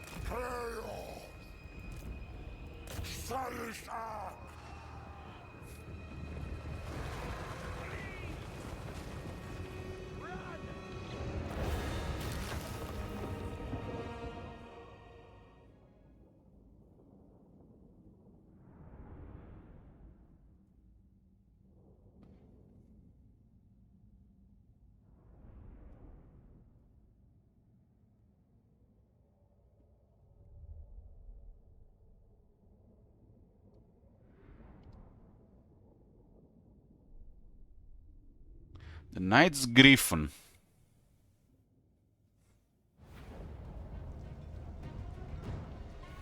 Get almost 6,000 gold from the battle alone. And then another, what, 5,000 from the reward?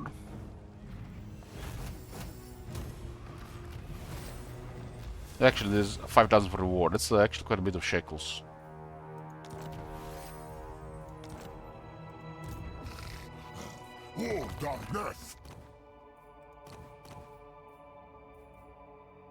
This item grants 1 hero capacity for Brave Shamans, 1 recruit rank for Brave Shamans in the Lord's Army, and max rank is 50, by the way. 25% cheaper construction cost in the army, 5 growth, and a leadership buff on the battlefield.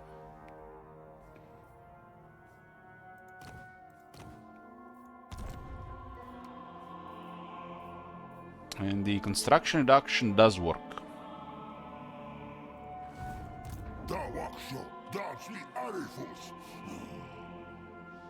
Hey Bob, thanks. I think we should backdoor surprise Hamry so they struggle.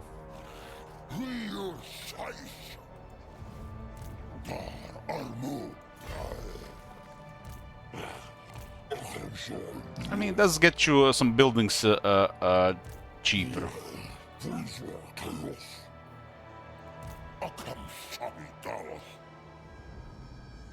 It'll make the horde go up much faster.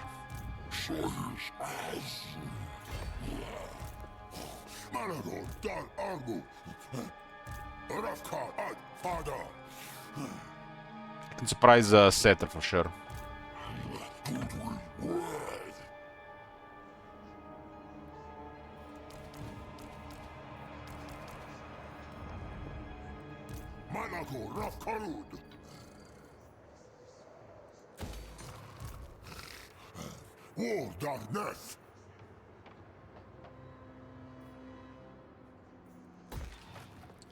We can definitely afford these buildings better.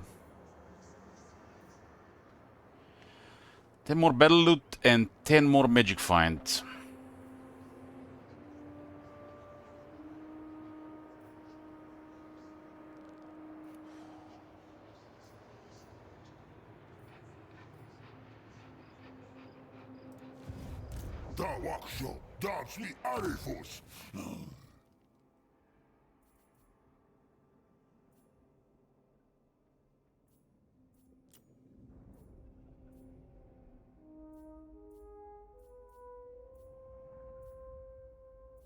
What?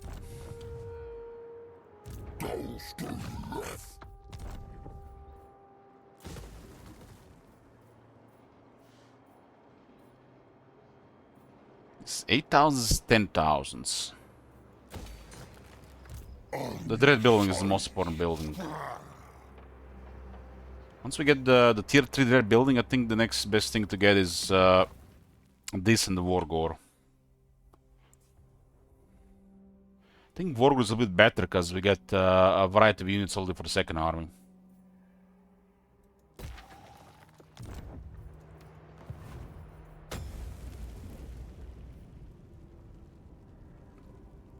This is currently half the price, and I cannot get this one, unfortunately. 5 turns cost of skill.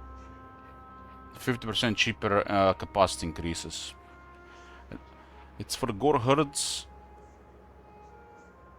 Wonder if they added any of the new units on the events.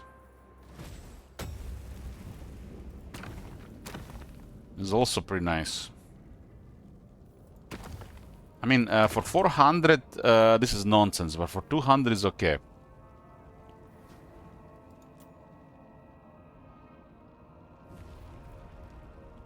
I'm probably gonna get one more. It's a good basic unit. I just need a building for it.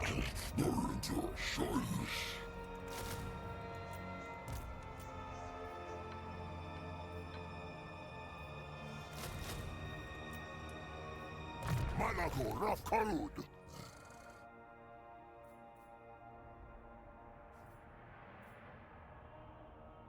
20 missile resistance for the entire army and 50% more speed for Malagor. And with this we can send him in melee, we just need a little bit more toughness. Better armor and talisman.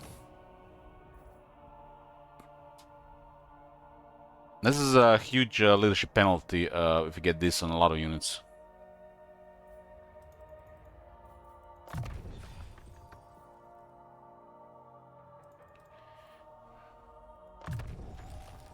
I got another 10% discount on spells. This takes your technology to 20% cheaper spells. And the spells do have additional 10% cooldown reduction, so this is 60% off. So 20% cheaper on the total cost, and then reduce another reduction from the upgrade spell.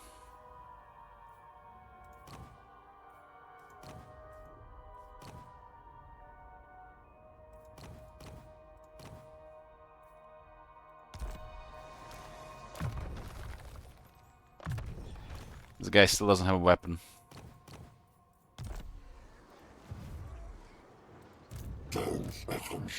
Still give us access to Gors and their corrupt versions. And just enough troops to reinforce both armies.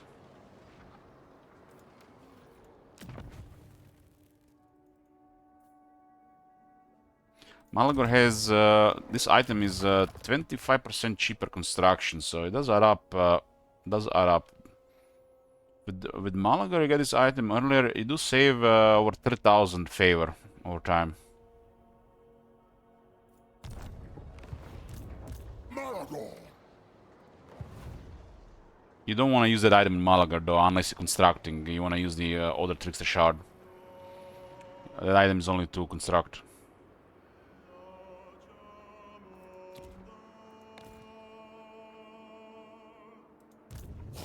Malagor, dar armu.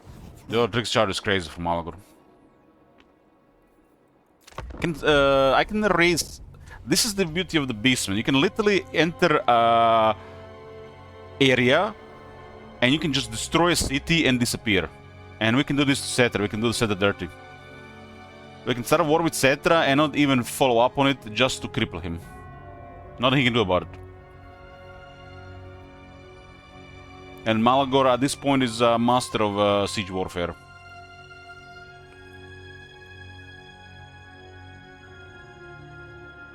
So nothing they have in the city will help unless it's like a 30 single entities.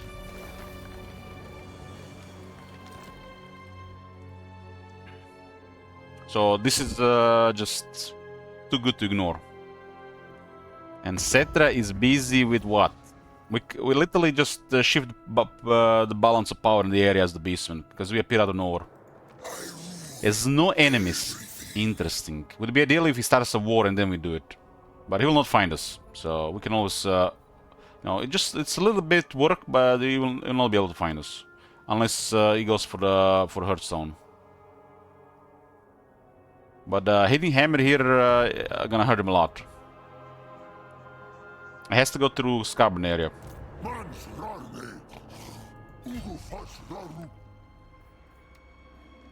Unless he puts an army in the city, he's doomed.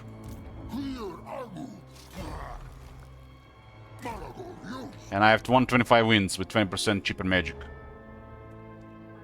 And no matter what distance we get, every time we raise, we restore some movement so we can still disappear.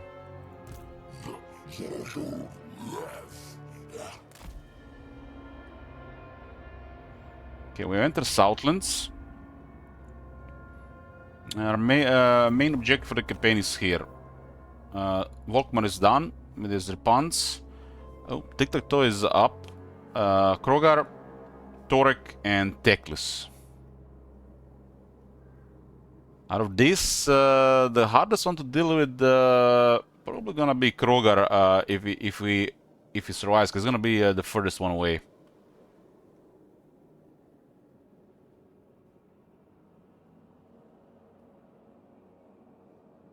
Torek could expend the best here, though. A reward for this route is I get a dilemma for rewards, so you're gonna get an option. So I'm curious to what it is. This does look like a pretty short victory. For this campaign, both of these are on the same side, and they're much easier than this.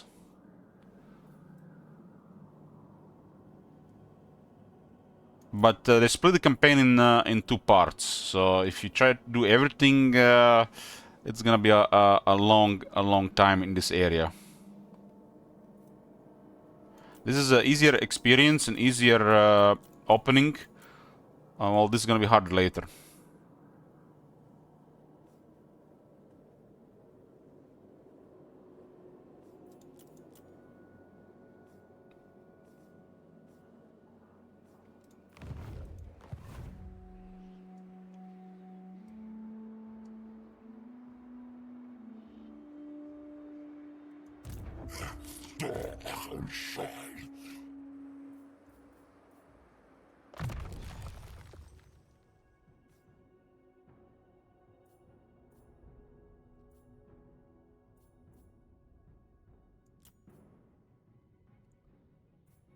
Hey.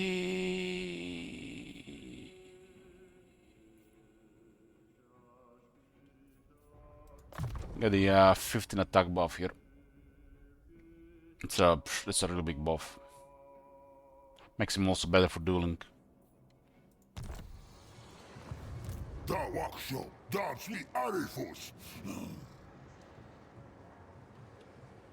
We do have access to some other units now.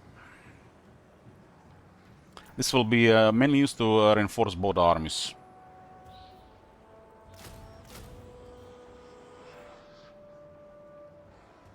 So where do we get local recruitment capacity? I don't think there's any of the buildings that do that.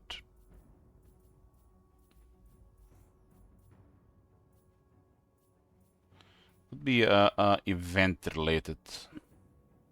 I mean, we are recruiting on the move, so local recruitment capacity should be a downside. There's some extra recruitment available there, and over time you just add units, but recruiting an army takes a little bit longer.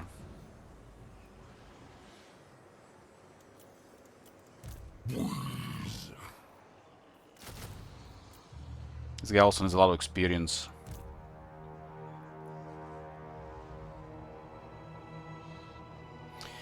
We are out of favor again. We get primarily favor from battles. And I'm gonna look Vorgor next. Okay, nothing here. These are both poop. Yeah, this is an early game unit. How the garrison even look for these units? Non-existent, huh? Ungur Raider. They're only on tier 1.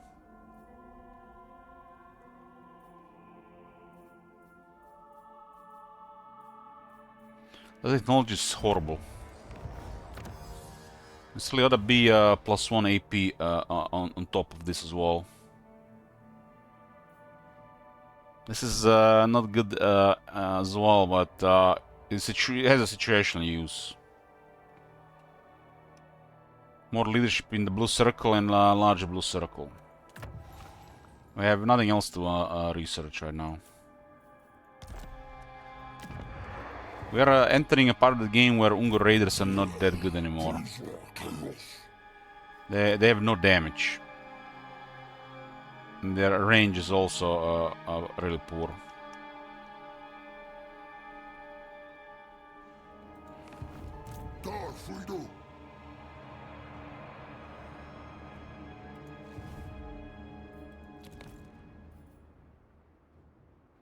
We have a specialty for cheaper hero capacity upgrades, but it's unrealistic to even get a hero in the first 20 turns with this faction. So it's definitely not for the early part of the game. I'm gonna get the upgraded Hearthstone. Upgraded Hearthstone do provide some benefits to the Hearthstone, and they're free upgrades. The primary benefit is the large garrison. The second benefit is the recruitment.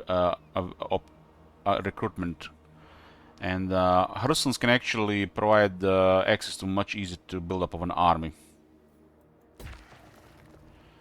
And the Hearthstones having large garrisons, they tend to get ignored, especially at a distance. So they're not going to get focused if they have a good garrison, starting with tier 3.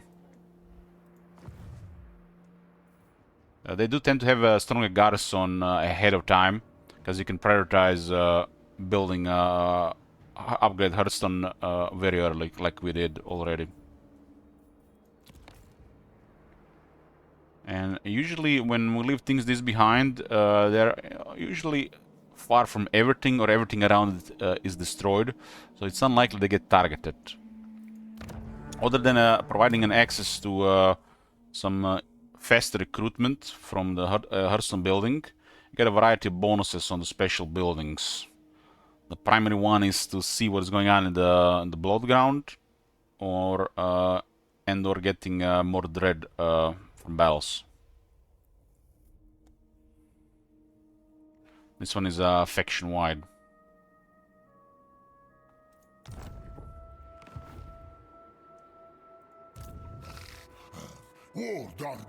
We're working together with Scarbon. He will not attack us. He's gonna be good here. We are helping him, and he's helping us.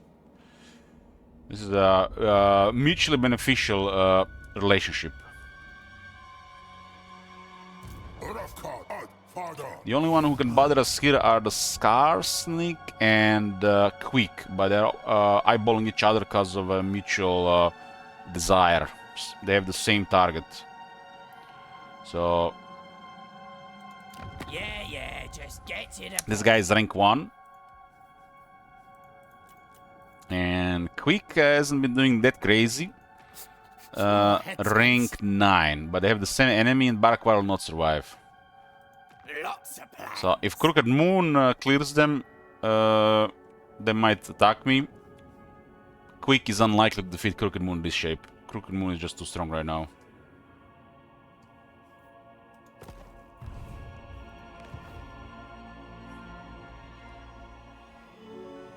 So those two will be at each other's for a while. And even if they clear this area, it doesn't really matter as long as they're not targeting fresh devastation, which we'll be putting in Southlands. And I don't even need that much of it. It's not even required for our goal. So they're required for the Route 1. Route 1, which would be like a regular campaign. This is on the shorter side of things. So it's not even a priority to focus devastation. It's priority to destroy this faction. So this is more like Beastman of pre-rework objective, pre-rework. So this is not required for this. It's only required for Route 1. Route 2 and 3 don't require Marks of Ruination. So we're on a warpath, and we don't even care about the Blood Grounds that much. So some fun fighting a variety of factions in Southlands. I haven't played the really Malagor Warhammer 3. I feel like it fits here. If this was a vanilla campaign regarding objectives, we would have been building Blood Grounds.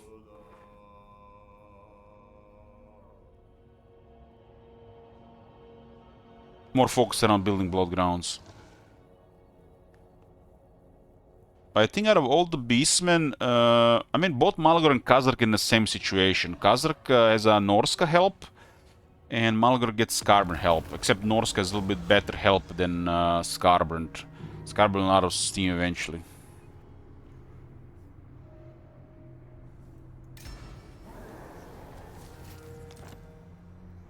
Ooh, look at this. It's almost like they knew we were coming. So much about surprise duck. Before we go with this turn, I'm gonna do a break here, boys. I'll see ya when I get back. Back, boys.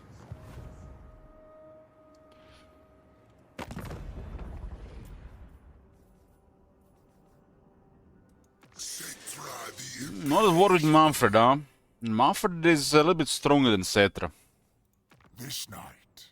Manfred is at war with the Repants and the Famished in the west. We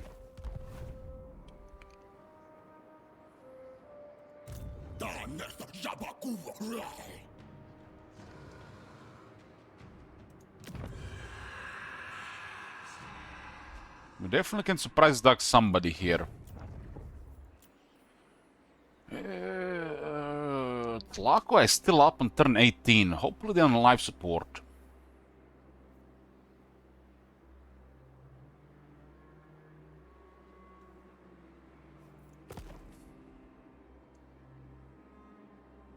Clearing Cetra here will make Manfred a little bit stronger. Vampire Corruption is not that good for the beastmen to move around.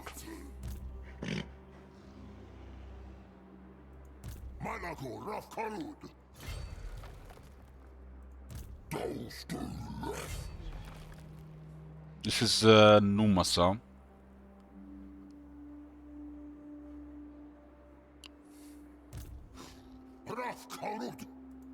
Find my harem.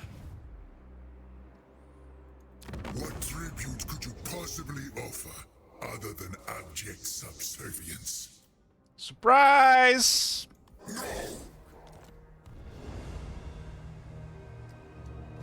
So if you open diplomacy and directly declare war, the vision bug happens. As you can see, we lost our line of sight. But if you join a war, it does not happen. This is why sometimes an army that's in your line of sight disappears when you declare a war. That's a bug. It's been plaguing the Warhammer 3 since the release.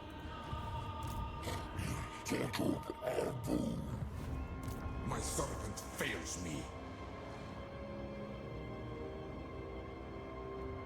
We are gonna be just a little bit annoying on the right side, and we are gonna try to expose Henry here. I got two armies now, which gives me an advantage. Malgor's in the area, which means this guy's gonna be pretty poor leadership.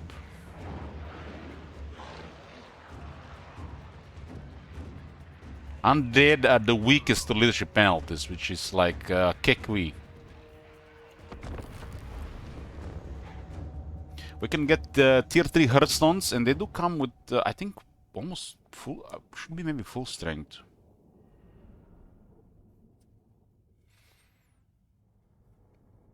That could have been another -3 if if I taken the Foul Stink Beast Lord, but this one was better. Their army is very slow, but their shooters are a little bit better.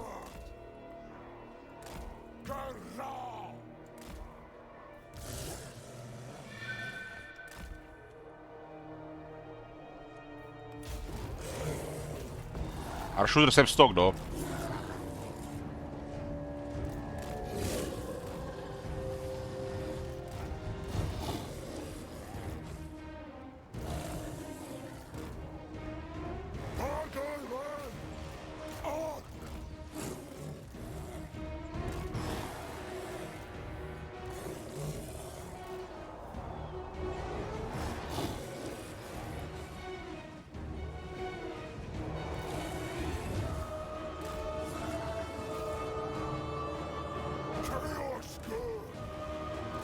Beastmen excel at anything. Speed, well, Pumpkins are slow.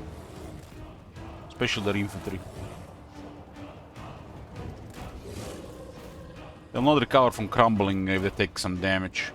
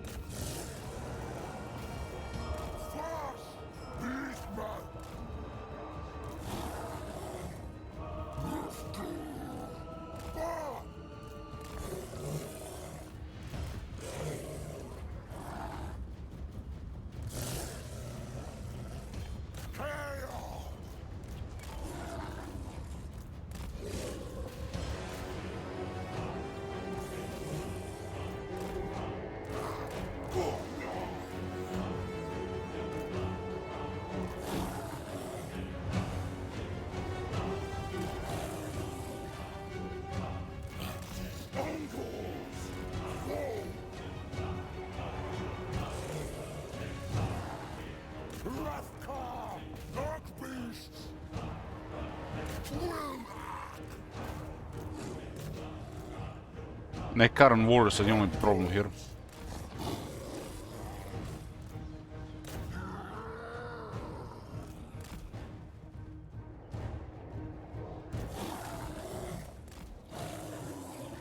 They're vulnerable to arrows though.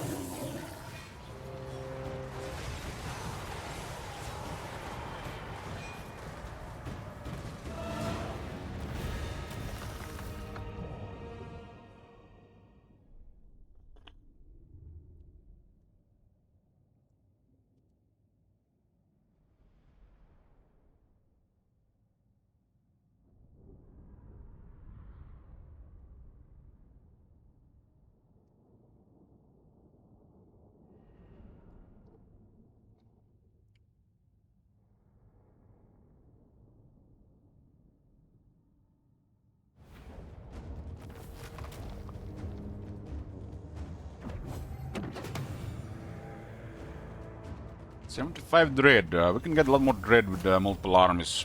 Buildings already produce enough. This is the main way to increase quality here.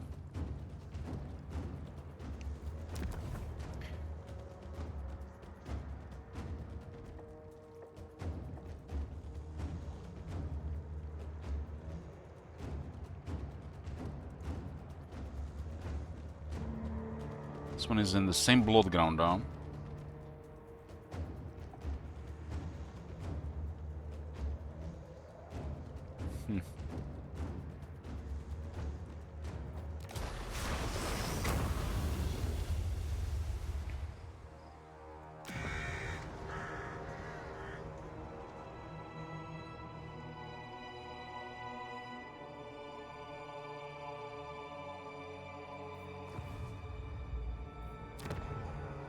Yeah, Numus was in the same blood ground.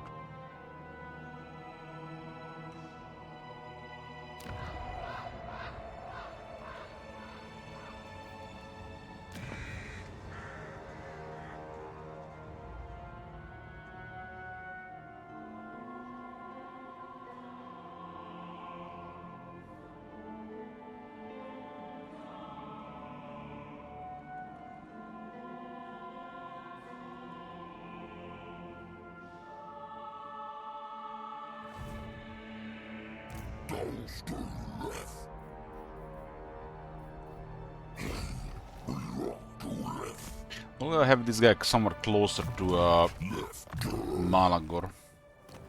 Still lacking items.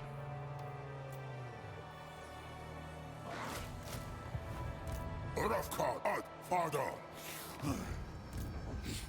Quel axo arifus. Zwil chaos.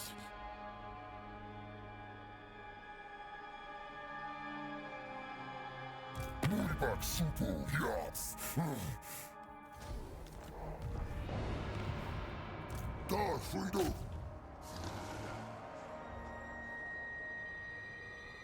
Shame, could have been 2 bells.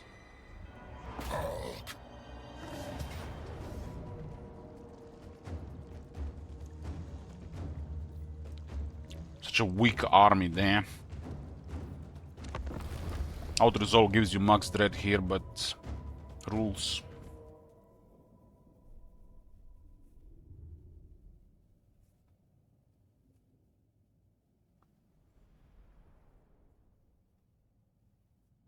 In white, Manfred War doesn't matter.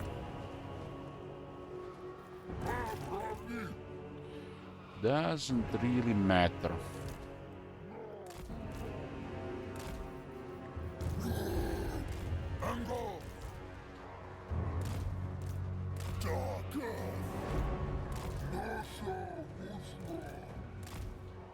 You already decided on something there, so it doesn't matter what we do.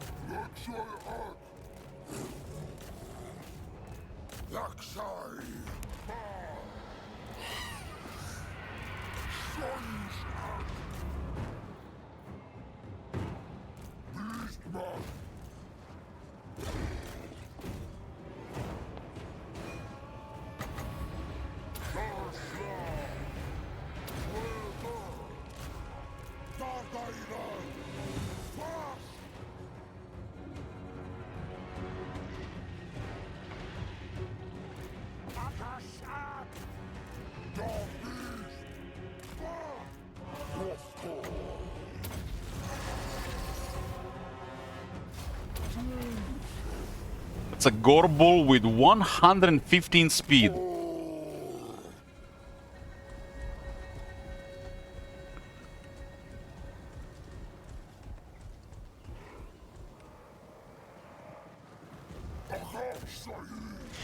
Armicom long term, it's Beastman. Use whatever you want.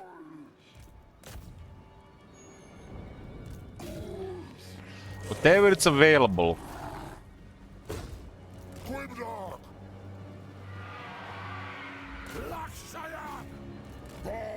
There's no such thing as focusing some units. It's like whatever is available.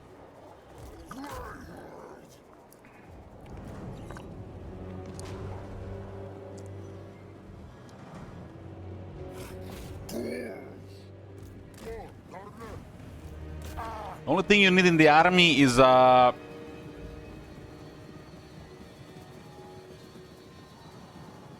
Vorgor, and if you don't have a wizard. Everything else, whatever is you want, whatever is available.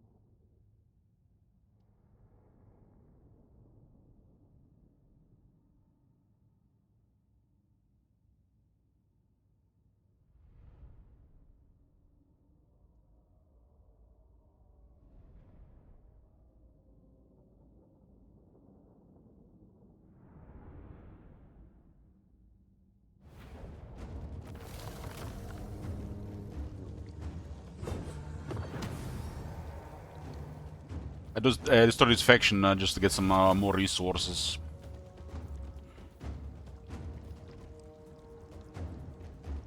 Not bad loot, but we get some bad loot with sacrifice.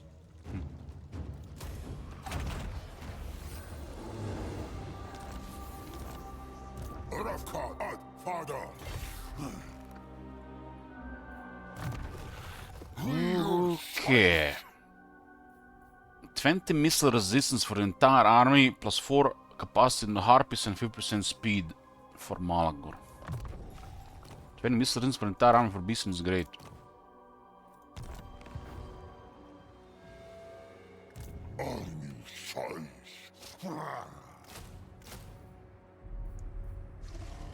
They all start with 1 capacity.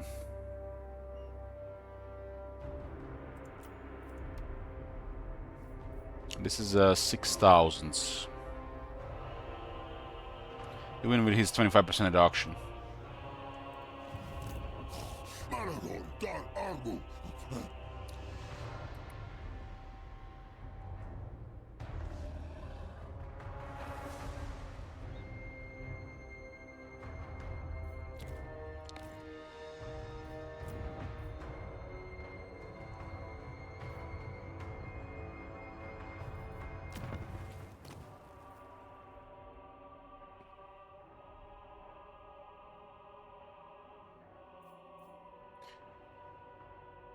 This one can get a plague going and lowers their vigor, and there's 2 giant garrison. Yeah, it's like nothing really changed in here.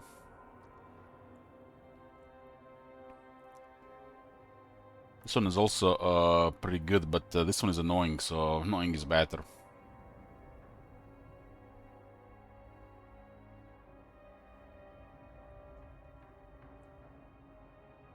So you can plague non-beastmen, Warriors of Chaos, Norscan, and Nurglish factions. So Khorne can be affected.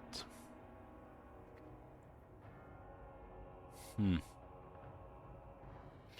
an exception in this case.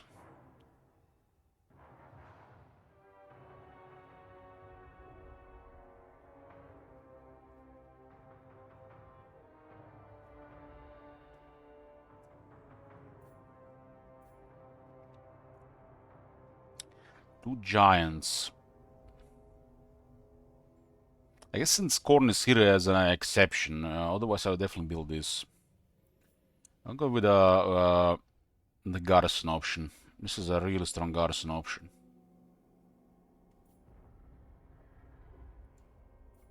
Like really strong, like we're gonna ignore this for sure.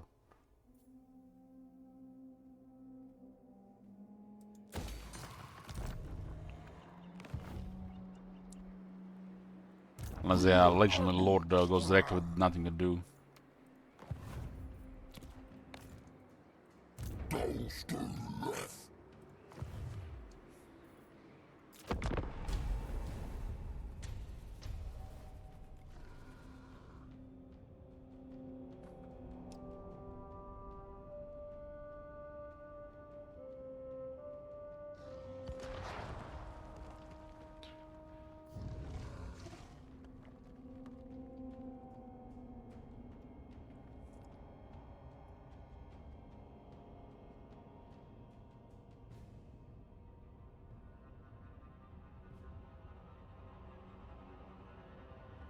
It was a Patran Necrotech bypassing the permanent destruction.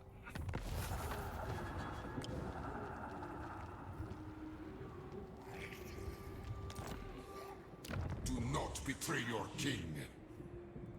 Dawaksho, Dasmi Arifus.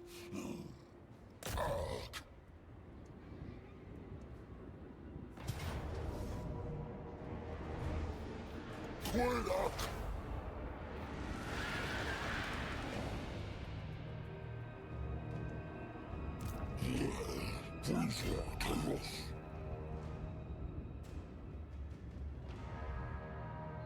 I don't know where Cetra is. I don't know where Cetra is.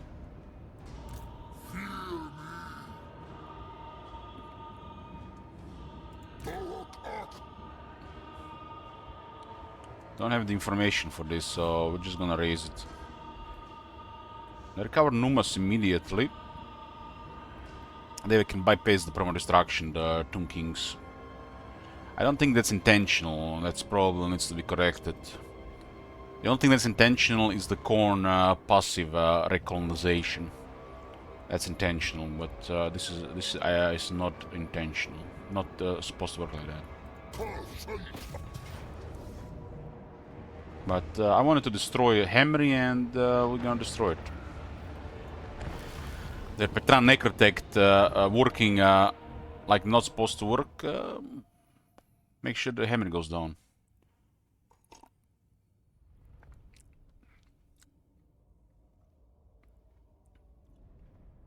Yeah, they did it with the Petran Necrotech, but I don't think that's intentional.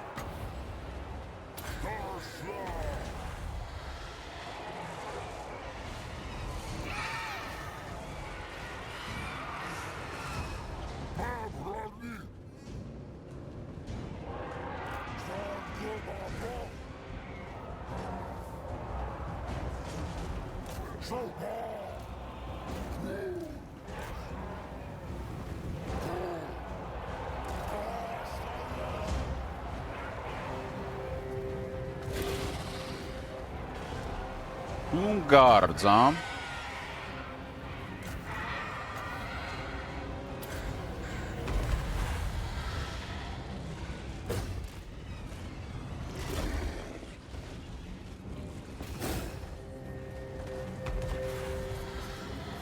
I mean, it's caused quite a bit of damage here.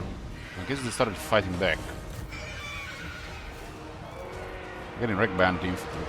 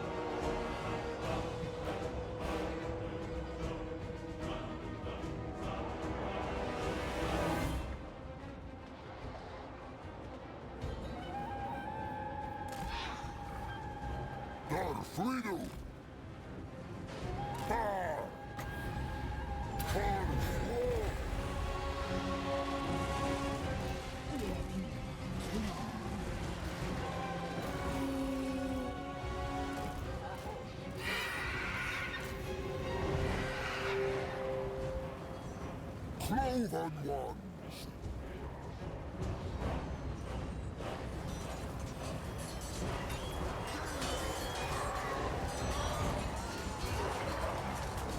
Cartel! Managor! Darker Sea!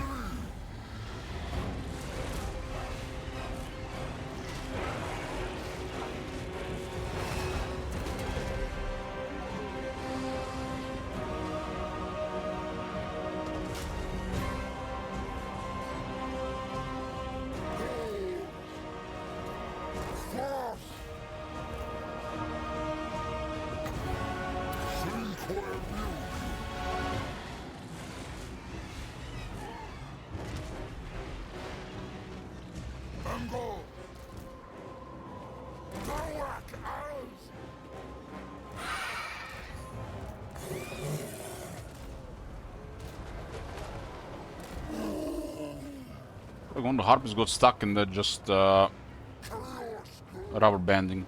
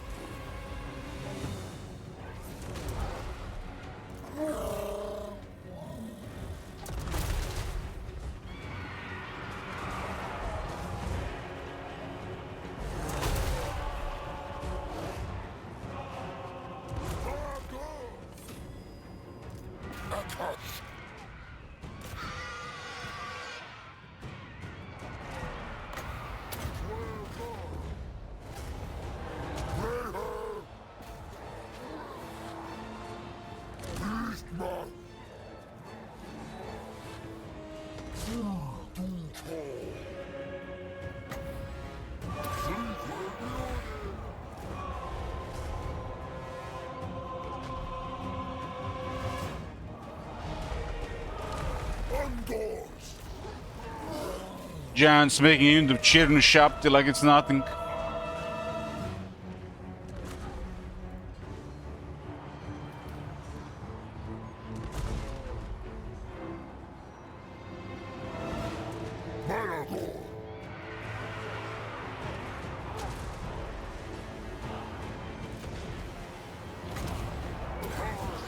The units look bigger. My units are constantly at high vigor because of Malagor. The bestial surge is too much in a long fight.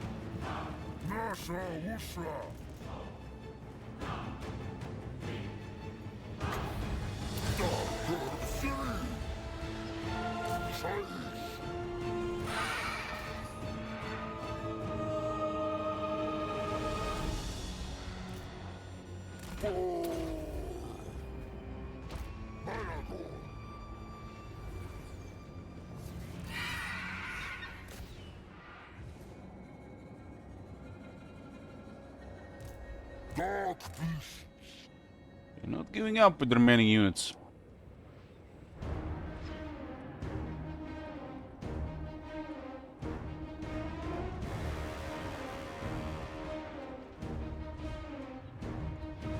What's this? Tungard against a giant? Let's go. This giant's not even tired. This ability makes sure that nothing gets tired. On top of another skill.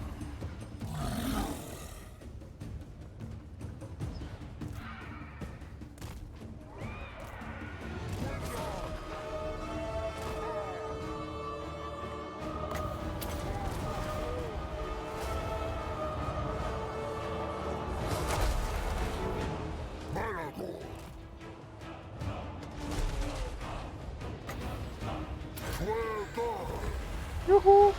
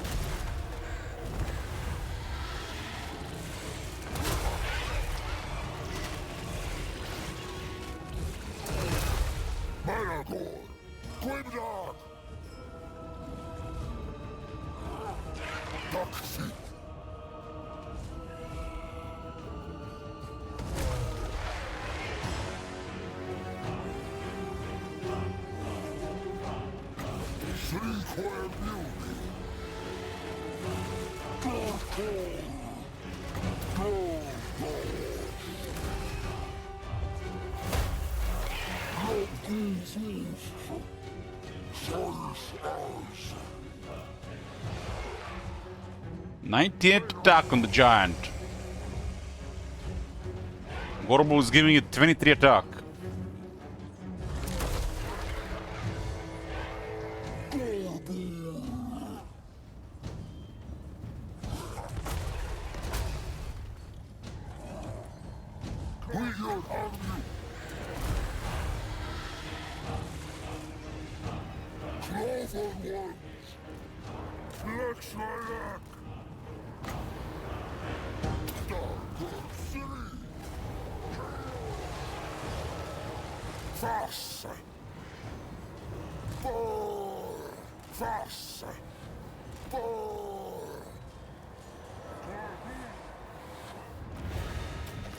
That was hammery.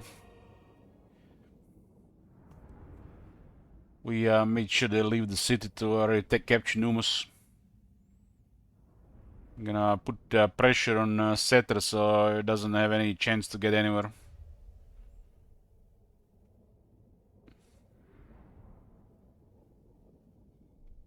Does look like he went for sentinels.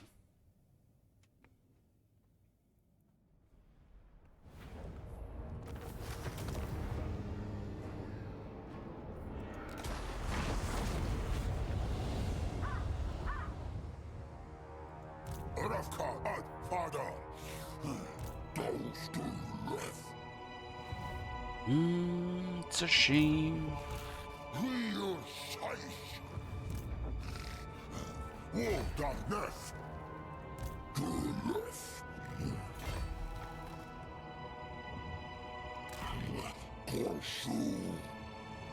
We get a second army, but the second army can't do anything. Just an extra piece on the board to get more troops.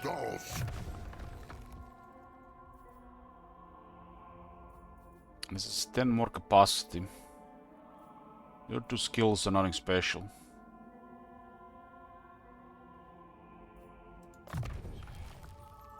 When Malagor is in melee, he'll cause damage.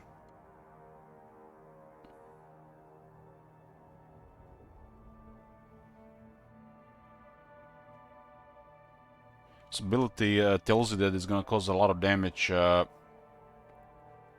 Like Flock of Doom targets 25 from this information, while this targets 120 or more.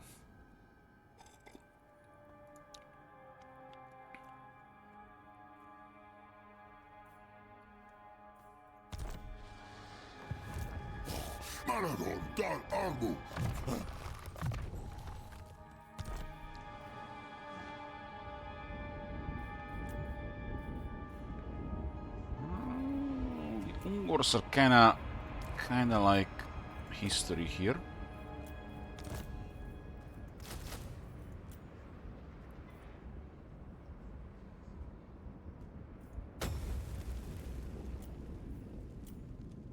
I went +2 here, so I got +4 Gorehard shields and Gorehards. It's a good base for newer armies. Since it was an event, so I got double value.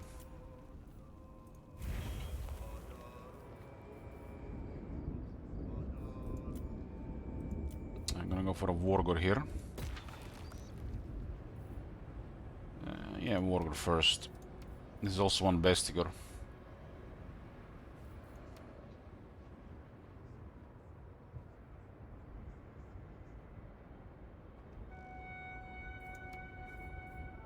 Can get a bunch of Harpies on. Yeah, let's go. 2 Harpies is like bare minimum. You know, like 3 to 5 to really stomp things with just air.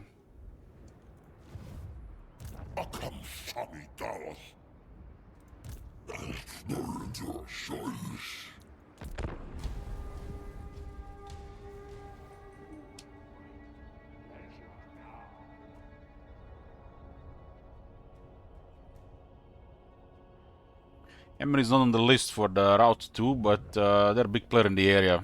Best to cripple them. Going after the Hearthstone, very smart. Now I want Scarburn to attack him.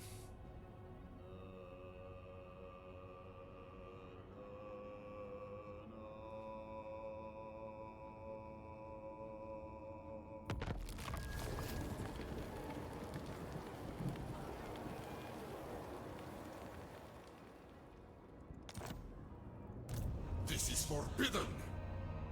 An offering of skulls is required. So I went to war with Torek. I haven't captured Hammer now.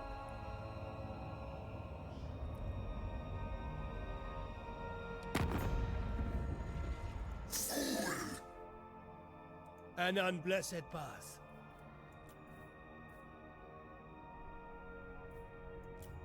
Thou darest.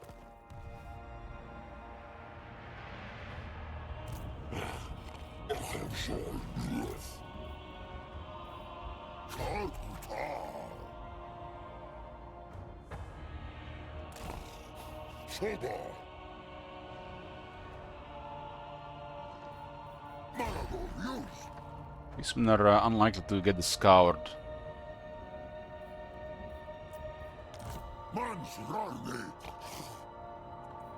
Unlikely. 2 turns for the Bestigor, not even really worth it.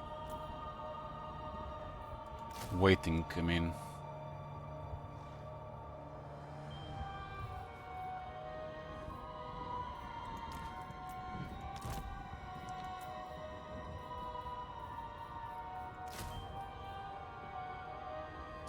We increase the quality of the army to deal with the stuff here. These guys have 500 infantry these days. And the Mantle of Crows. The way the Malagor is fighting, building up a mosh pit situation for Flock of Doom and Mantle of Crows is the way to go. Basically, if the enemy has infantry, they're just gonna get wrecked. It's a bully of infantry, Malagor.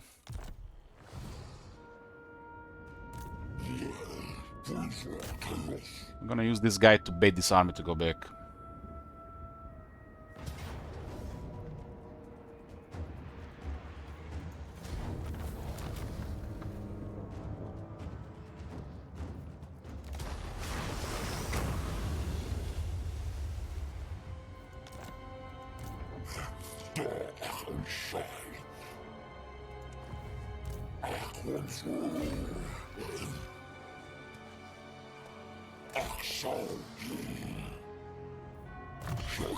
Okay, what do we have here?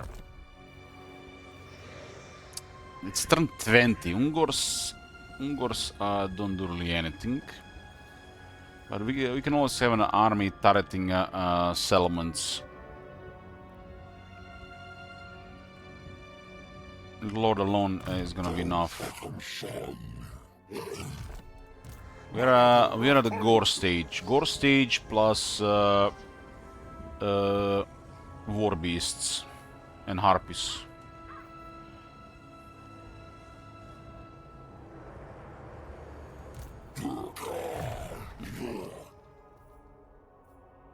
This basically just makes the Ungors live longer, which if in a real fight doesn't really matter. We can use hit and run tactics, so that skill is useless.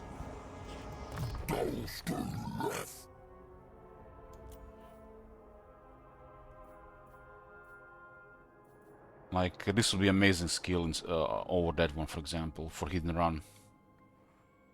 It's already a better skill as well. Chariot is rank 8 and then rank 12.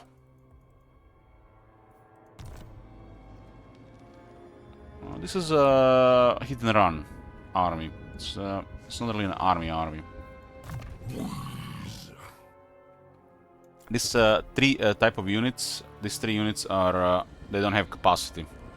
Everything else has a capacity. This is a cannon fodder that can shoot, and these guys have options. Together they work. 5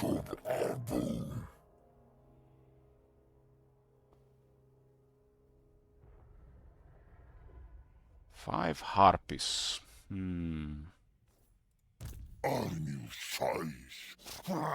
Kazark is the one that specializes in war beasts and harpies.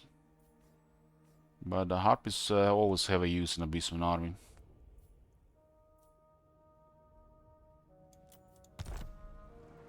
We do have extra gors available.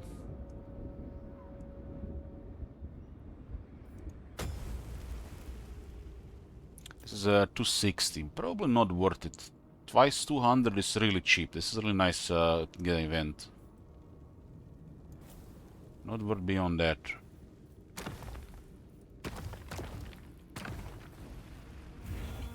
Da workshop, dance me arifus.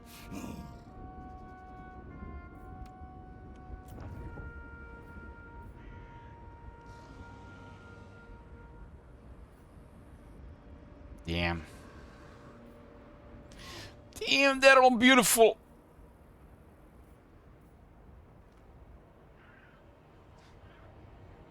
But the unsaid bloodthirst is crazy.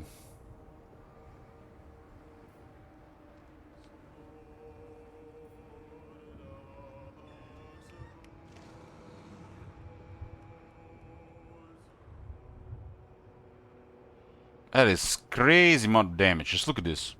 And Wargor is a killer. Especially infantry. Wargor, Beast Lord, and Kazrak, they all destroy infantry.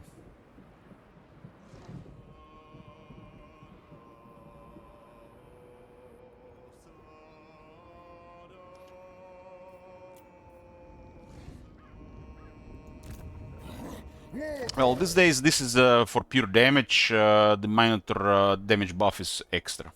It used to be just for Minotaur damage buff. But this is so much damage. It's just like unbelievable how much damage this is. And the fact this is attack, it also makes sure that his chariot has the actual attack. Kind of makes the weapon master really poor in comparison.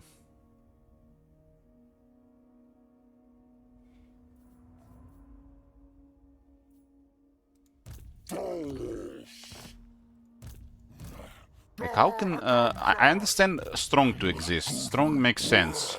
But how can this exist with Weapon Master and the Beast? Makes no sense.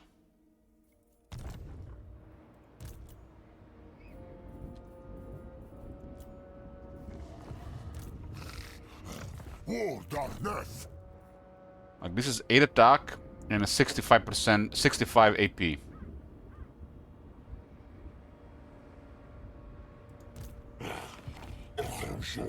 This is 15% weapon strength, 65 AP, and Blood Grid, which can build AP by another 20% and attack up to 16. And Razgor Chariots annihilate the infantry. You don't even have to micro them, you just send them into an infantry crowd, everything's dead.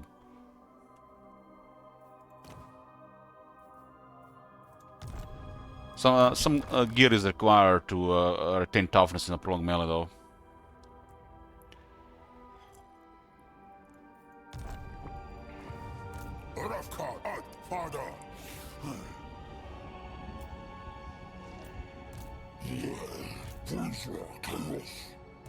My servant fails me.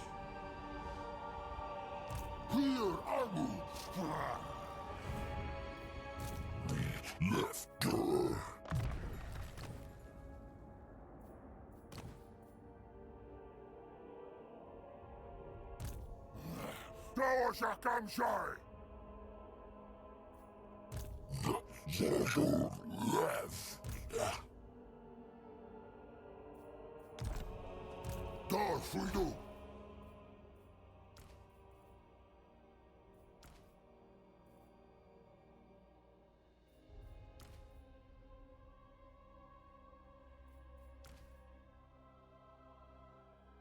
Why does Vorgor have a higher armor piercing weapon damage than a Beast Lord? What the fuck?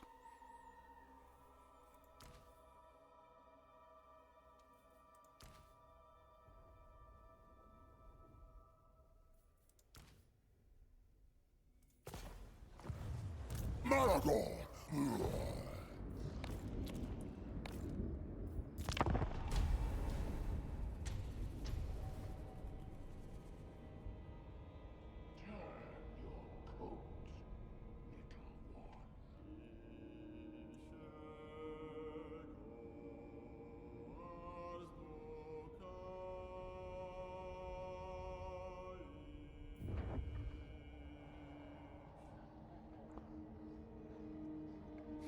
Well, they're going for the Hearthstone. I'm not gonna go after them.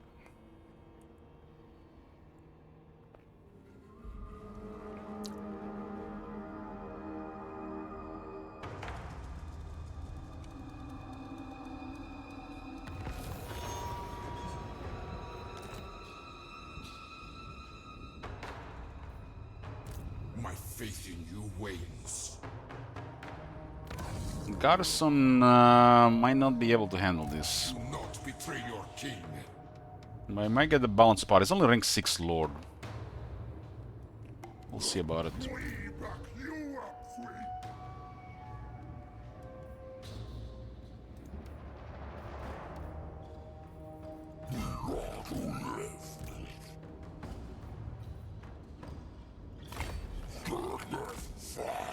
We should target Karakzon. No, my king. Dareth Aktorgu. Ugu Fasraru. Esher.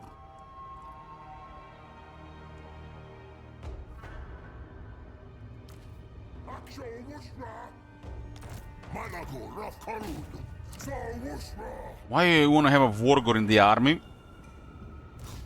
Rafkarud. It's a fighter. It provides replenished troops. And it can also provide frenzy to these units.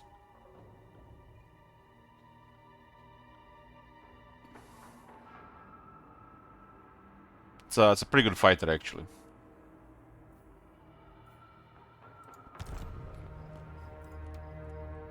So Harpies can get frenzy, and Razagors and Warhounds.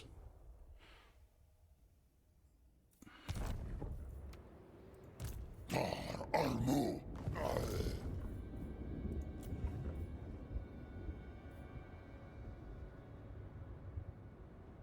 Booze cravings. Ooh.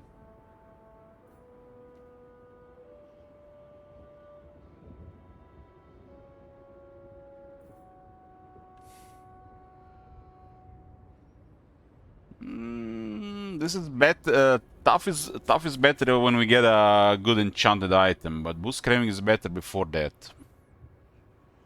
And unlikely we can get everybody with Beastman. That's a very long campaign.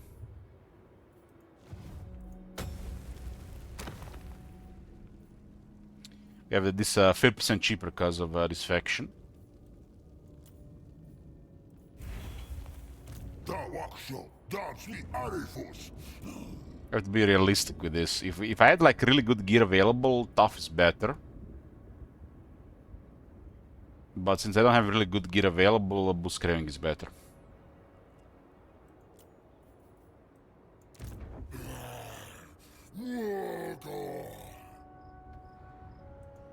Akam Sami Dallas. We're gonna have Wargor in every army. It's like the only thing that matters in every army is Wargor and a Wizard. Everything else is like whatever.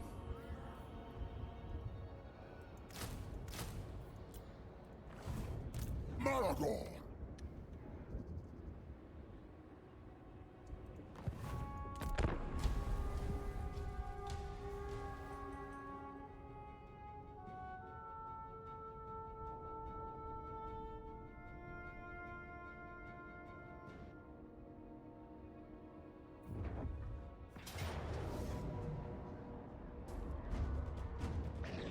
Valiant defeat, huh?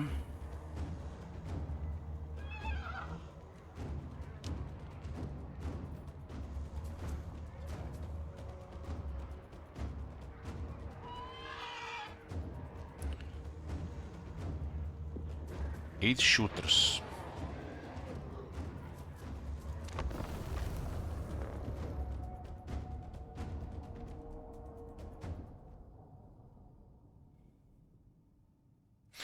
Prediction. Okay, battle result.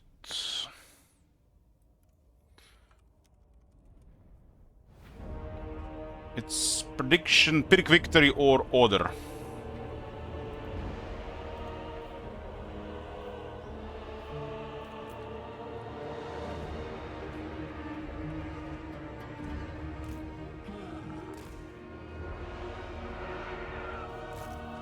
Hearthstone have some of the best garrisons.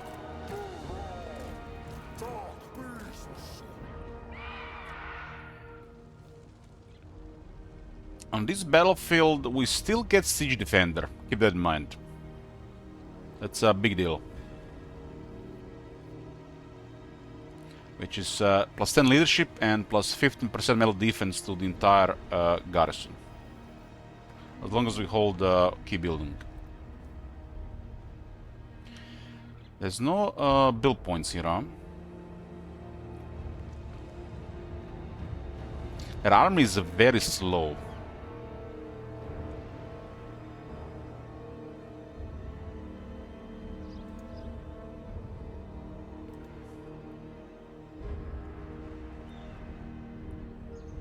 We don't have literally any harassment here. It's all grinder.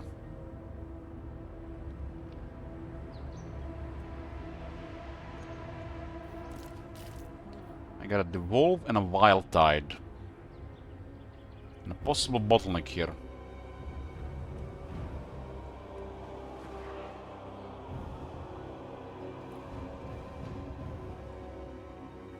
There's a melee chariot here and a missile chariot there.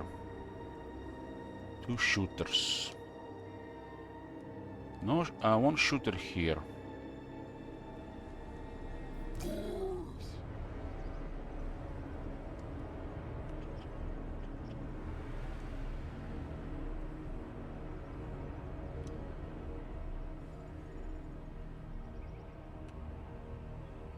The best unit is the Tomb King, rank 6. My best unit's the Wizard and the Bestigors.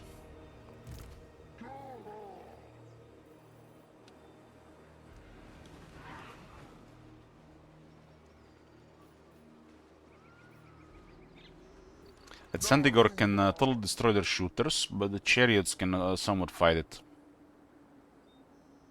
And the current horseman can.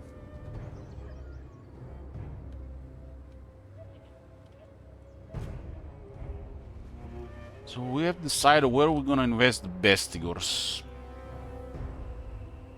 I don't see the Lord here.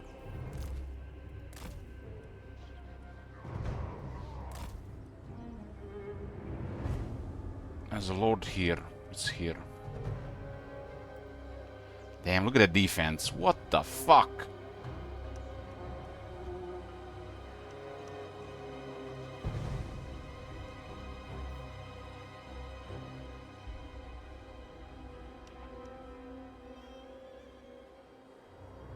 Scanning.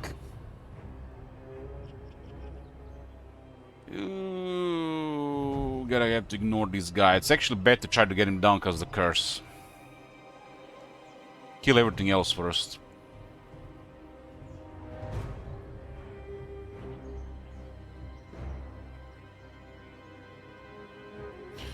What is our thing doing even? 15% attack plus 10 leadership. That's pretty good.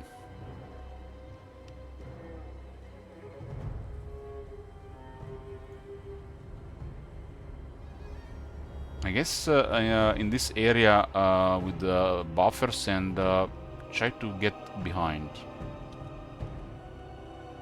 That's not going to go through here, but you can hide units in this area.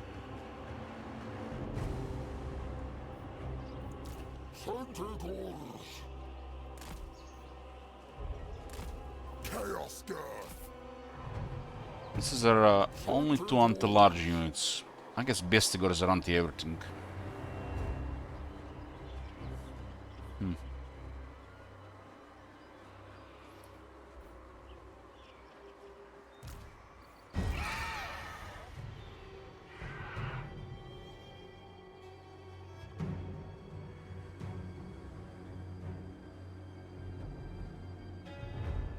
I do definitely have enough to win here, for sure.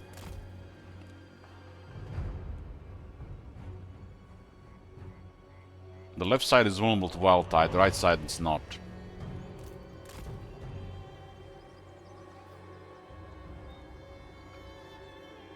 Missile Chariot, Missile Chariot. 2 missile horse archers.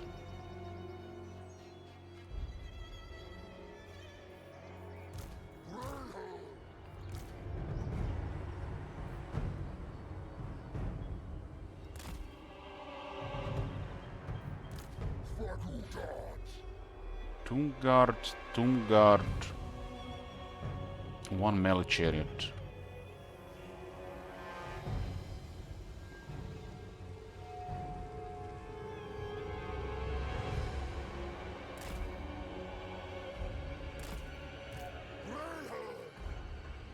Yeah, these units all get wrecked by the chariots.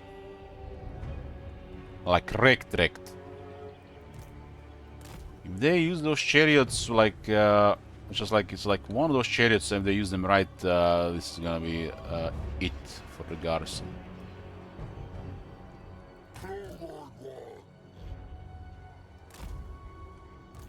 Chaos Death!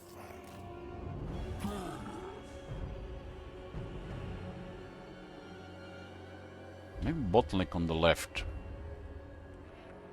Bottleneck on the left.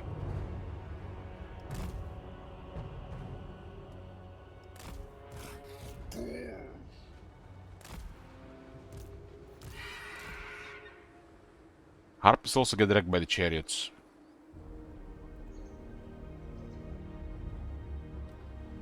This is actually a pretty good army for a second army, right? Pretty good army. Messeter must have a really crap army.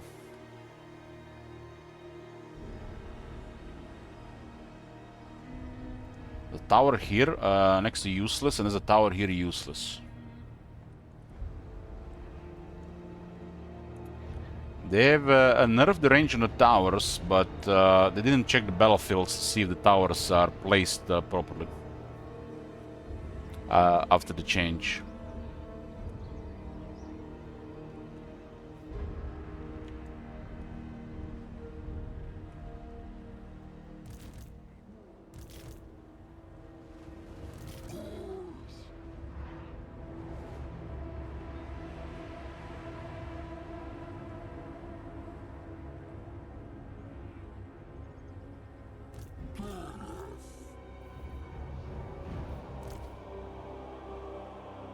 The moment we lose the leadership, their fear is gonna kick in here.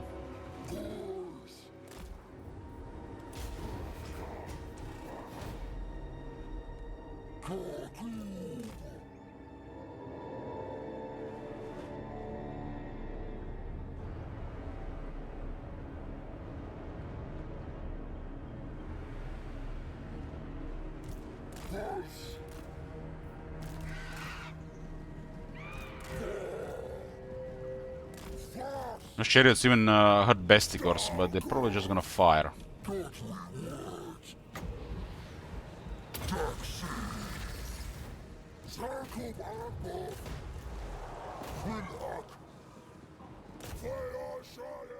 You see the Bestigors taking damage, it's not a charge reflect.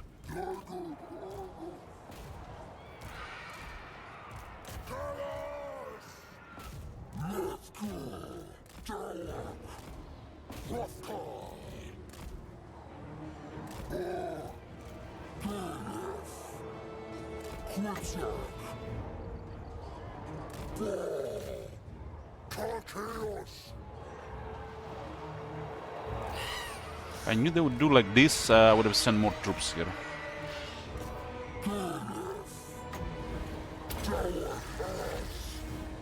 These chariots are wrecking stuff there.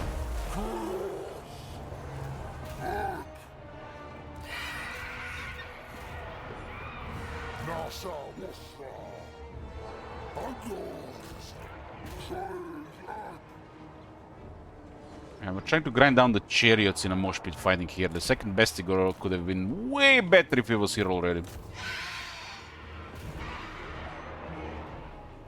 It's still a Bestigor.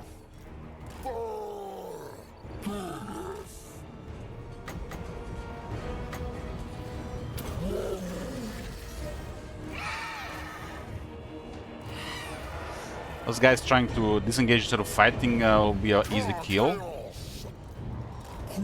This guy's on a horse. We're gonna target the wizard. These guys have some anti-infantry armor. Bestigors are struggling. I'm gonna lose the thing, he's gonna get fear now.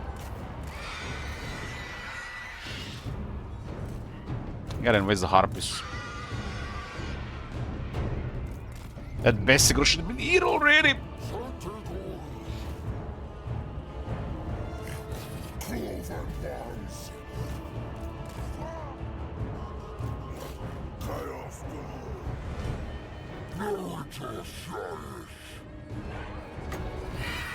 Beating us on the leadership.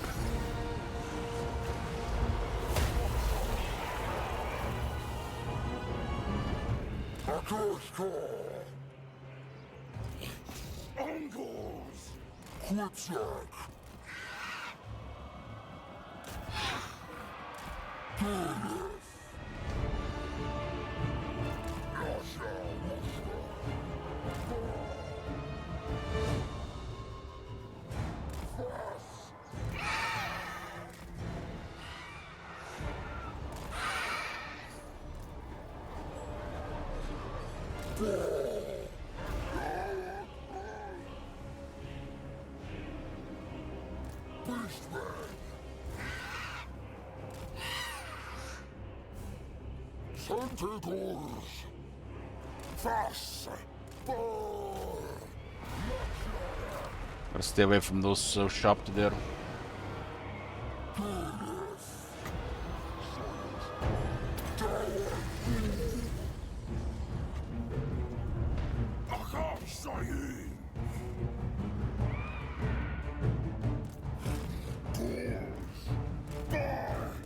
I'm going all in on the right side.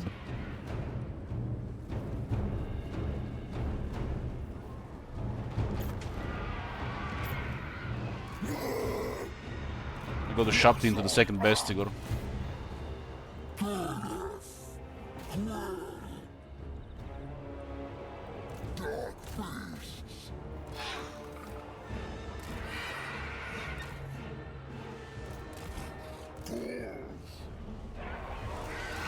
In fact, we have an undead unit flanking us, it's really horrible.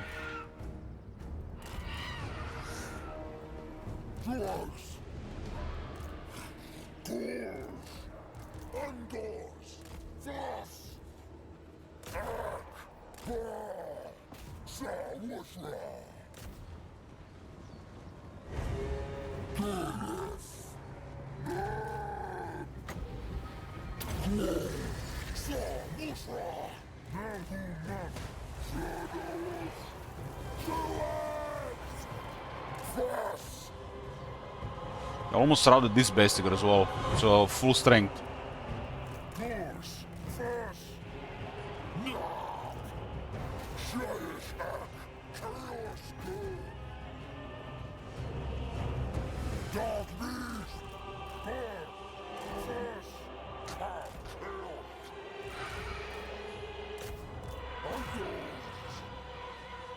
I think they have enough armor on the remaining units to finish this off.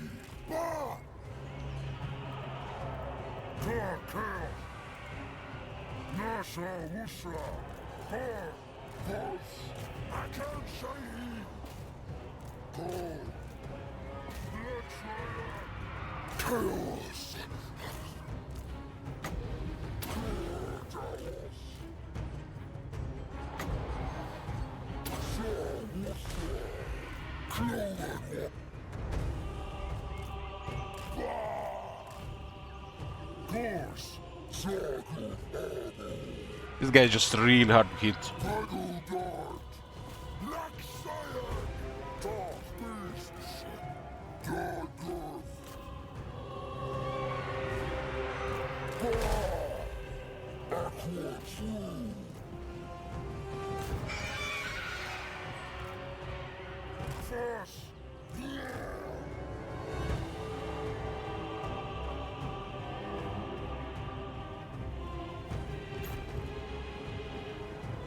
Parkour! Car chaos! Ark! Swoosh! Burn! Burn! First!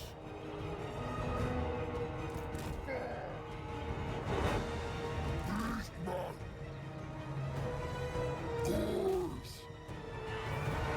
Darkailer! Farguldan! Seishak! Doors! Chaos! Just want one guy on the Tomb King, and the rest get the fuck out of here. Fast! Devolve this guy, devolve him. Undoors! Nagubab! Faguldat! I gotta devolve those Nekaran warriors as well.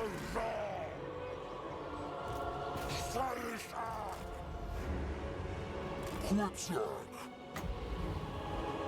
Zagab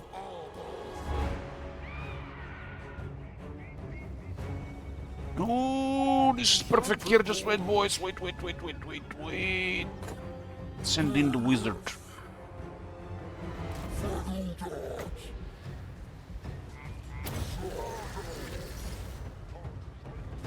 Laksai!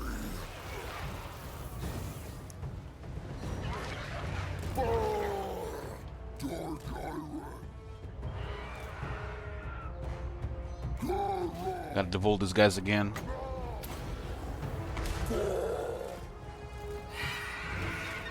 The shattered pussies.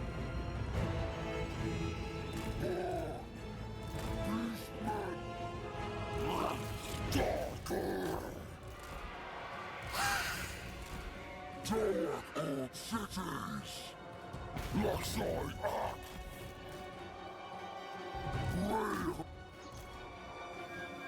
Quipsack!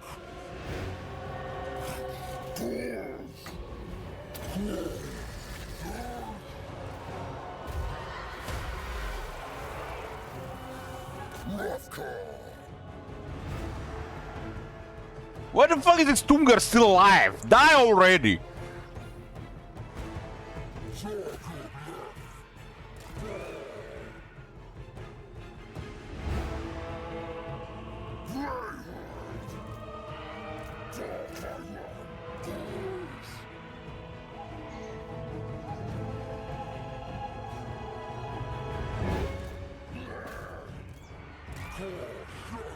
I don't want to use this, but damn, 35 left. I need it for the other group. Don't route, nobody route. Blue circle is coming.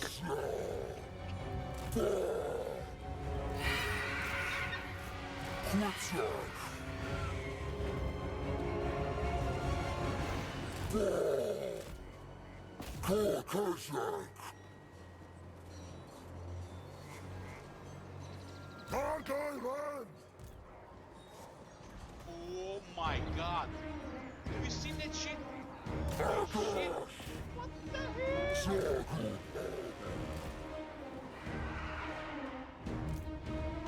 Fast! More! Fast!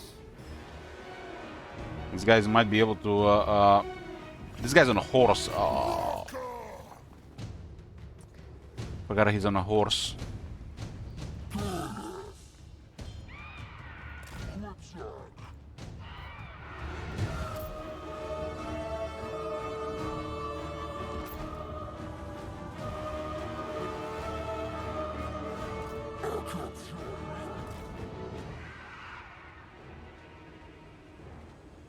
Yoo-hoo!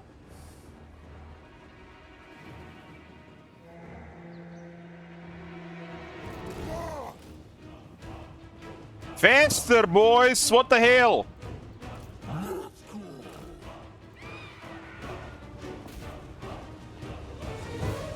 Man, these towers are also blind like Cygors.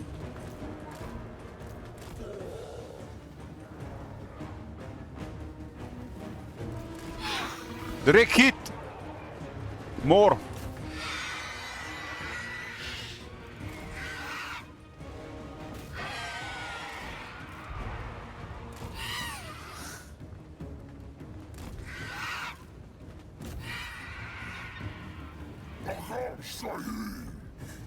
That was the last second here.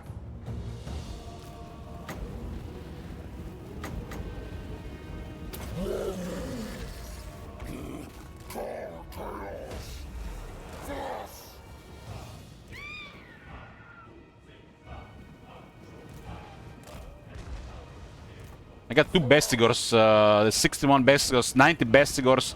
That'll grind enough, enough.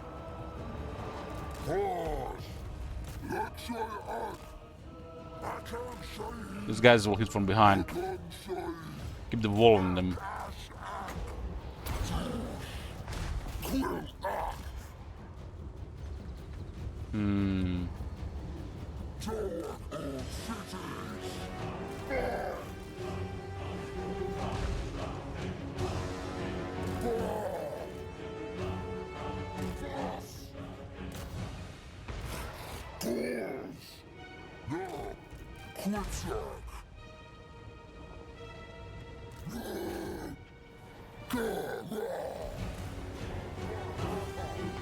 Oh my god. Have you seen that shit? I get murdered in a charge at Tungard.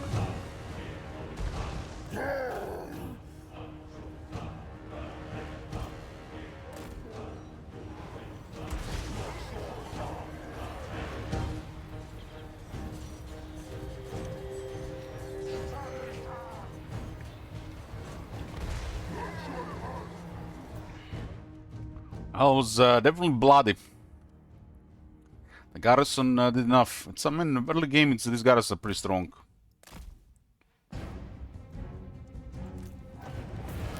Pyrrhic victory.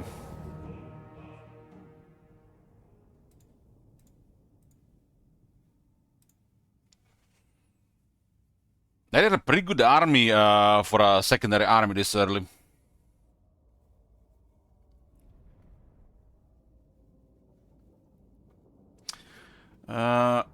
Barney says, nice dwarf campaign. Let's watch the whole thing doing my own dwarf campaign. The tower, not the friendly fire, no. Arrow towers, no. Only the wall towers.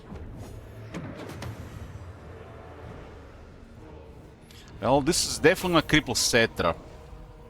And grants me some resources.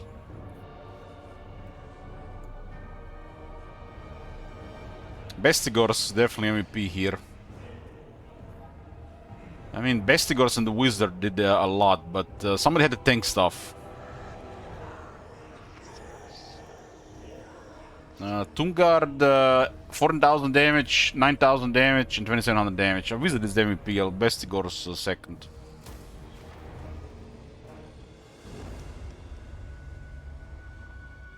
I thought I didn't think the leadership would hold here.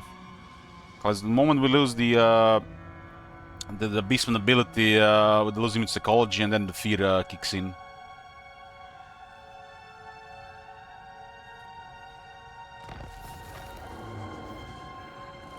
So much about that second Wargora. Got assassinated.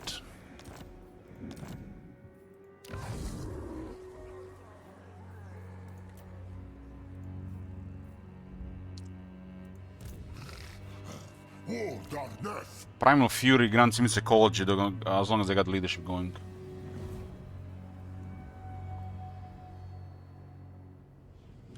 It's not even worth bothering with this guy unless we go for Messenger of the Bray.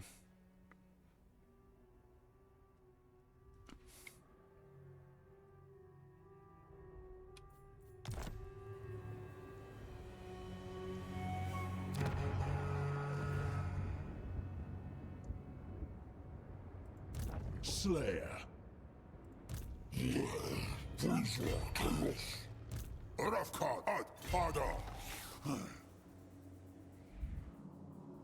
Still have no information with the set race. It does look like he's in Pulse of Despair.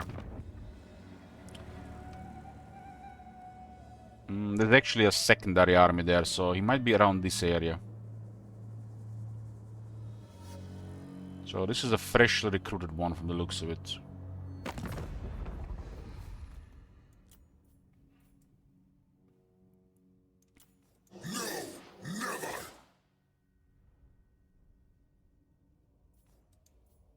What? There's definitely a lot going on in this area. I gotta deal with Torek as well. I Grundy. Torek is starting Scarband. Might as well start the war already. Wrath incarnate. Your skull is spared from a skull throne.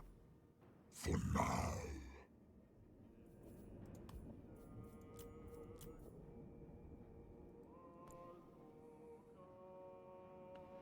This money kinda sucks.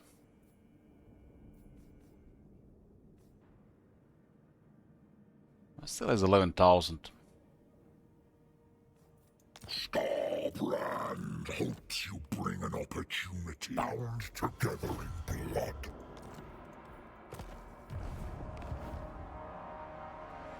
It does have Karakorod. It's big. And what the hell is this?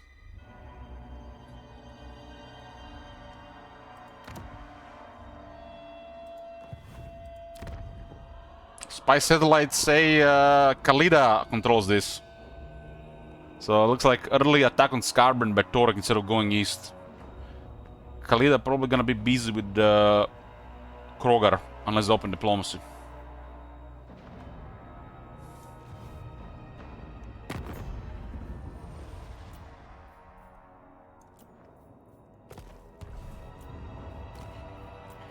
Last defense has been defeated. Damn.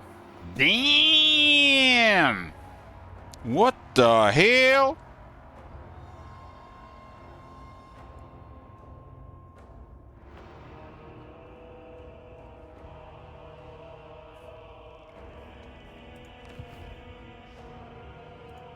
It looks like Torek beelined them. To me, it looks like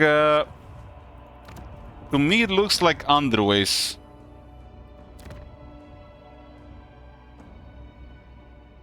So Torek went on Krogar over Khalida.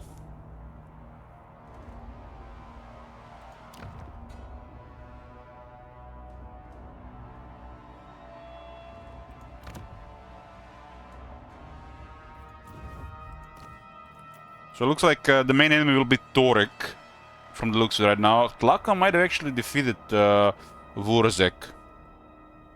Vurzek is would probably been toughest to fight of all these guys.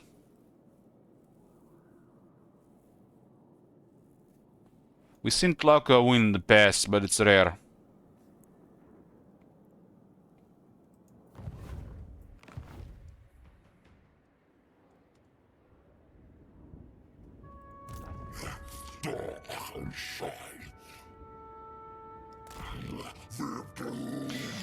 Well, shit.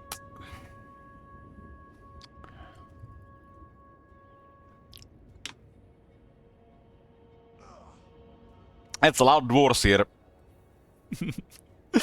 That's a lot of dwarves here. Looks like we just got them on the way back home. So much for a surprise attack.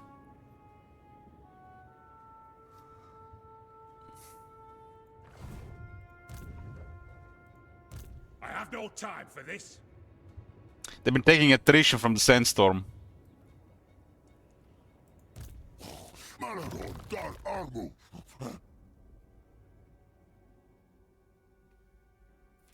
Historic at war with someone with Scarbrand, and now me. You're not worth the fight.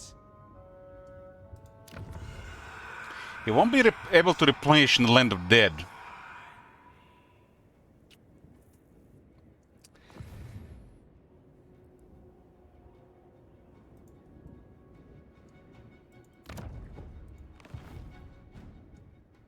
What tribute could you possibly offer, other than abject subservience? We are beastmen, top manager. There's no such things as advanced diplomacy with some of these factions.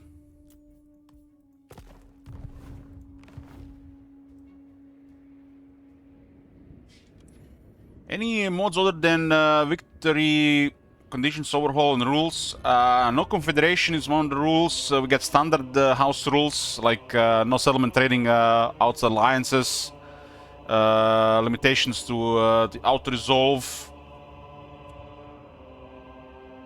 and other couple of things. There's no regiments around either. But the only restriction really here is, other than standard stuff, is no confederations.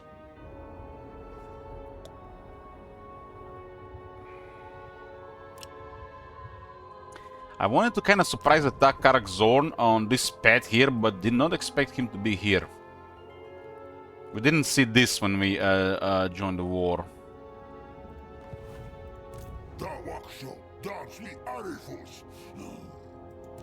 Not likely.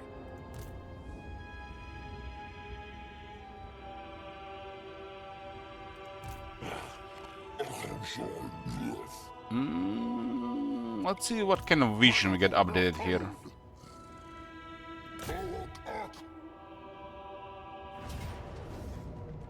I mean, as the beast, we can always disappear. And they are all marching, so there's a potential to ambush. Everything. Torok actually has a strong defeat rate for the beastmen. Especially on I mean, beastmen gonna use a variety of units, and on like average, above average quality units, Torek trade is really good.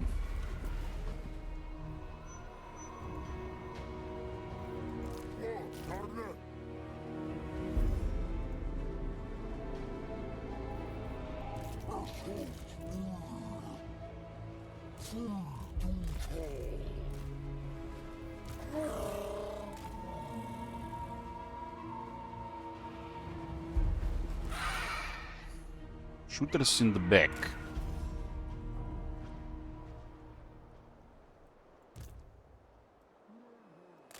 Just go hard.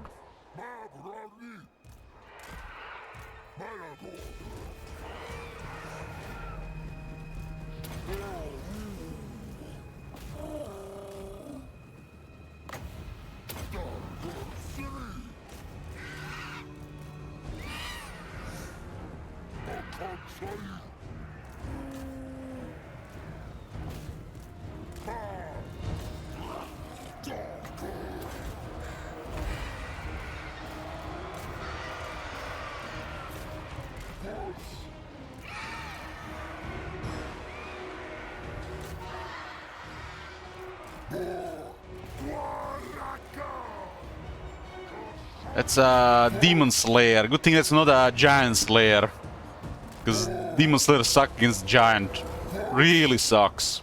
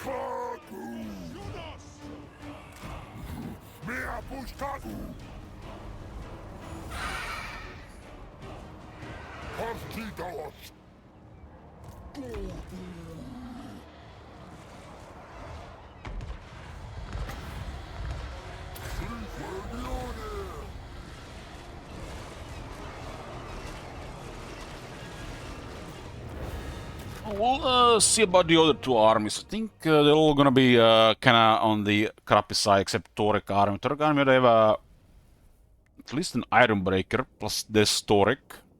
But I got characters to deal with Torek.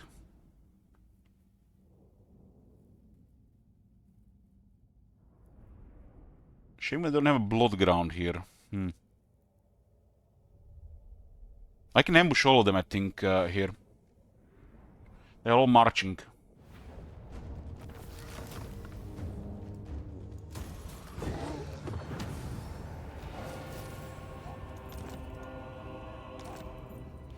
Found a casket of sorcery. And a gambler's armor. And another armor.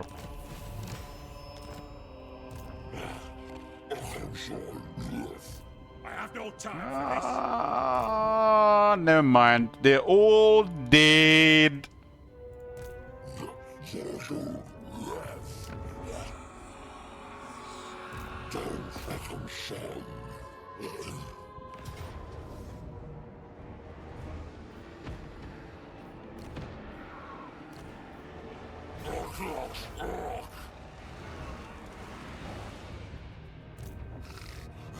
War darkness.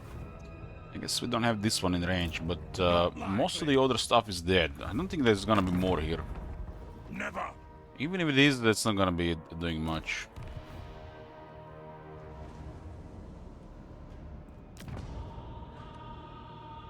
It's everything is on the move.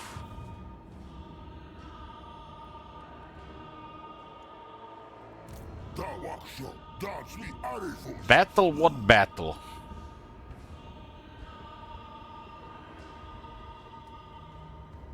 Take attrition here, maybe. Can't take the settlement first to get more devastation. There's other devastation potential here.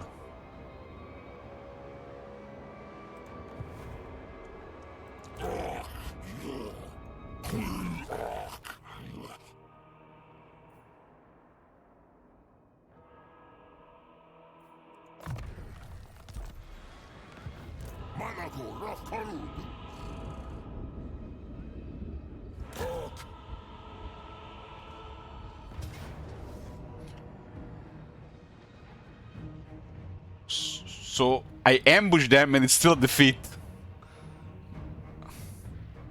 Dwarves. Such a noob-friendly race.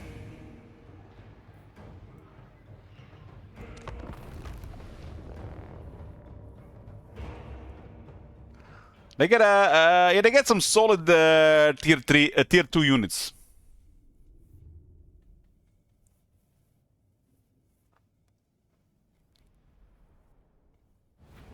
Torque does have some of the most absurd balance of power in the entire game.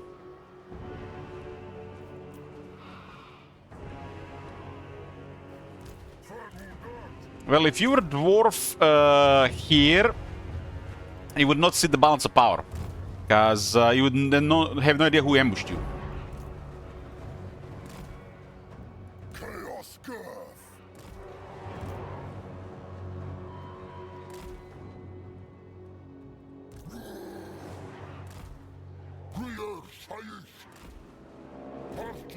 They do get a big penalty for entire minute because the ambush. It's not in the balance of power. It's called the ambushed.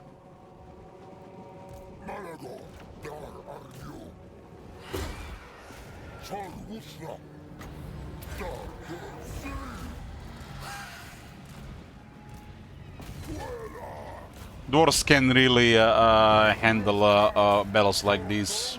They need their battles to go much slower.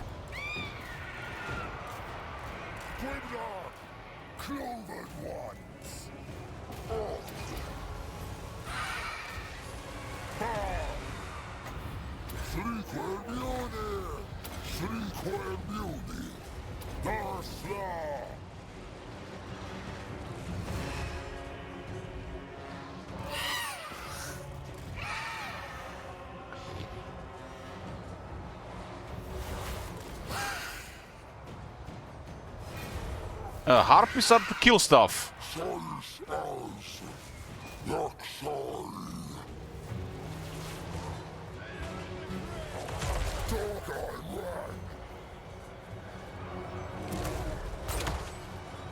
They're flying infantry.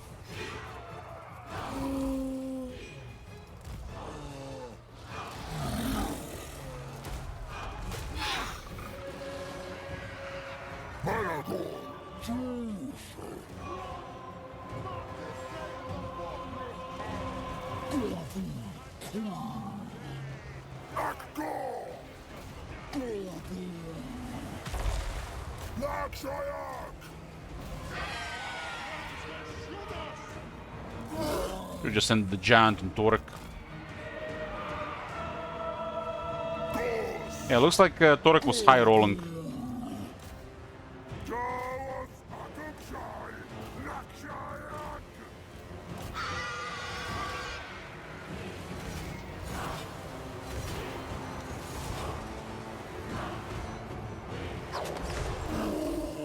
What the fuck are these fireballs and shit and lightning and stuff? These are dwarves, not empire wizards.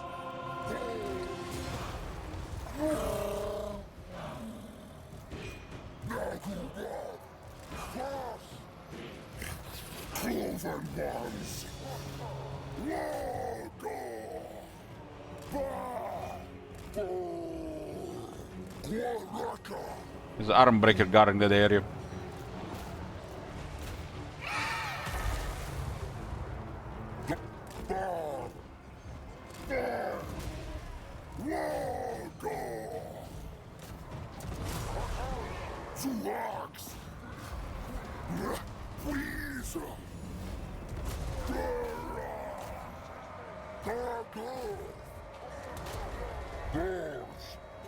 Feel safe. Angars.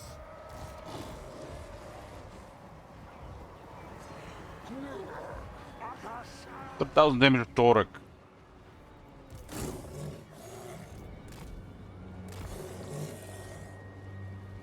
The Iron Breaker rat.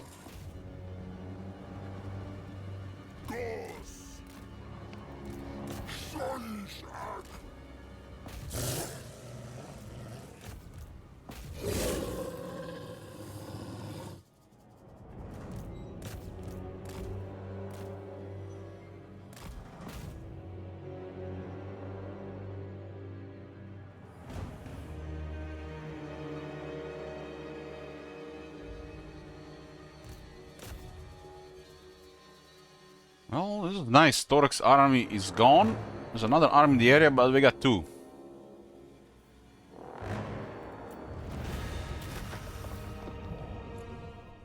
Torek is one of our primary targets for the campaign goal.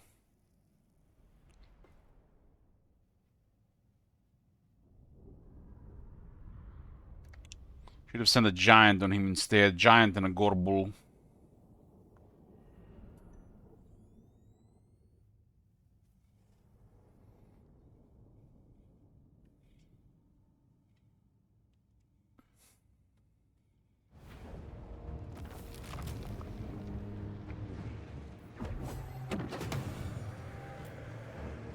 I'm gonna take replenishment here.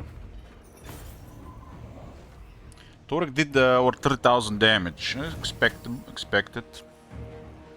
Didn't expect them to make a Gorble like this, but I'm lacking items.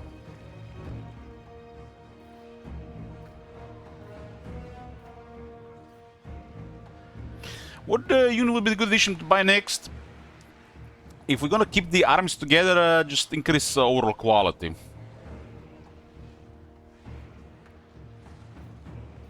And this is preferred to increase, keeps armies together so they don't have any advantage over us. So just drop Ungors and Warhounds for whatever, and those two armies won't be able to be defeated.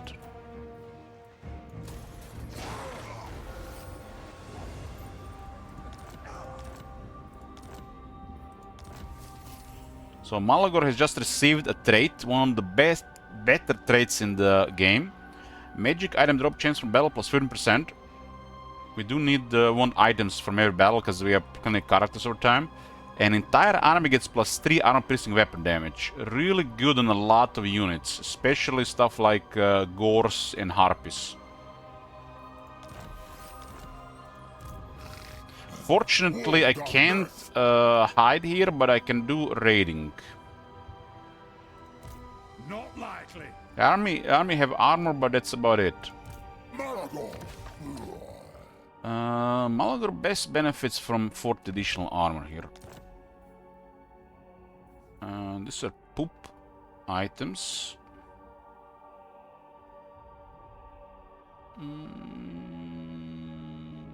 Yep. Chalice of Chaos, huh?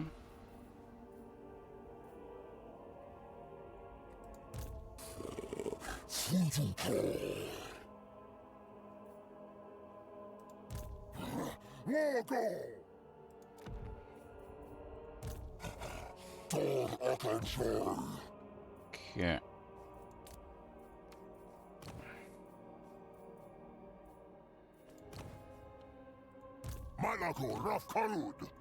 Still don't have great iron conduit. Well, we went for mantle of crows last time. This is nice, so things die faster, especially in a duel. Make it cheaper and lower cooldown is the way.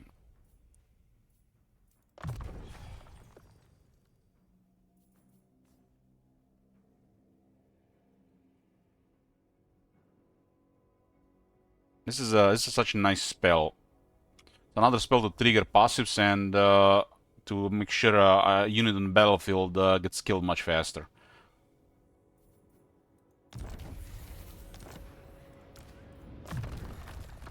Main reason to get higher level is to lower the cooldown.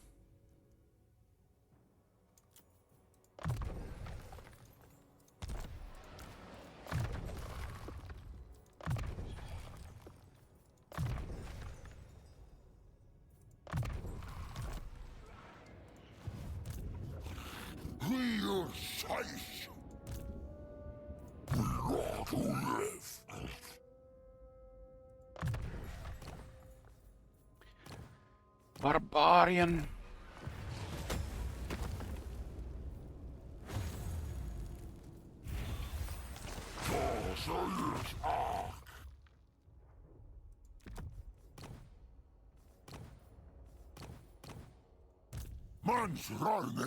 Okay, we'll get access to even more units now. I mean, as you unlock any buildings, you get the basic capacity, so you're gonna increase the quality. When it comes to stuff like this, really depends what's on discount. So I only so far I unlocked the extra gores because they were on discount. I unlocked 4 at the price of 2. And beyond that, extra dread, you know, whatever really you want. But the beastmen work fine with a variety of units, really. You don't have to prioritize any single one unit.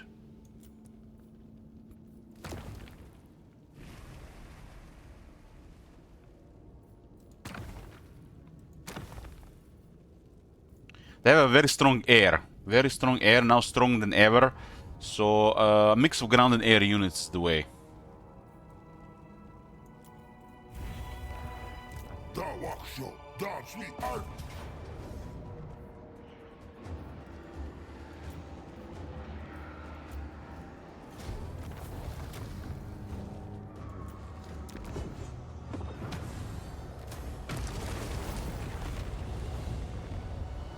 Okay, we got our second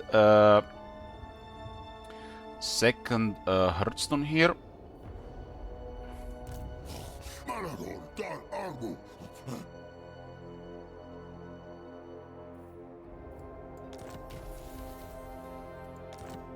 I'm gonna raid here, get more power as well. Unless they have another army here, we don't have to worry about here. And this army can't really do much against Malagor. We don't have the item yet to trivialize the dwarves, but still. I mean, I could get it, but it's kind of costly. These are good items.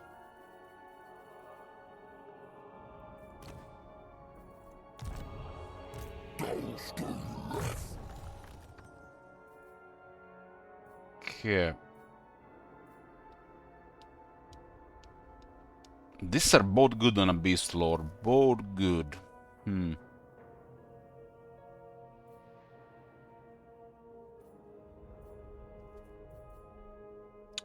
Both good on a Beast Lord. Razgur Chair is kind of vulnerable to missiles. It gets 20 missile resist here. I think damage-wise, the damage is already gonna be extreme here.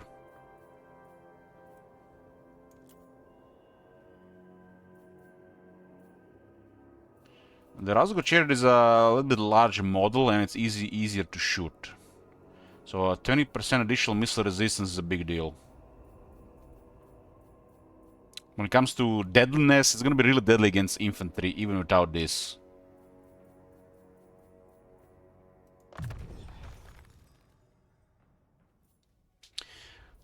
This thing can go poof against range if you don't have these two skills.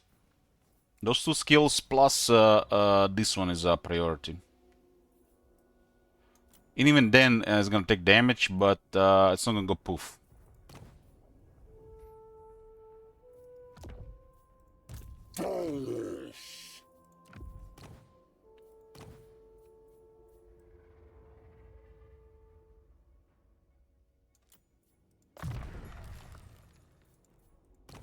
Don't have any talismans to reduce damage. Okay, we got the plague in this area. We get plague in this area. Yes. Plague in this area and vision.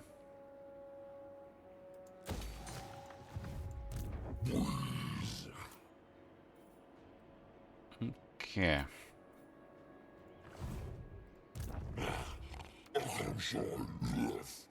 We got this to tier 3. Dwarves paid for it.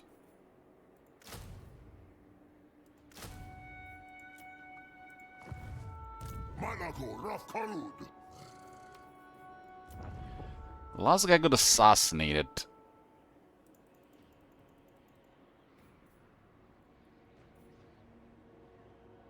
I'm gonna go with the tough this time.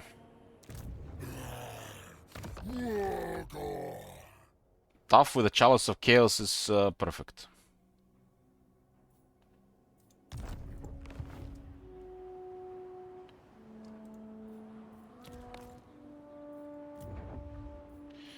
We don't have the economy to upgrade these things. These things are very expensive to upgrade. Until you can afford like tier 4 hordes, this is not worth upgrading. It's better to prioritize 2 hordes on tier 3 to tier 4 before upgrading those secondary buildings.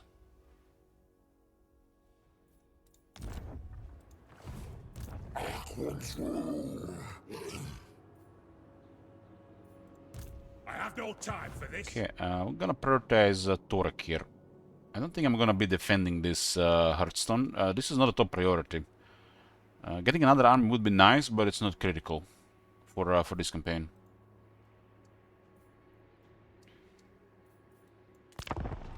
Get more fun with Malaga and in the second army instead of having another one.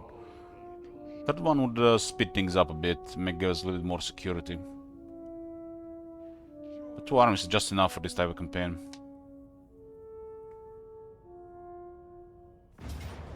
They're trying to flee. Where are you going, dwarves?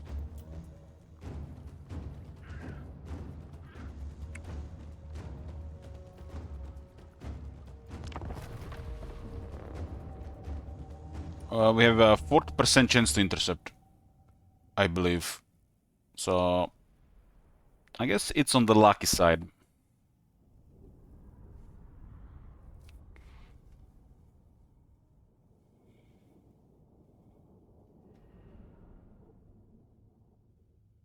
I do give it a, I got a giant, got a pestigor, got a chariot. And we do have a replenishment available. They are a very slow army.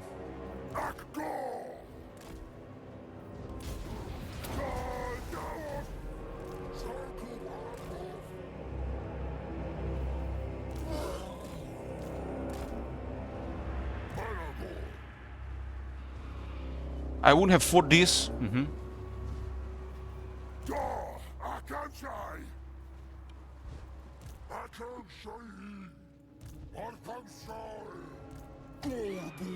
I hope it's not the mentality of fear of losing units, cause what?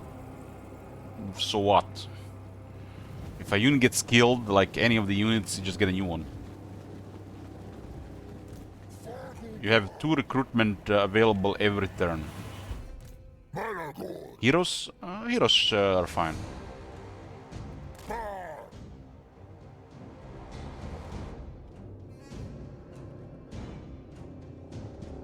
Quimdog! Beastmen have easy way to recover armies on the move. Even without the Regent's Renown.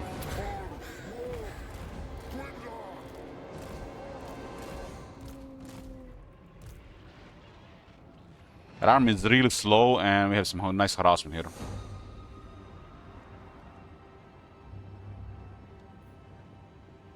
Keep in mind this is Malagor, our entire army has additional 20 missile resistance.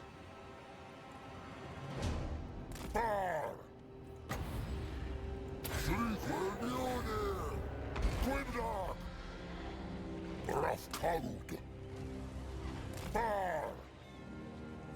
Quimdog!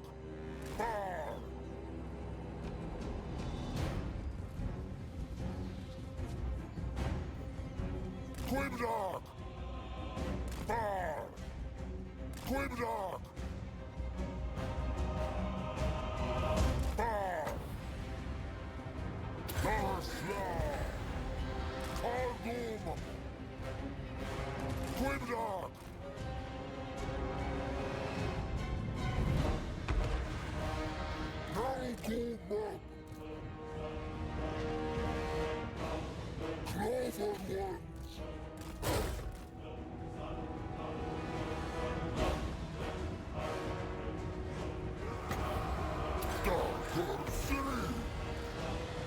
Dead stop.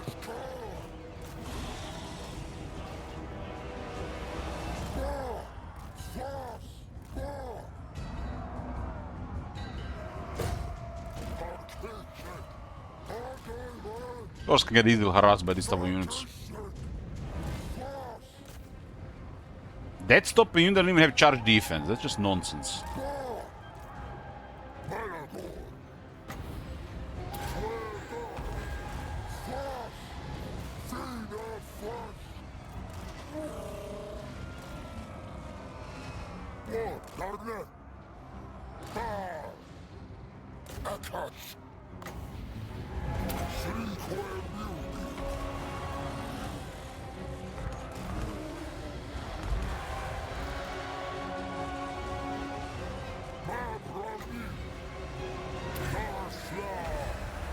Lucky I don't have all the Trickster Shard, otherwise I'd trivialize their spell resistance.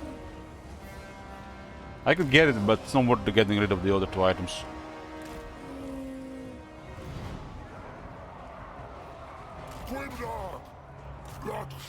Remember, Malagor does massive damage to infantry.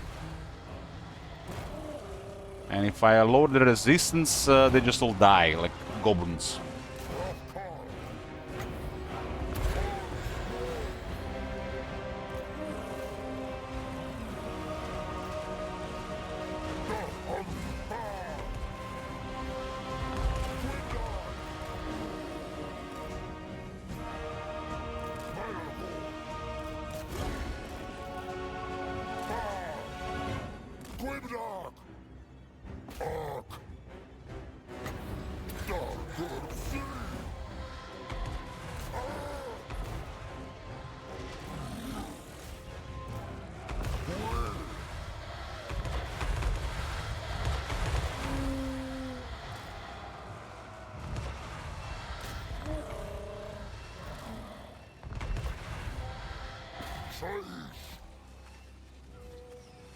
Aish!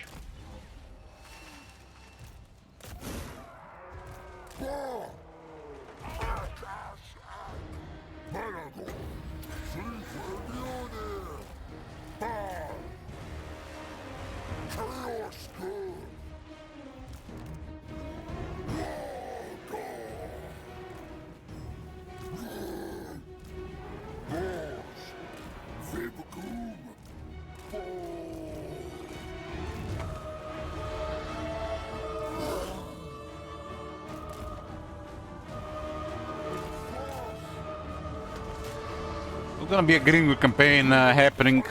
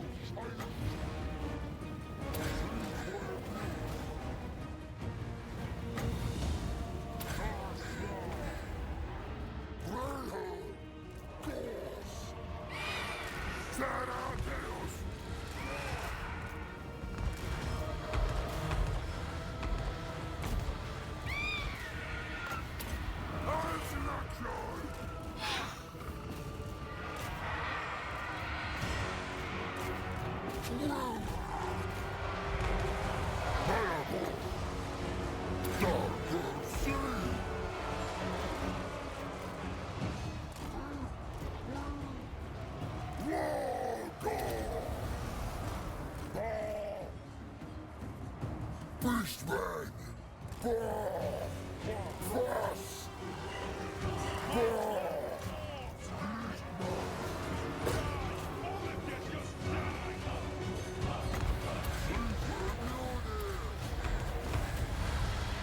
Undoors! Lakshaya! Who is Rakeos?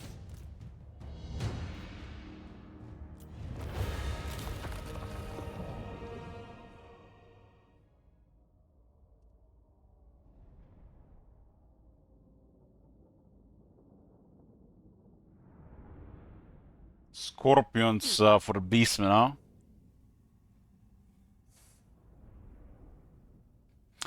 Yes, when you unlock the building, you get access to one of each. The further ones are kind of pricey unless there is an event for them.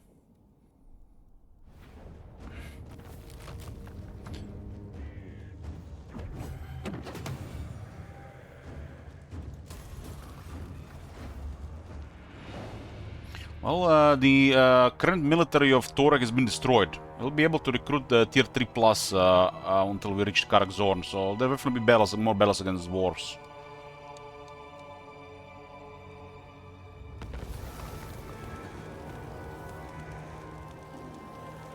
And this battle was good because we also got 2 extra devastation.